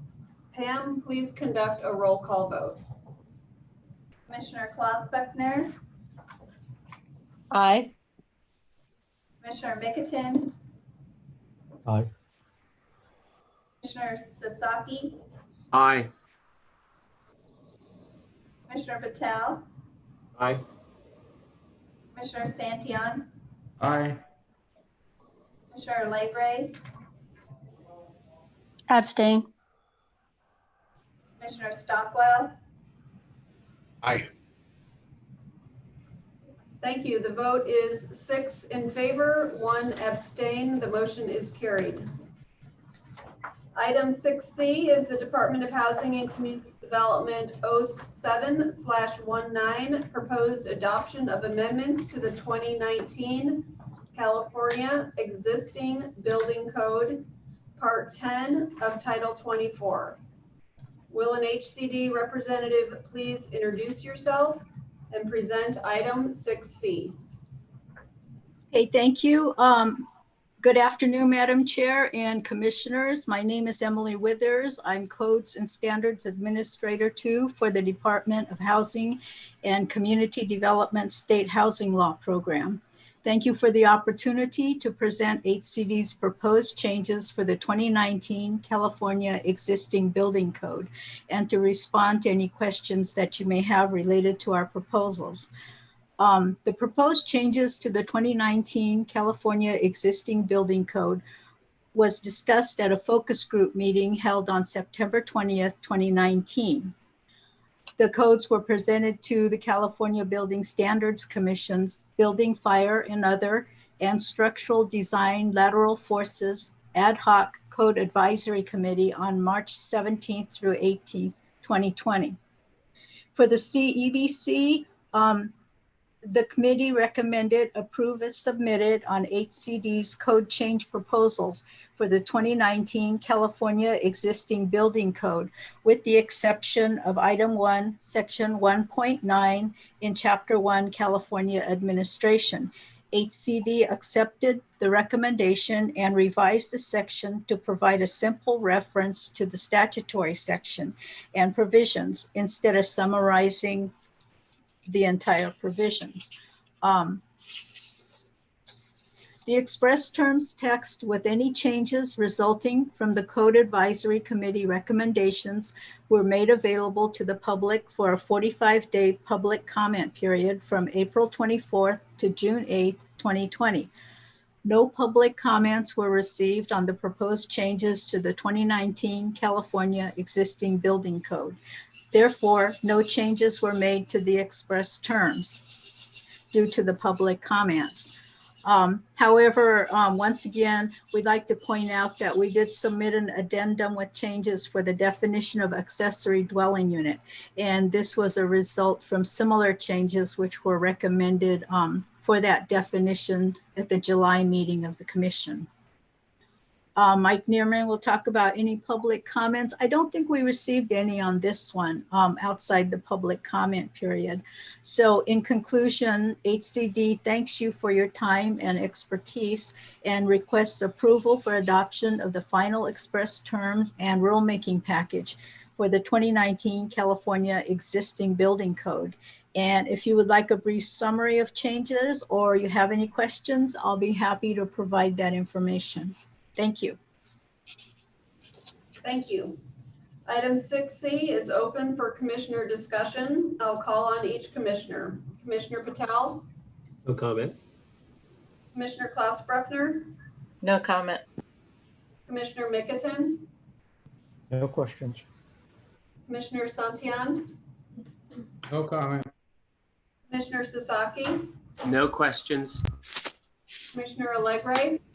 No questions. Commissioner Stockwell? No question. Thank you. We will now take public comments. If you wish to speak on item 6C, please put yourself in the queue now by pressing 1 and then 0. If you would like to identify yourself, please clearly state your name and who you represent. Barbara, can you please check the phone for commenters on item 6C? You have one question remaining. Madam Chair and Commissioners, this is Bob Raymer on behalf of the California Building Industry Association, and we're in strong support of HCD's adoption of Part 10. Thank you. Thank you. BSC staff, were there any? You have 0 questions remaining. Thank you. BSC staff, were there any written comments submitted prior to the meeting? No comments submitted. All right, that concludes the public comment portion. I'll turn item 6C back over to the commissioners and entertain a motion at this time to consider the Department of Housing and Community Development's proposed adoption of amendments to the 2019 California Existing Building Code. This has an addendum too. Correct. Commissioner Mattel, motion to adopt. Motion to approve? Yeah, I'm sorry, motion to approve. Thank you. Do I have a Commissioner second? Mickelton, second. Thank you. This section also has an addendum, so the vote will be to approve as amended. It is moved and seconded. Is there any further discussion from the commissioners regarding this motion? All right, hearing none, we will have a roll call vote. Commissioners in favor, please indicate by stating aye. Those opposed, please indicate by stating no. If abstaining, please state this. Pam, please conduct a roll call vote. Commissioner Klaus Buckner, Aye. Commissioner Mickelton, Aye. Commissioner Sasaki, Aye. Commissioner Patel, Aye. Commissioner Santian, Aye. Commissioner Allegre, Aye. Commissioner Stockwell. Aye. The vote is unanimous and the motion is carried.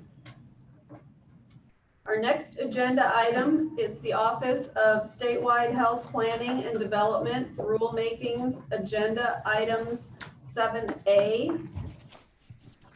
Will an OSHPD representative please introduce yourself and present item 7A, OSHPD 03/19, proposed adoption of amendments to the 2019 California Building Code, Part 2, Volume 2 of Title 24. Thank you.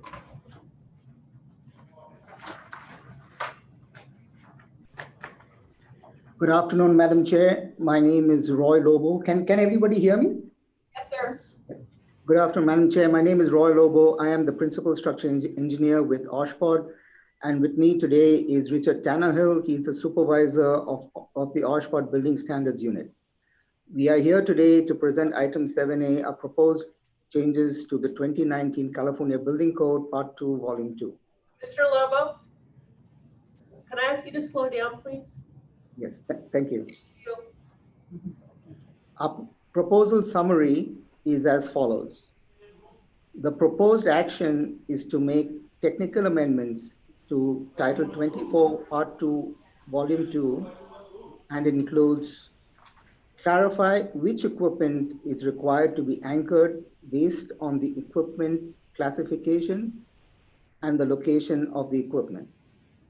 Clarification of provisions for piping and tubing systems with an importance factor of 1.5 to align with Model Code requirements. Carry forward and amend existing California amendments related to the code intent regarding periodic special inspection, as well as clarification of which equipment/component requires special seismic certification. We made editorial changes to Chapter 21. We're adopting AISC 358-16 Supplement 1 with amendments to Chapter 22. This is for the side plate bolted connection. Aligned maintenance of earthquake recording instrumentation with Model Code requirements in Appendix L. Part 2, Volume 2, Building Code proposed amendments were presented to the Health Facilities Code Advisory Committee on March 17 and 18, 2020. We received and approved as submitted on all items. We went through the 45-day public comment period, April 24 through June 6. We received one comment for one of our amendments to Chapter 21 based on the public comment received in the 2018 triennial cycle stating that the provision is not enforceable since the compliance for air entrainment substances is not defined in the code. OSHPD reviewed and determined no change was needed as we only changed the word substances to materials or air entrainment admixtures, which is a defined term in TMS, and not the context of the code.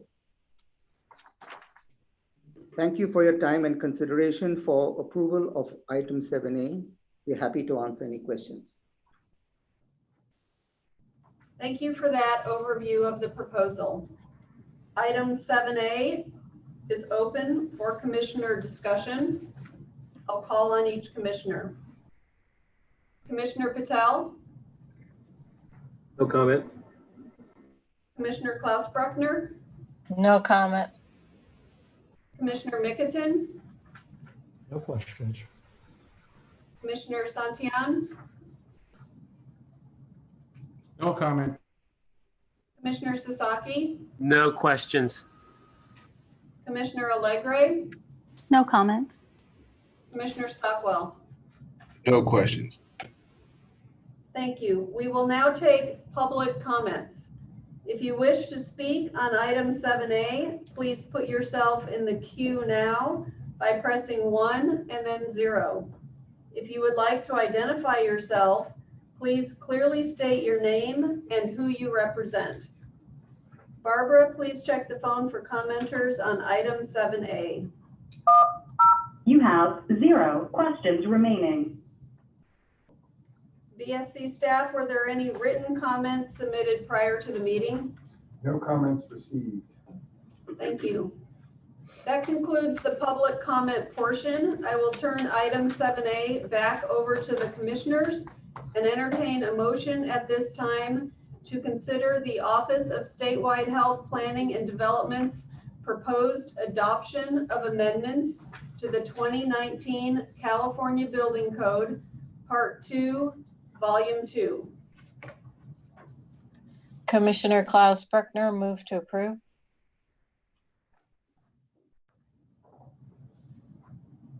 Do I have a second? Commissioner Santillan, second. Thank you. It's moved and seconded that these amendments be approved. Is there any further discussion from the commissioners regarding this motion? Hearing none, we will now have a roll call vote. Commissioners in favor, please indicate by stating aye. Those opposed, please indicate by stating no. If abstaining, please state this. Pam, please conduct a roll call vote. Commissioner Klaus Buckner, Aye. Commissioner Mickelton, Aye. Commissioner Sasaki, Aye. Commissioner Patel, Aye. Commissioner Santillan, Aye. Commissioner Legray, Aye. Commissioner Stockwell. Aye. The vote is unanimous and the motion is carried.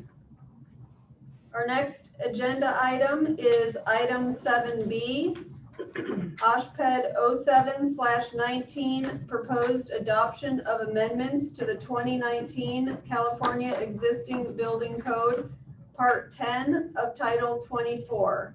Could we please have an OSHPD representative introduce themselves and present on item 7B? Hello, Madam Chair and commissioners.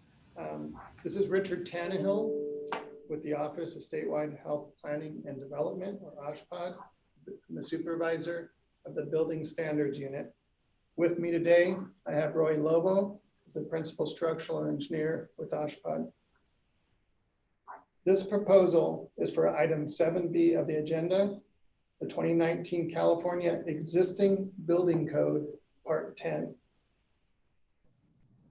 The proposed action is to make technical amendments to Title 24, Part 10, and includes provisions and definitions for operations and maintenance of hospital facilities, and reconfiguration and clarifications for several subsections in Section 305, 305A, and 309A to coordinate the buildings being removed from acute care services.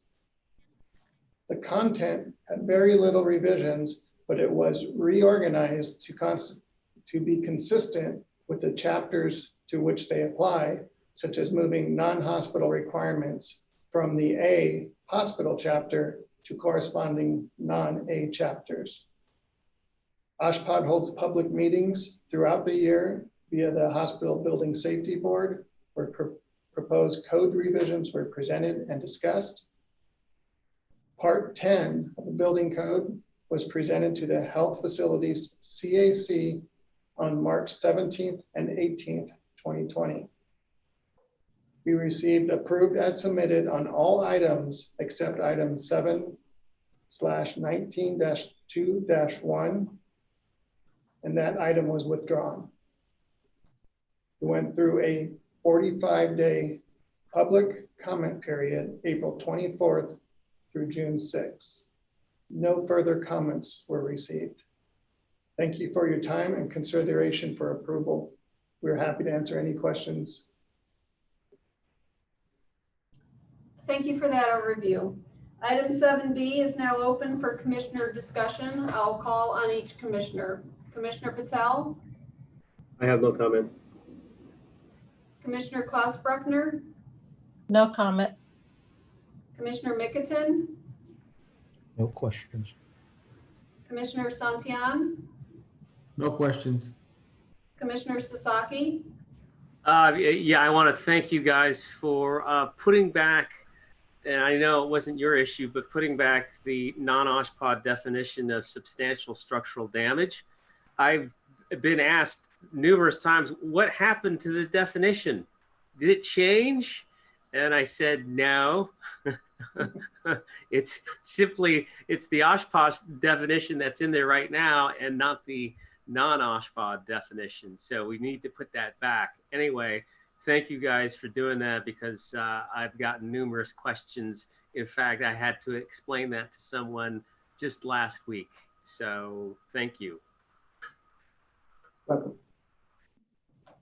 Commissioner Allegre, No questions. Commissioner Stockwell.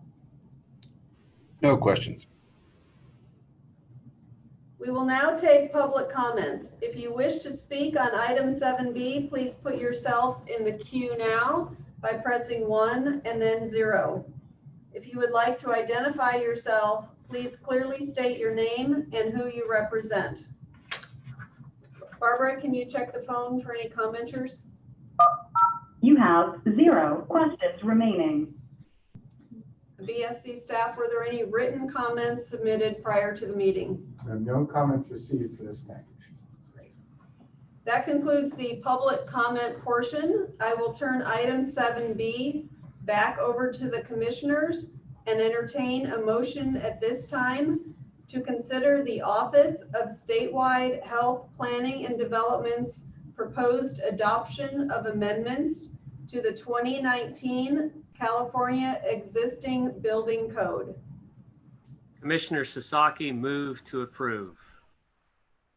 Commissioner Nickerson, second. Thank you. It is moved and seconded that these amendments be approved. Is there any further discussion from the commissioners regarding this motion? All right, hearing none, we will now have a roll call vote. Commissioners in favor, please indicate by stating aye. Those opposed, please indicate by stating no. If abstaining, please state this. Pam, could you please conduct a roll call vote? Commissioner Klaus Buckner, Aye. Commissioner Mickerton, Aye. Commissioner Sasaki, Aye. Commissioner Patel, Aye. Commissioner Santillan, Aye. Commissioner Legray, Aye. Commissioner Stockwell. Aye. The vote is unanimous and the motion is carried. Thank you very much. Thank you. Our next agenda item, number 8, is the Division of the State Architect Accessibility Rulemaking DSA-AC 01/19 proposed adoption of amendments to the 2019 California Building Code, Chapter 11B, item numbers 11B.13, 11B.27, and 11B.44, Part 2 of Title 24. The Commission took action at its July meeting on most of the DSA-AC proposed amendments to Chapter 11B, but these items were held for the August meeting, so a second 45-day comment period could be conducted on these items. Will a DSA representative please introduce yourself and present item 8? And please remember to speak slowly for the captioner. Thank you. Good afternoon, Undersecretary Lee and Commissioners. This is Ida Claire, the Division of the State Architect. I am presenting with Derek Shaw, but I believe he's having technical difficulties and is not yet on. I think he's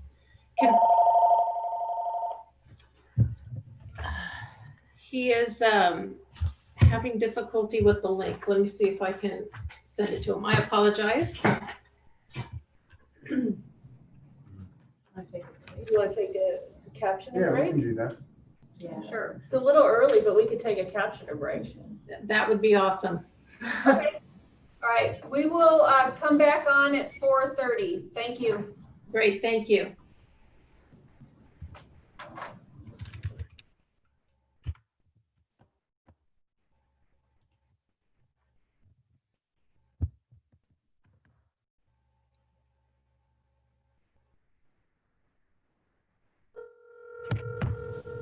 Ida, you might want to mute yourself. Thank you. Yep. Aye.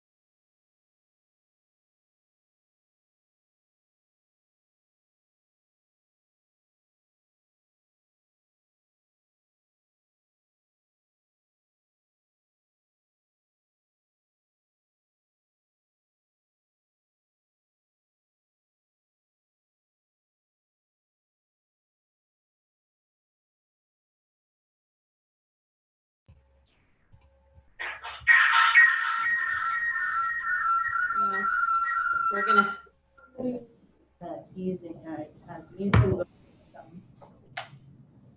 Just read themselves.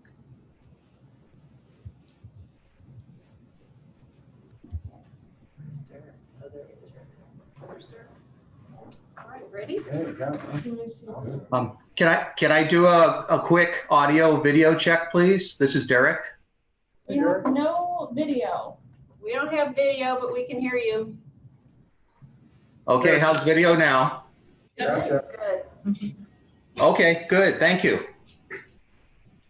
All right, so before our break, we had introduced item 8, and we will proceed with the overview of the proposal for item 8 from the Division of the State Architect. Thank you, Undersecretary Lee. Good afternoon, commissioners. I am Ida Claire, Acting State Architect and DSA's Principal Architect for Accessibility. I'm joined here today with DSA Supervising Architect Derek Shaw. Thanks for the opportunity to present the regulatory amendments for electric vehicle charging stations. We addressed the proposed new and amended regulations. We were developed from code change proposals submitted by various stakeholders, including code enforcement entities, EV charging station industry, and also identified by DSA staff as needing change for clarity and consistency of code application. We collaborated with the EV industry charging groups as well as our Access Code Collaborative, and also had 2 public meetings regarding these proposed amendments. I would like to now turn it over to Derek Shaw for he to present the proposed amendments regarding electric vehicle charging station accessibility.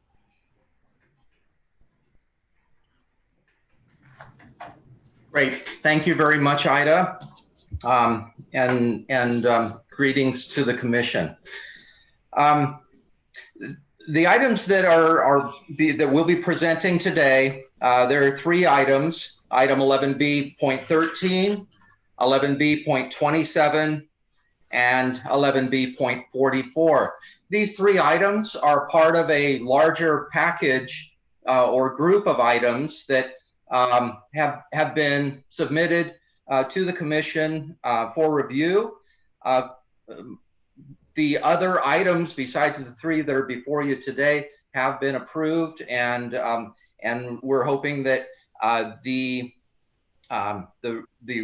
recent amendments that we made to these items in the second 45-day comment period, we introduced those items certainly late in the schedule, but it was in response to the additional comments that we had received late during our regular calendar. Here, what we've done is we've proposed in item 11B.13 to retain the language that we've had previously. Here we wanted to acknowledge that we did have additional discussions with representatives from industry and representatives from the code enforcement community, discussing the comments that had been submitted. We found that helped a lot for getting better understanding. A few of the comments that we received from the electric vehicle charging industry, we were unable to address completely to their satisfaction. These comments were primarily about the proposed amendments to section 11B 228.3.2 in item 11B.13. Here, the basic concern that had been received was that by including the language that distinguishes a charging facility as being a combination of the charging level and the electric vehicle connector type, that would lead to a great number of facilities being identified, and the concern from the charging community was that because of the greater number of facilities, that greater level of accessibility would be required under the new terms of this language. Now, that may or may not be the case. What we need, what DSA's perspective on this is that the language that we've included is appropriate to provide accessibility to all of the various services that are provided at an electric vehicle charging station. Now, if those stations provide different groups of chargers that have distinct capabilities in the charging rate, the charging level of charge and speed of charge, then those essentially present different levels of service to the public. Now, under the ADA standards, they tell us that where services are being provided to the public as a public accommodation or a commercial facility, that they need to be provided to the public in a full and accessible manner. And that means, as DSA understands it, that each level of charging would have to be provided with accessibility, and that each connector types, if they are unique connector types, that would go into calculating where the facilities needed to be provided. Now, DSA has made additional amendments to help alleviate the main concern of industry, was that, for example, where you have two different levels of charging with different connector types, that you have two facilities, and that in two facilities, each facility baseline bare minimum is that for accessibility, a van accessible space charging station would need to be provided. So where you have two facilities, you would have two van accessible charging stations. Now, the comments against our item have said that requiring two van accessible charging stations takes up additional real estate, square footage, and it adds additional cost to the projects. DSA does not necessarily agree with that point. We acknowledge that it may add cost in some projects, but that primarily, if they are providing two different levels of service and have an obligation under federal law, accessibility law, under the Americans with Disabilities Act, to provide those services accessibly, then they may already be obligated to provide that level of accessibility that they're concerned about, accessibility at each facility. Okay, so what we've done, the additional amendment that we brought in later in the process during the second 45-day comment period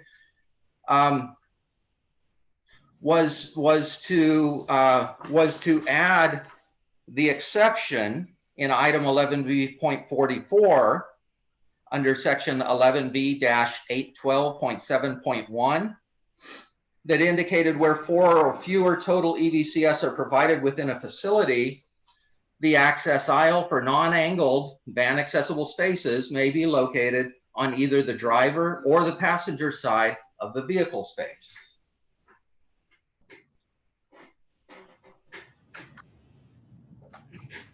Now, what that allows, and the benefit that it provides to reducing any impact on the square footage of required for a project is that where the van accessible electric vehicle charging stations are provided, this exception that's proposed would allow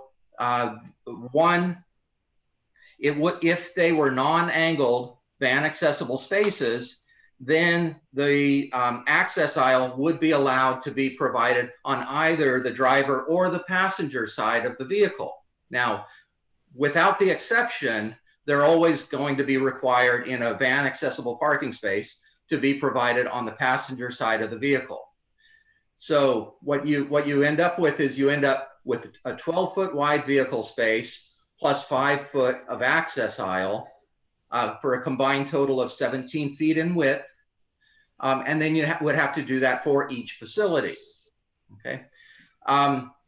Now, by allowing the exception here, what we would eliminate the need for having the second access aisle because one of the van accessible electric vehicle charging stations would be permitted to have the access aisle on the driver's side, and thereby would be able to share the access aisle between the two van accessible spaces.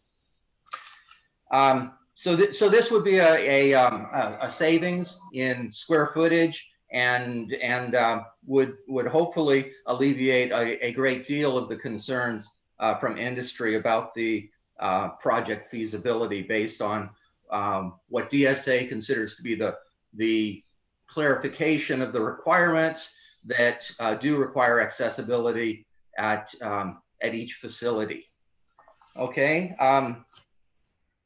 There were another, I believe, 2 comments that were received that were about the language in that exception in section 11B 812.7.1, specifically the use of the term non-angled van accessible spaces. As I recall the comments, they indicated that non-angled parking was not a term that was typically used and wouldn't be understood, and that furthermore that DSA was not proposing a definition for that to address that need for clarity. Non-angled parking is certainly a variation of a term that is actually very commonly used in building departments and planning departments throughout the state, and that being for angled parking. So the term angled parking typically does indicate the orientation of each parking stall is in essence diagonal at a variety of angles. It's regulated differently depending on the angle, but it is in general, you could describe it as sort of diagonal type of parking. So we consider that simply by negating it, by adding non in front of angled parking or angled accessible spaces is not a stretch, and we do believe that it would be readily understood by building officials and by code users. You know, we do also have available to us guidance materials that we can, and for various issues in this rulemaking package, we intend to prepare additional guidance that will help to explain some of the items and provide code compliant examples. And so that if there are still some open concerns about this language, we can certainly seek to additionally clarify it in these third level documents. Okay, so I think with that, if there are specific questions that the commission has, I'm happy to respond to those, and I'll just await your direction, please. Thank you for that overview of the proposal. Item 8 is open for commissioner discussion. I'll call on each commissioner. Commissioner Patel? Just Commissioner Patel, I had a couple of quick comments. Thanks, Derek and Ida. I know this took a lot of effort, and I appreciate not only the effort you put in, but the compromise to get it to where it is. And I also am thankful you guys are going to provide some more guidelines or materials to kind of explain it. Just from my perspective, where I got a little confused, and I'm easily confused, but when you look at the building code under the table for the electric vehicle charging stations, it talks about the total number of EVCSs at a facility. So I always think of, the facility, the public housing facility itself. And then when we kind of put in the new language, it sort of talks about the combination of the charging level and the EV connector type constitutes a facility as well. Mm-hmm. So the term facility is used sort of different ways in that same little provision. So any guidance you can provide for that would be great. Okay. Commissioner, do you seek that guidance in our guidance manual or currently right now in response to your statements? No, at this time, I'm fine if you put it out in the manual later on. Okay, good. Thank you. That's. I think I understand what you're saying, so I'm good with it. Okay, good. Thank you. Thank you. Commissioner Klaus Bruckner? No comment at this time. Commissioner Mickelton?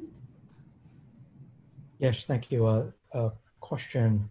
I'm curious with I think I agree with you that the non-angled is descriptive enough. It sounds a bit backwards as opposed to just saying something in the positive. And I'm just curious if there was a particular reason not to just say perpendicular. We had contemplated perpendicular earlier on as this came together. Perpendicular brings with it its own issues. Does perpendicular allow some minor deviation from a 90-degree angle from the curb at the nose end of the stall, which is where the line would be measured to. So, it's 0 degrees. Parking was another possibility that we had contemplated as well. But non-angled parking was selected for that. For better or worse. Yeah, actually, when you describe it like that, that makes sense. And I think you're right. All planning departments in their diagrams that they provide and so forth show angled parking as, what we would naturally think of as angled. And if you have something that's a 5-degree parking because of a curving curb or something, that would not be considered angled. So yeah, it's just curious, but I think it's fine. Mm-hmm. And then a suggestion, I appreciate the solving of a real problem that I experienced with our electric car and not having necessarily access to all of the different types of charging stations within access aisle. So I'm glad to see that being repaired, but as it's mentioned in your description, there may be future types of chargers or levels of charging or connectors that that might need to be included in future code language. So I wonder if it's not a substantive change if we were to just include in your parenthetical statement of AC level 1, AC level 2, DC fast charge, to just at the beginning of that say such as. So then if AC level 3 comes out next week, it's clearly covered. Mm-hmm. on first blush, I don't see any harm in that language. It certainly wouldn't change the intent of the parenthetical text that we have. That text is intended to be examples. Certainly, if additional types of charging capacity or rate of transfer were introduced, we would expect those to be also considered as a facility, and we would expect accessibility at those facilities as well. So I don't see any harm in that language from several points of view. Okay, great. That's all. Thank you. Thank you.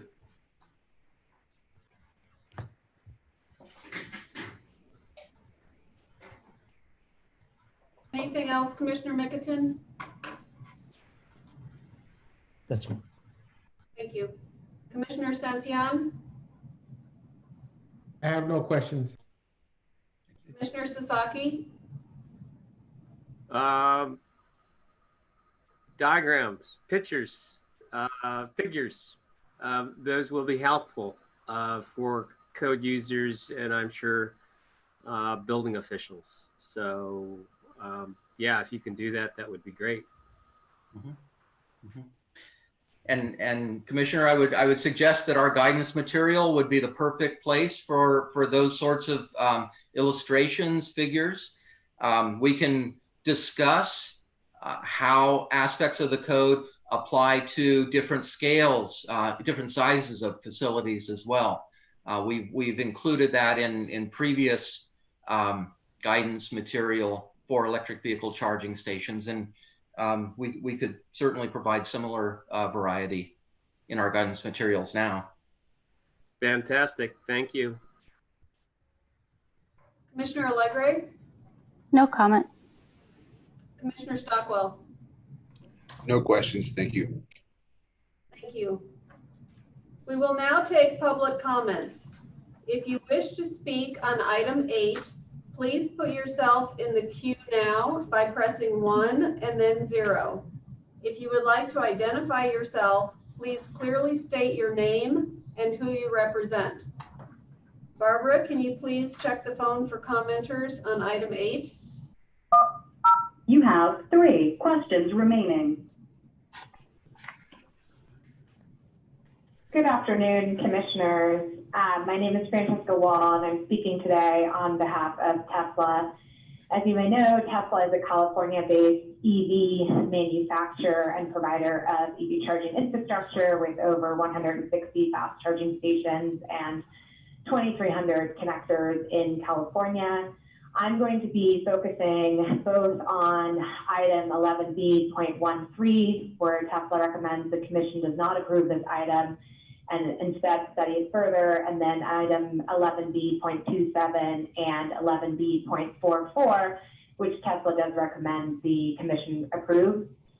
In terms of the background, as you know, California has very ambitious climate and transportation electrification goals, including the deployment of 250,000 EV charging stations, including 10,000 fast chargers by 2025 to support the 1.5 million zero-emission vehicles that are targeted.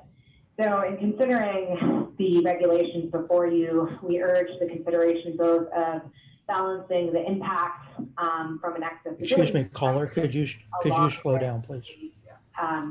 Greenhouse gas emissions rules. Go ahead. Could you At the slow same down a little time, bit? Could you slow down a little bit, please? Yeah, sure. Thank you.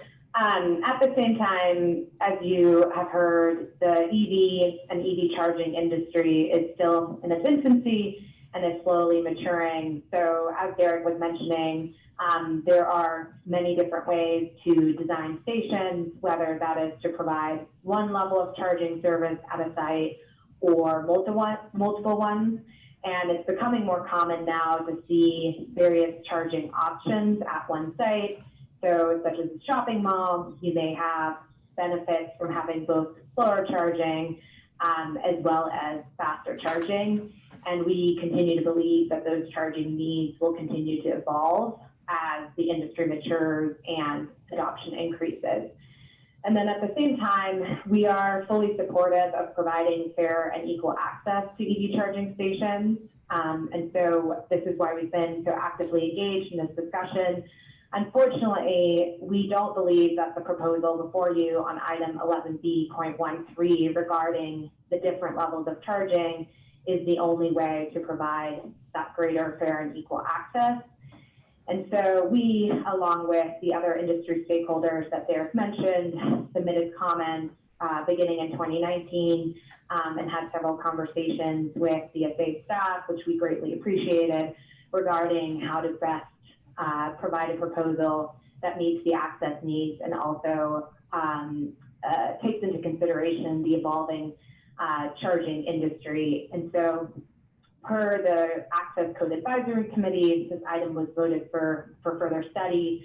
And as you probably heard Derek walking through this, this is a very complex item when you start thinking about different levels of charging being considered different facilities and how that impacts the space constraints of a particular site.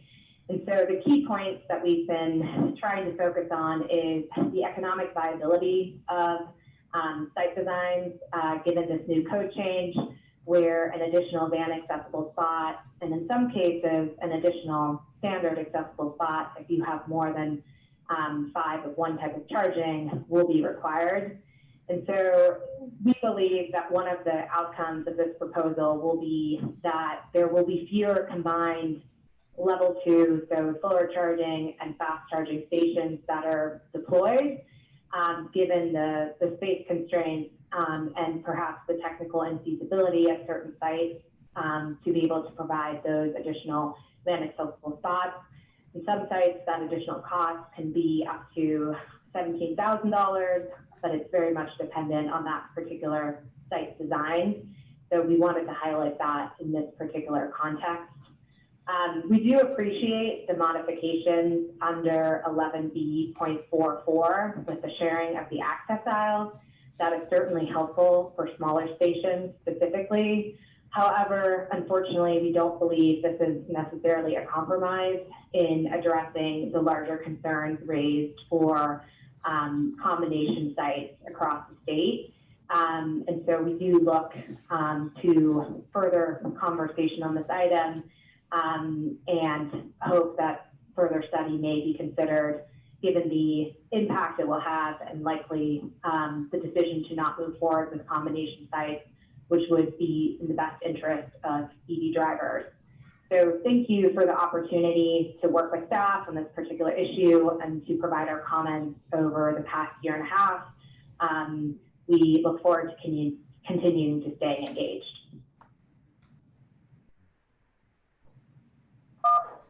You have 4 questions remaining. Hello, my name is Christian Corby, and I am the Deputy Executive Director of the California Electric Transportation Coalition, also known as CALI-TC. CALI-TC is a nonprofit trade organization that's committed to the successful introduction and large-scale deployment of all forms of electric transportation. CALI-TC supports and advocates for the transition to a zero-emission transportation future. Our board of directors is made up of the 5 largest electrical utilities in California and 2 regional organizations that represent publicly owned utilities in both northern and southern parts of the state. Our membership also includes manufacturers of zero-emission vehicles in all weight classes, electric vehicle charging station providers, and other industry leaders supporting the transportation electrification industry. So California, as my colleague from Tesla said, California has some very ambitious climate transportation electrification goals. Most notably, California has a goal of deploying 5 million zero-emission vehicles by 2030. CALI-TC recently released a white paper that models the charging needs for these 5 million electric vehicles. And in order to meet our goals, we'll need to build between 30,000 and 97,000 public charging sites by 2030. So assuming 230 working days per year, that equates to building roughly 10 to 40 sites between now and 2030, 10 to 40 sites per day between now and 2030. Again, that's 10 to 40 sites per day. So we urge the Commission to balance the impact of these regulations with the urgent imperative to meet the state's goals for electric vehicles, reduce greenhouse gas emissions, and protect the health of our communities. CalETC fully supports fair and equal access to charging stations. California has set these strong messages that we're going electric and everyone needs to be included. Our concerns with the proposed regulation center around two problems. First, we believe that the regulation is too limiting when the industry is very new and charging levels and combination sites have not fully been vetted and developed. And second, that this regulation is too complicated and will cause local jurisdictions to enforce it in many different ways, which may end up not providing fair and equal access. Specifically, the proposed regulation creates confusion and unnecessary complexity because each charging level, level 1, level 2, and DC fast charging, and each different connector type results in a distinct facility. Thereby, each facility has its own requirements to provide van accessible and standard accessible stalls. In Europe, and likely soon here, charging stations can ramp up or down depending on the time of day and the availability of electricity, which would not fit into a specific level of charging. We do appreciate Commissioner Mickinson's comment to include the such as, which might create some additional flexibility there.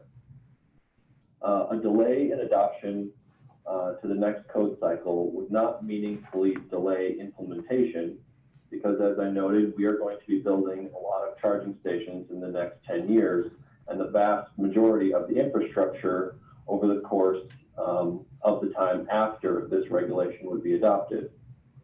So beginning the regulations implementation after the next code cycle will still ensure that we have fair and equal access to charging stations.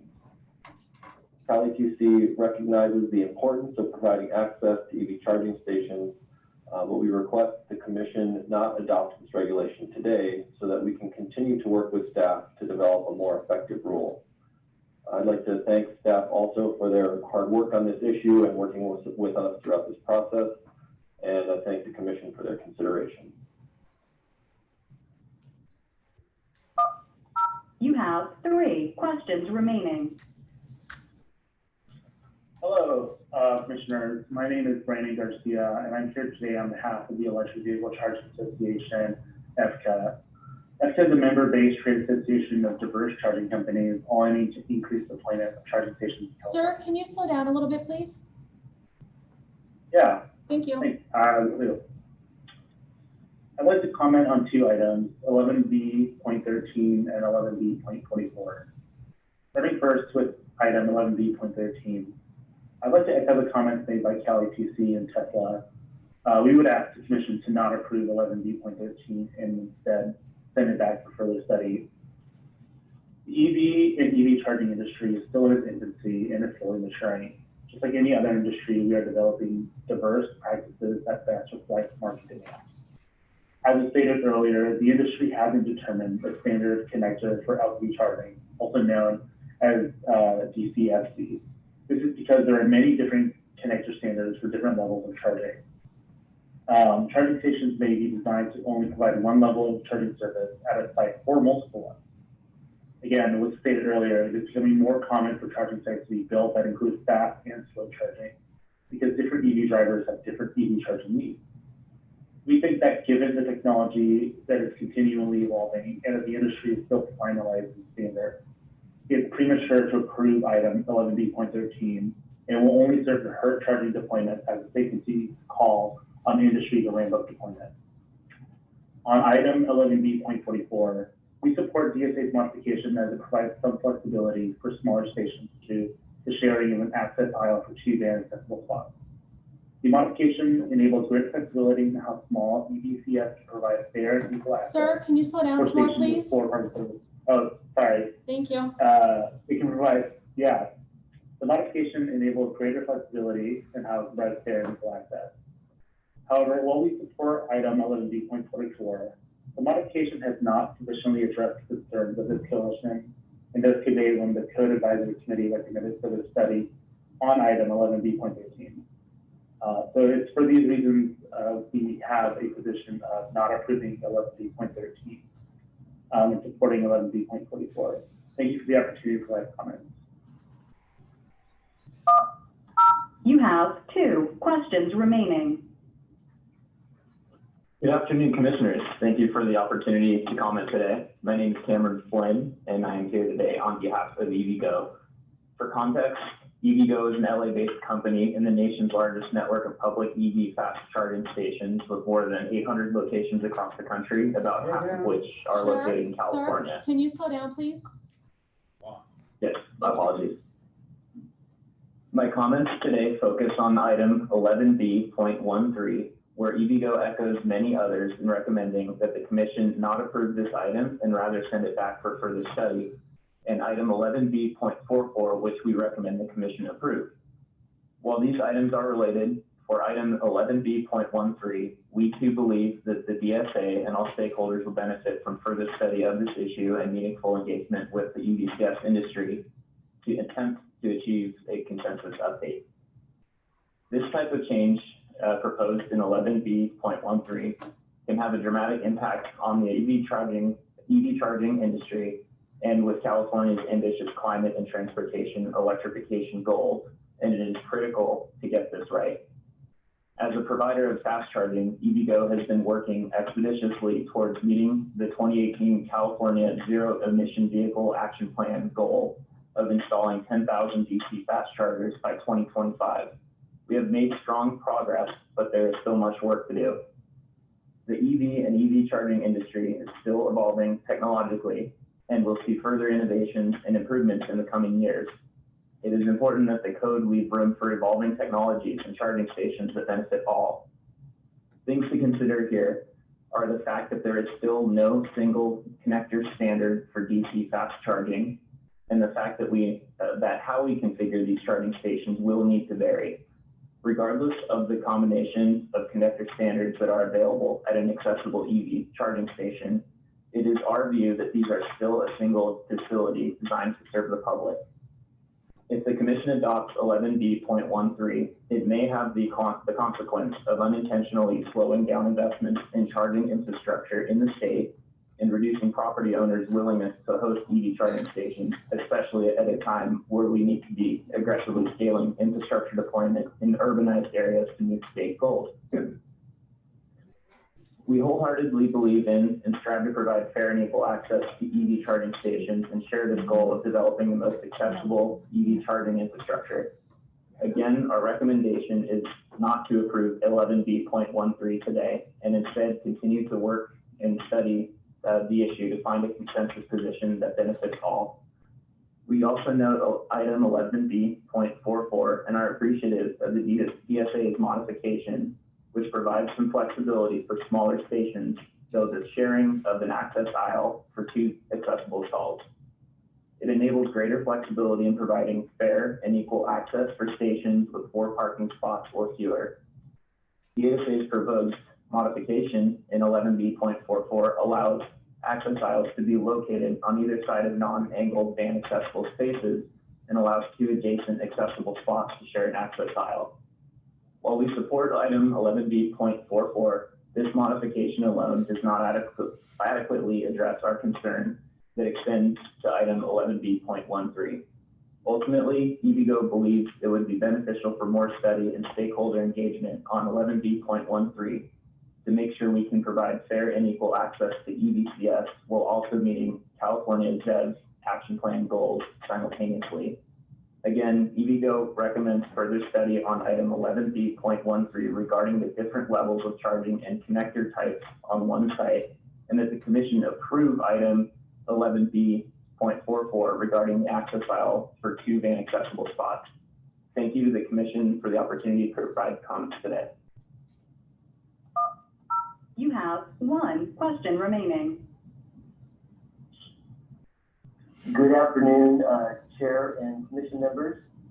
My name is Tony Gonzalez, and I speak today on behalf of Electrify America, which has made an $800 million investment commitment in EV charging infrastructure and ZEV education and awareness in the state of California over a 10-year period beginning in 2017.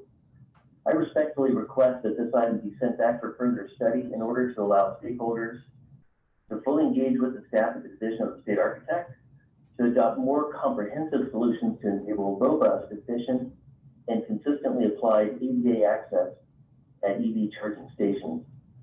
Electrify America agrees with the comment already made at this hearing by other EV charging station representatives that the code amendments proposed today as currently drafted would create confusion and undercut the state's ZEV adoption and EVCS deployment goals. We seek consistent and clear standards so that the EV charging companies can provide station designs that meet ADA standards for the first time, and most importantly, to avoid differing interpretations by local building officials. The proposed language before you today, while very helpful to some degree, does not adequately provide the clarification we and other industry stakeholders seek and that we have offered in our previous correspondence with the state architect. We greatly appreciate the feedback from Ms. Claire, acting state architect, and Mr. Shaw, senior architect at CBSC, stating that a standard station design with one facility of 1 to 4 chargers and one facility of 5 to 25 chargers would be able to take advantage of the exception for the access file. We wish to state in the record that Ms. Claire and Mr. Shaw have clarified that such a charging station would still need 2 van accessible spots, serving the 5 to 25 charger facility instead of 1, but the 2 van accessible spots would be able to use a shared access aisle. Under the current regulations, the van accessible spot and the standard accessible spot can share an access aisle. So this clarification is important and very helpful.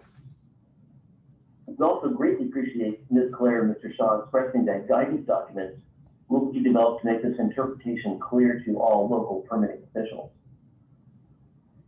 We respectfully encourage the commission to ask for a robust record to be built and to encourage a thorough regulatory engagement process with stakeholders to ensure the following. 1, that substantive comments receive a written response in the record, which has not happened in the process so far.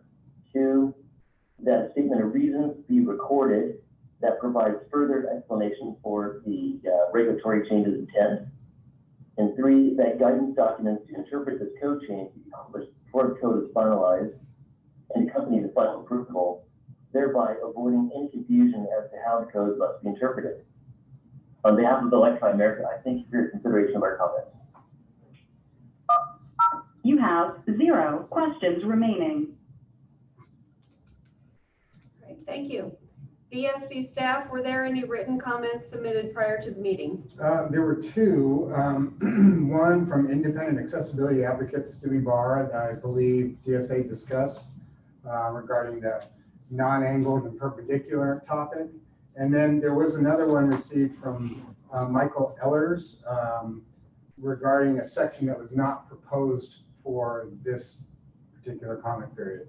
So it was out of order as far as no. Thank you. That concludes the public comment portion. I will turn item 8 back over to the commissioners and entertain a motion at this time to consider the Division of the State Architects' proposed adoption of amendments to the 2019 California Building Code, item numbers 11B.13, 11B.27, and 11B.44. This is Commissioner Mickelson. Couple of comments first. One is that for the 11B.44 perpendicular discussion, I didn't say this, but I request that DSA also include that in their advisory manual, which is very regularly used by architects. So I think we'll clarify that sufficiently. And on the charging stations, I do understand the concerns of industry for the proposal that would create, I don't think confusion, but rather complexity. And that complexity is born out of industry's various different charging options. So it's not something that has to do with the user or the building or the lot. It has to do with the manufacturers. And I think that if we are in fact building 10 to 40 sites per day, as the caller stated, then that's all the more reason to act now and do what I see as protecting access. And once the charging facilities are larger, if charging is growing at the rates described, and there is a higher percentage of a given parking lot or parking structure being given over to electric vehicle charging stations, then it's all the more reason to get this right and to be equitable now, because otherwise we're just going to be chasing a fair distribution when it's too late in many places. So I do think also that the DSA advisory manual can certainly help to clarify anything that people might construe as confusing in this, but I think it's fairly self-explanatory. But I would make that suggestion. And so I'm going to make a motion to approve DSA's proposal with the addition of the words such as in the section, in the parenthetical statement in section 11B 228.3.2.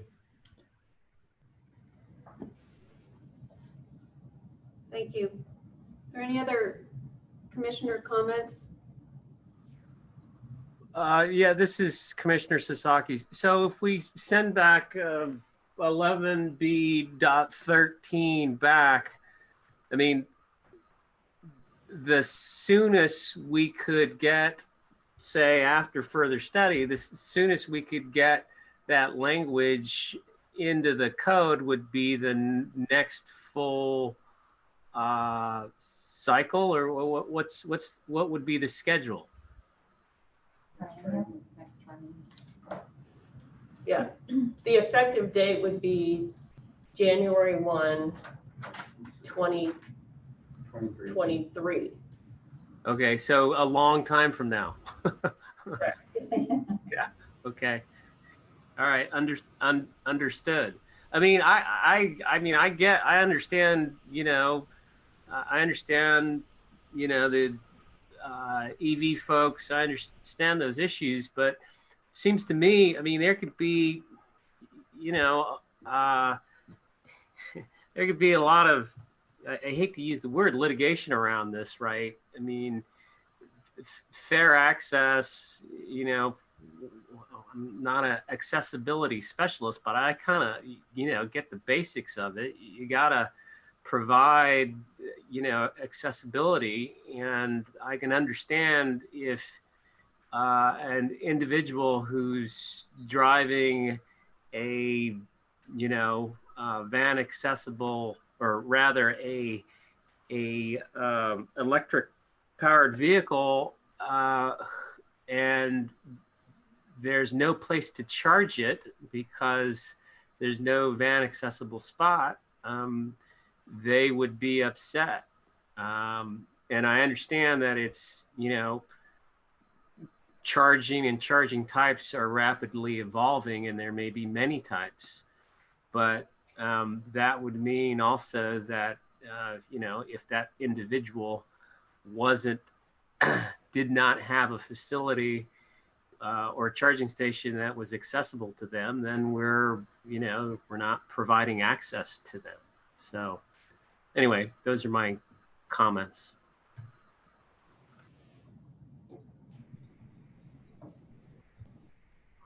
Any other comments?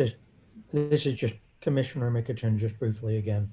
And to that very point that Kent initially was making, the ADA, I fully believe that this requirement that's being proposed is completely consistent with the intent of the ADA as it is now and as it has been for 30 years as of 2 weeks ago. So I don't see this as a new imposition of anything. I just see it as a clarification of it for the building code so that people do it right. Thank you. Yeah, this is Commissioner Patel. Yeah, the industry makes a good argument, but I think my concern would be that if we don't get the infrastructure in place for these parking stalls, understanding that the technology is always going to evolve, my concern would be then we'd be trying to then redo parking lots at some future point in time when they're already built to try to accommodate the new equipment. I kind of see the advantage of doing it on the front end and getting accessibility to these different charging stations, because as technology evolves, you're going to be replacing the charging stations sort of where they are, I think. And it'll just be new technology. And so if they're not accessible now, they won't be accessible in the future. And I think it's going to be this issue as we move forward. So I have more faith in the industry being able to come up with technology that'll work than I do with all the building owners restriping their parking lots and accommodating this later on. So I kind of lean towards going with the DSA's recommendations.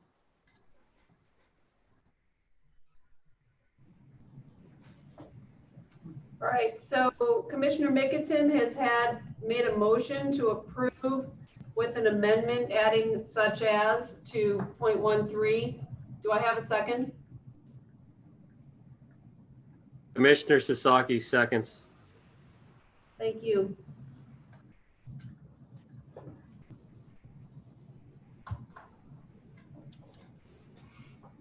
It is moved and seconded that we have a motion to approve with an amendment adding such as to section 11B.13.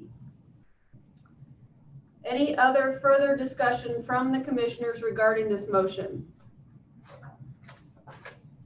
Hearing none, we will now have a roll call vote. Commissioners in favor, please indicate by stating aye. Those opposed, please indicate by stating no. If abstaining, please state this. Pam, please conduct a roll call vote. Commissioner Klaas-Beckner, Aye. Commissioner Mickelson, Aye. Commissioner Sasaki, Aye. Commissioner Patel, Aye. Commissioner Santillan, Aye. Commissioner Alegre, Aye. Commissioner Stockwell. Aye. The vote is unanimous and the motion is carried. Next on the agenda is item 9. Executive Director Mia Marvelli will provide an overview of commission business.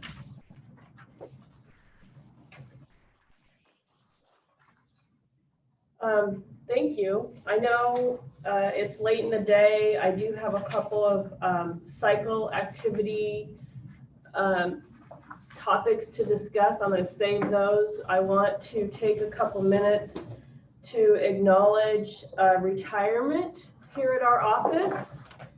And he's to my left out of the camera, so we kept him here long enough for this. Many of you know Mr. Gary Fabian. He joined the California Building Standards Commission a few years ago as an associate architect. It was in 2016. Actually, it's been 4 years now. I can't believe it. But previously, he worked for the California Energy Commission for a stint where he developed educational materials and conducted training for their education and outreach unit. This is one of the reasons why we hired him. His confidence of public speaking, his knowledge of the Energy Commission's process, But the main reason, as you all know, was his 40 years prior service in the architecture field, dealing with public works projects, his vast knowledge of architecture. For the Building Standards Commission to be able to bring someone to the team that has his type of historical knowledge of the building codes, his Rolodex of colleagues in the industry, from architects to engineers and design and construction, and also the building officials out there. This was a huge gift to us. But we knew we had a real treasure on week 2 when he was working for us, when he decided to ask the staff if it was okay if he could switch the swing on the refrigerator door because it didn't swing properly in the break room. And we said, yes, this is the guy for us. We knew we needed him. And I think all of you architects and engineers out there know that you can't have the door swing the wrong way in the kitchen. So we'll embarrass him a little bit more. I just want to, I'll turn it over to Mike in a minute. But in addition to assisting Mike with at least 2 code cycles, Gary was instrumental in the adoption of the emergency regulations for exterior elevated elements. And that was a huge lift for our office. Gary is a treasure. He's a person who is always willing to share his knowledge. He's very calm, he's very collected, and I think we all look to him as a wonderful person to emulate. So I want to thank you for coming to our office. And I'll turn it over to Mike. Well, Mia hit on a lot of things that I was going to say as well, because Gary's been such an asset to us since he arrived. And I just wanted to mention that how much help he's provided our process, not just in general, but to me specifically, running the cycle, taking over and managing staff and assisting with keeping us moving through these complicated packages we seem to have had in the last few cycles. With his background at the Energy Commission, his education and outreach skills, he really helped us a lot with the outreach that we provide. And he did a lot of videos, so he's going to live on for BSC for many years, because we have some of the great videos that anybody can go watch on our process. And Gary kind of was the instigator and kind of the first pass at doing those types of things for us. And so the rest of us following up have big shoes to fill to try to keep that level of information gathering together. I'm happy for Gary. He's a real craft guy. He's an architect, but he does a lot of things outside the office, and he's always talking to me, and we're discussing them. He's built a number of sheds now. He's on his 3rd one, and he gets very excited. He gets a big package in the driveway, and he can't wait to get home to do it. So I call him the major weekend warrior, because he comes in limping and in pain because of all the extra effort he did during the weekend. But the results are awesome. It really has a beautiful place. And I think he's fixing it up nicely for he and his lady. So when he retires, they have a good place to hang out. I would like to say that while I'm glad that he's going to have time in his retirement to do all those things he wants to do, BSC is going to be really sad, because we're going to miss somebody who really has added some fun and knowledge and given us some really good feedback on our process. So thank you, Gary, and good luck in retirement. And don't be a stranger. We'd love to see you whenever you want. This is Commissioner Sasaki. I would like to echo all those sentiments about Gary. We've really relied on his experience and expertise. He really helped out in the exterior elevated elements regulations, getting that going.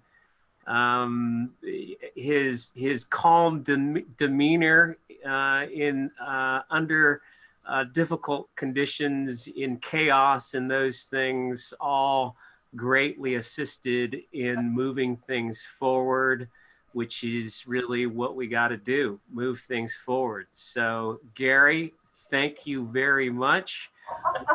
You we wish you happy shed building for many years to come. So thanks, Gary.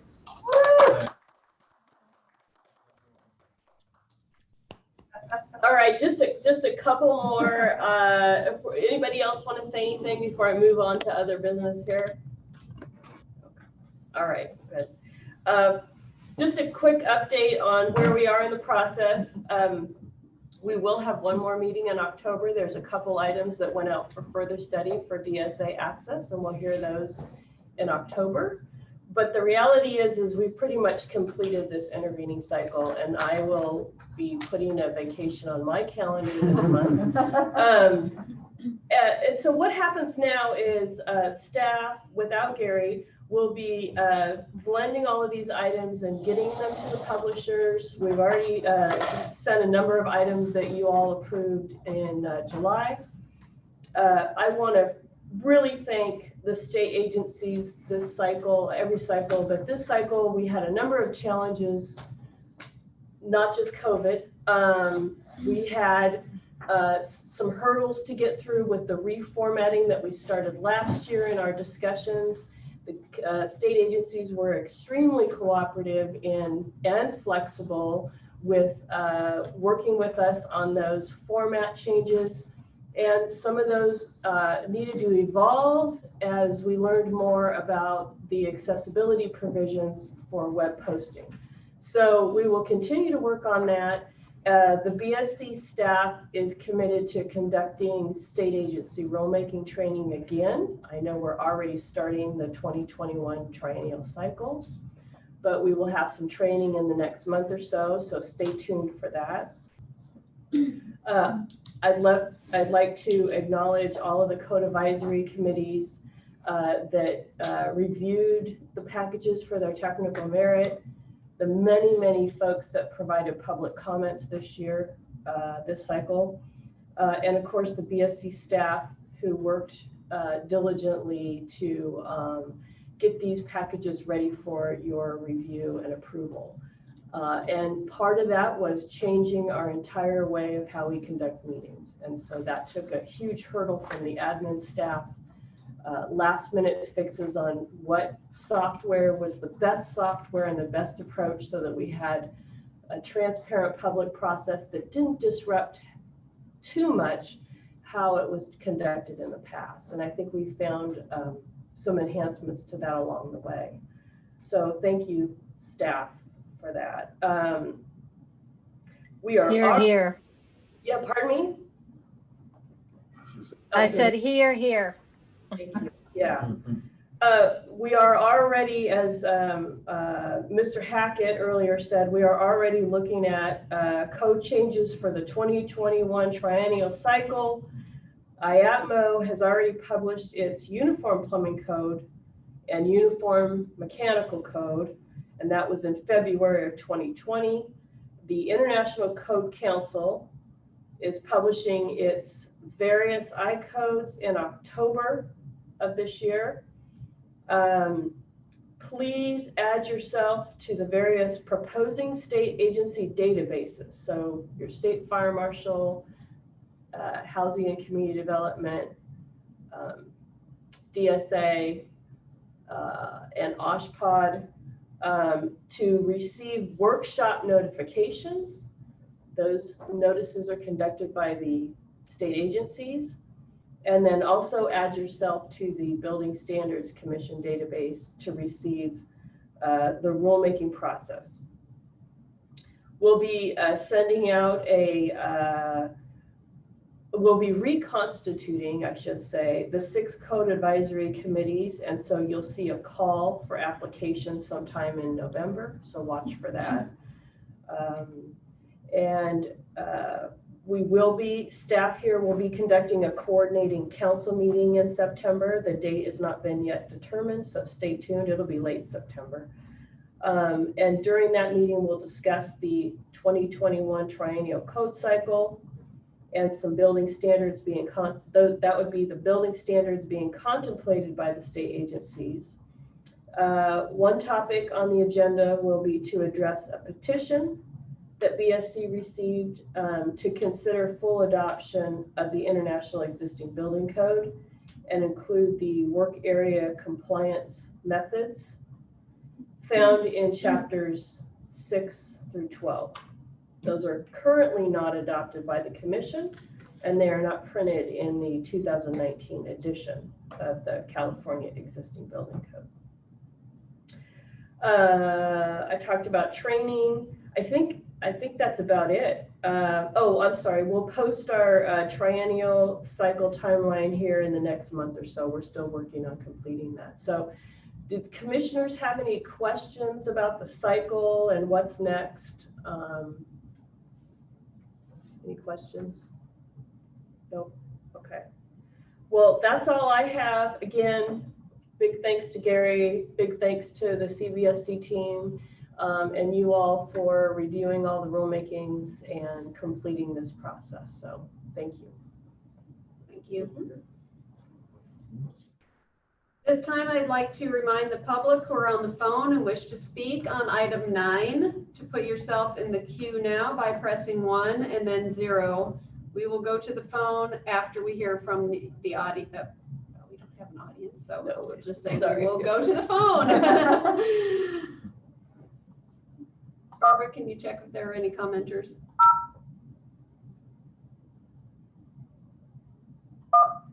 You have 0 questions remaining. All right, thank you.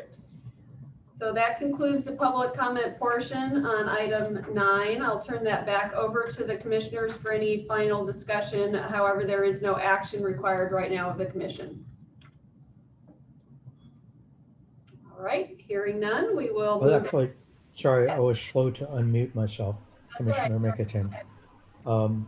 I just wanted to point out that the captions worked well, and I hope that they work for people viewing through YouTube as well, to be able to dial up to the specific website here and resize that on screen. And I would just maybe suggest that in the next agenda, if you will be using this method again, that it be maybe just stated with another sentence that it will take you to another website that, you know, is outside of what you're looking at through the video feed. Very good. But thank you for setting that up. Thank you, That's all. All right. Next on the agenda is item 10, future agenda items. Do any of the commissioners have items they wish to have placed on future agendas?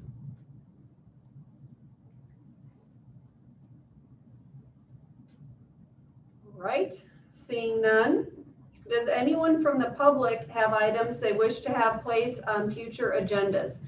At this time, I'd like to remind the public who are on the phone and wish to speak, please put yourself in the queue now by pressing 1 and then 0. If you would like to identify yourself, please clearly state your name and who you represent. Barbara, can you check the phone for any commenters on item 10? You have 0 questions remaining. Thank you. That concludes the public comment portion for item 10, future agenda items.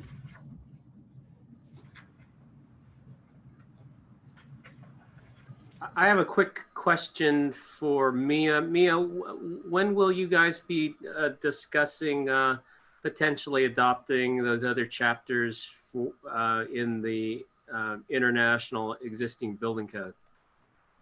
Good question.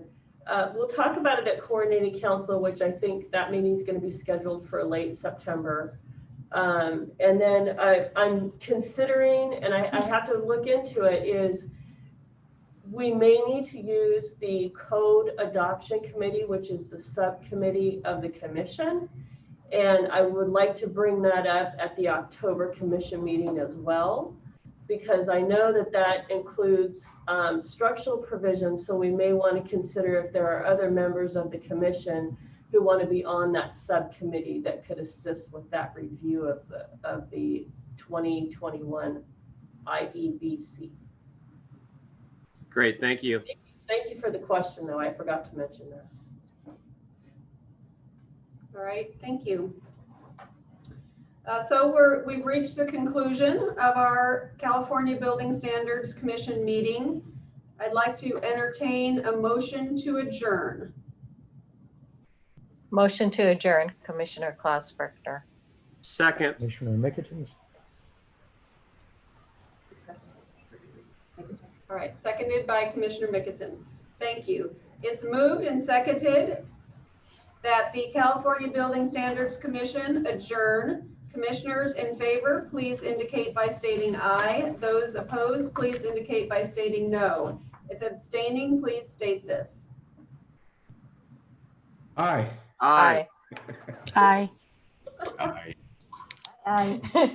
Yay. All right, Good job, guys. Thank you, everyone. Bye. Everyone take care. Thank you, Madam Chair. You did a great job. Great Miss job. Sherry. Thank you. Thank you. Thanks, everyone. For getting us through in one day. Thanks. Bye. I'm gonna mute it.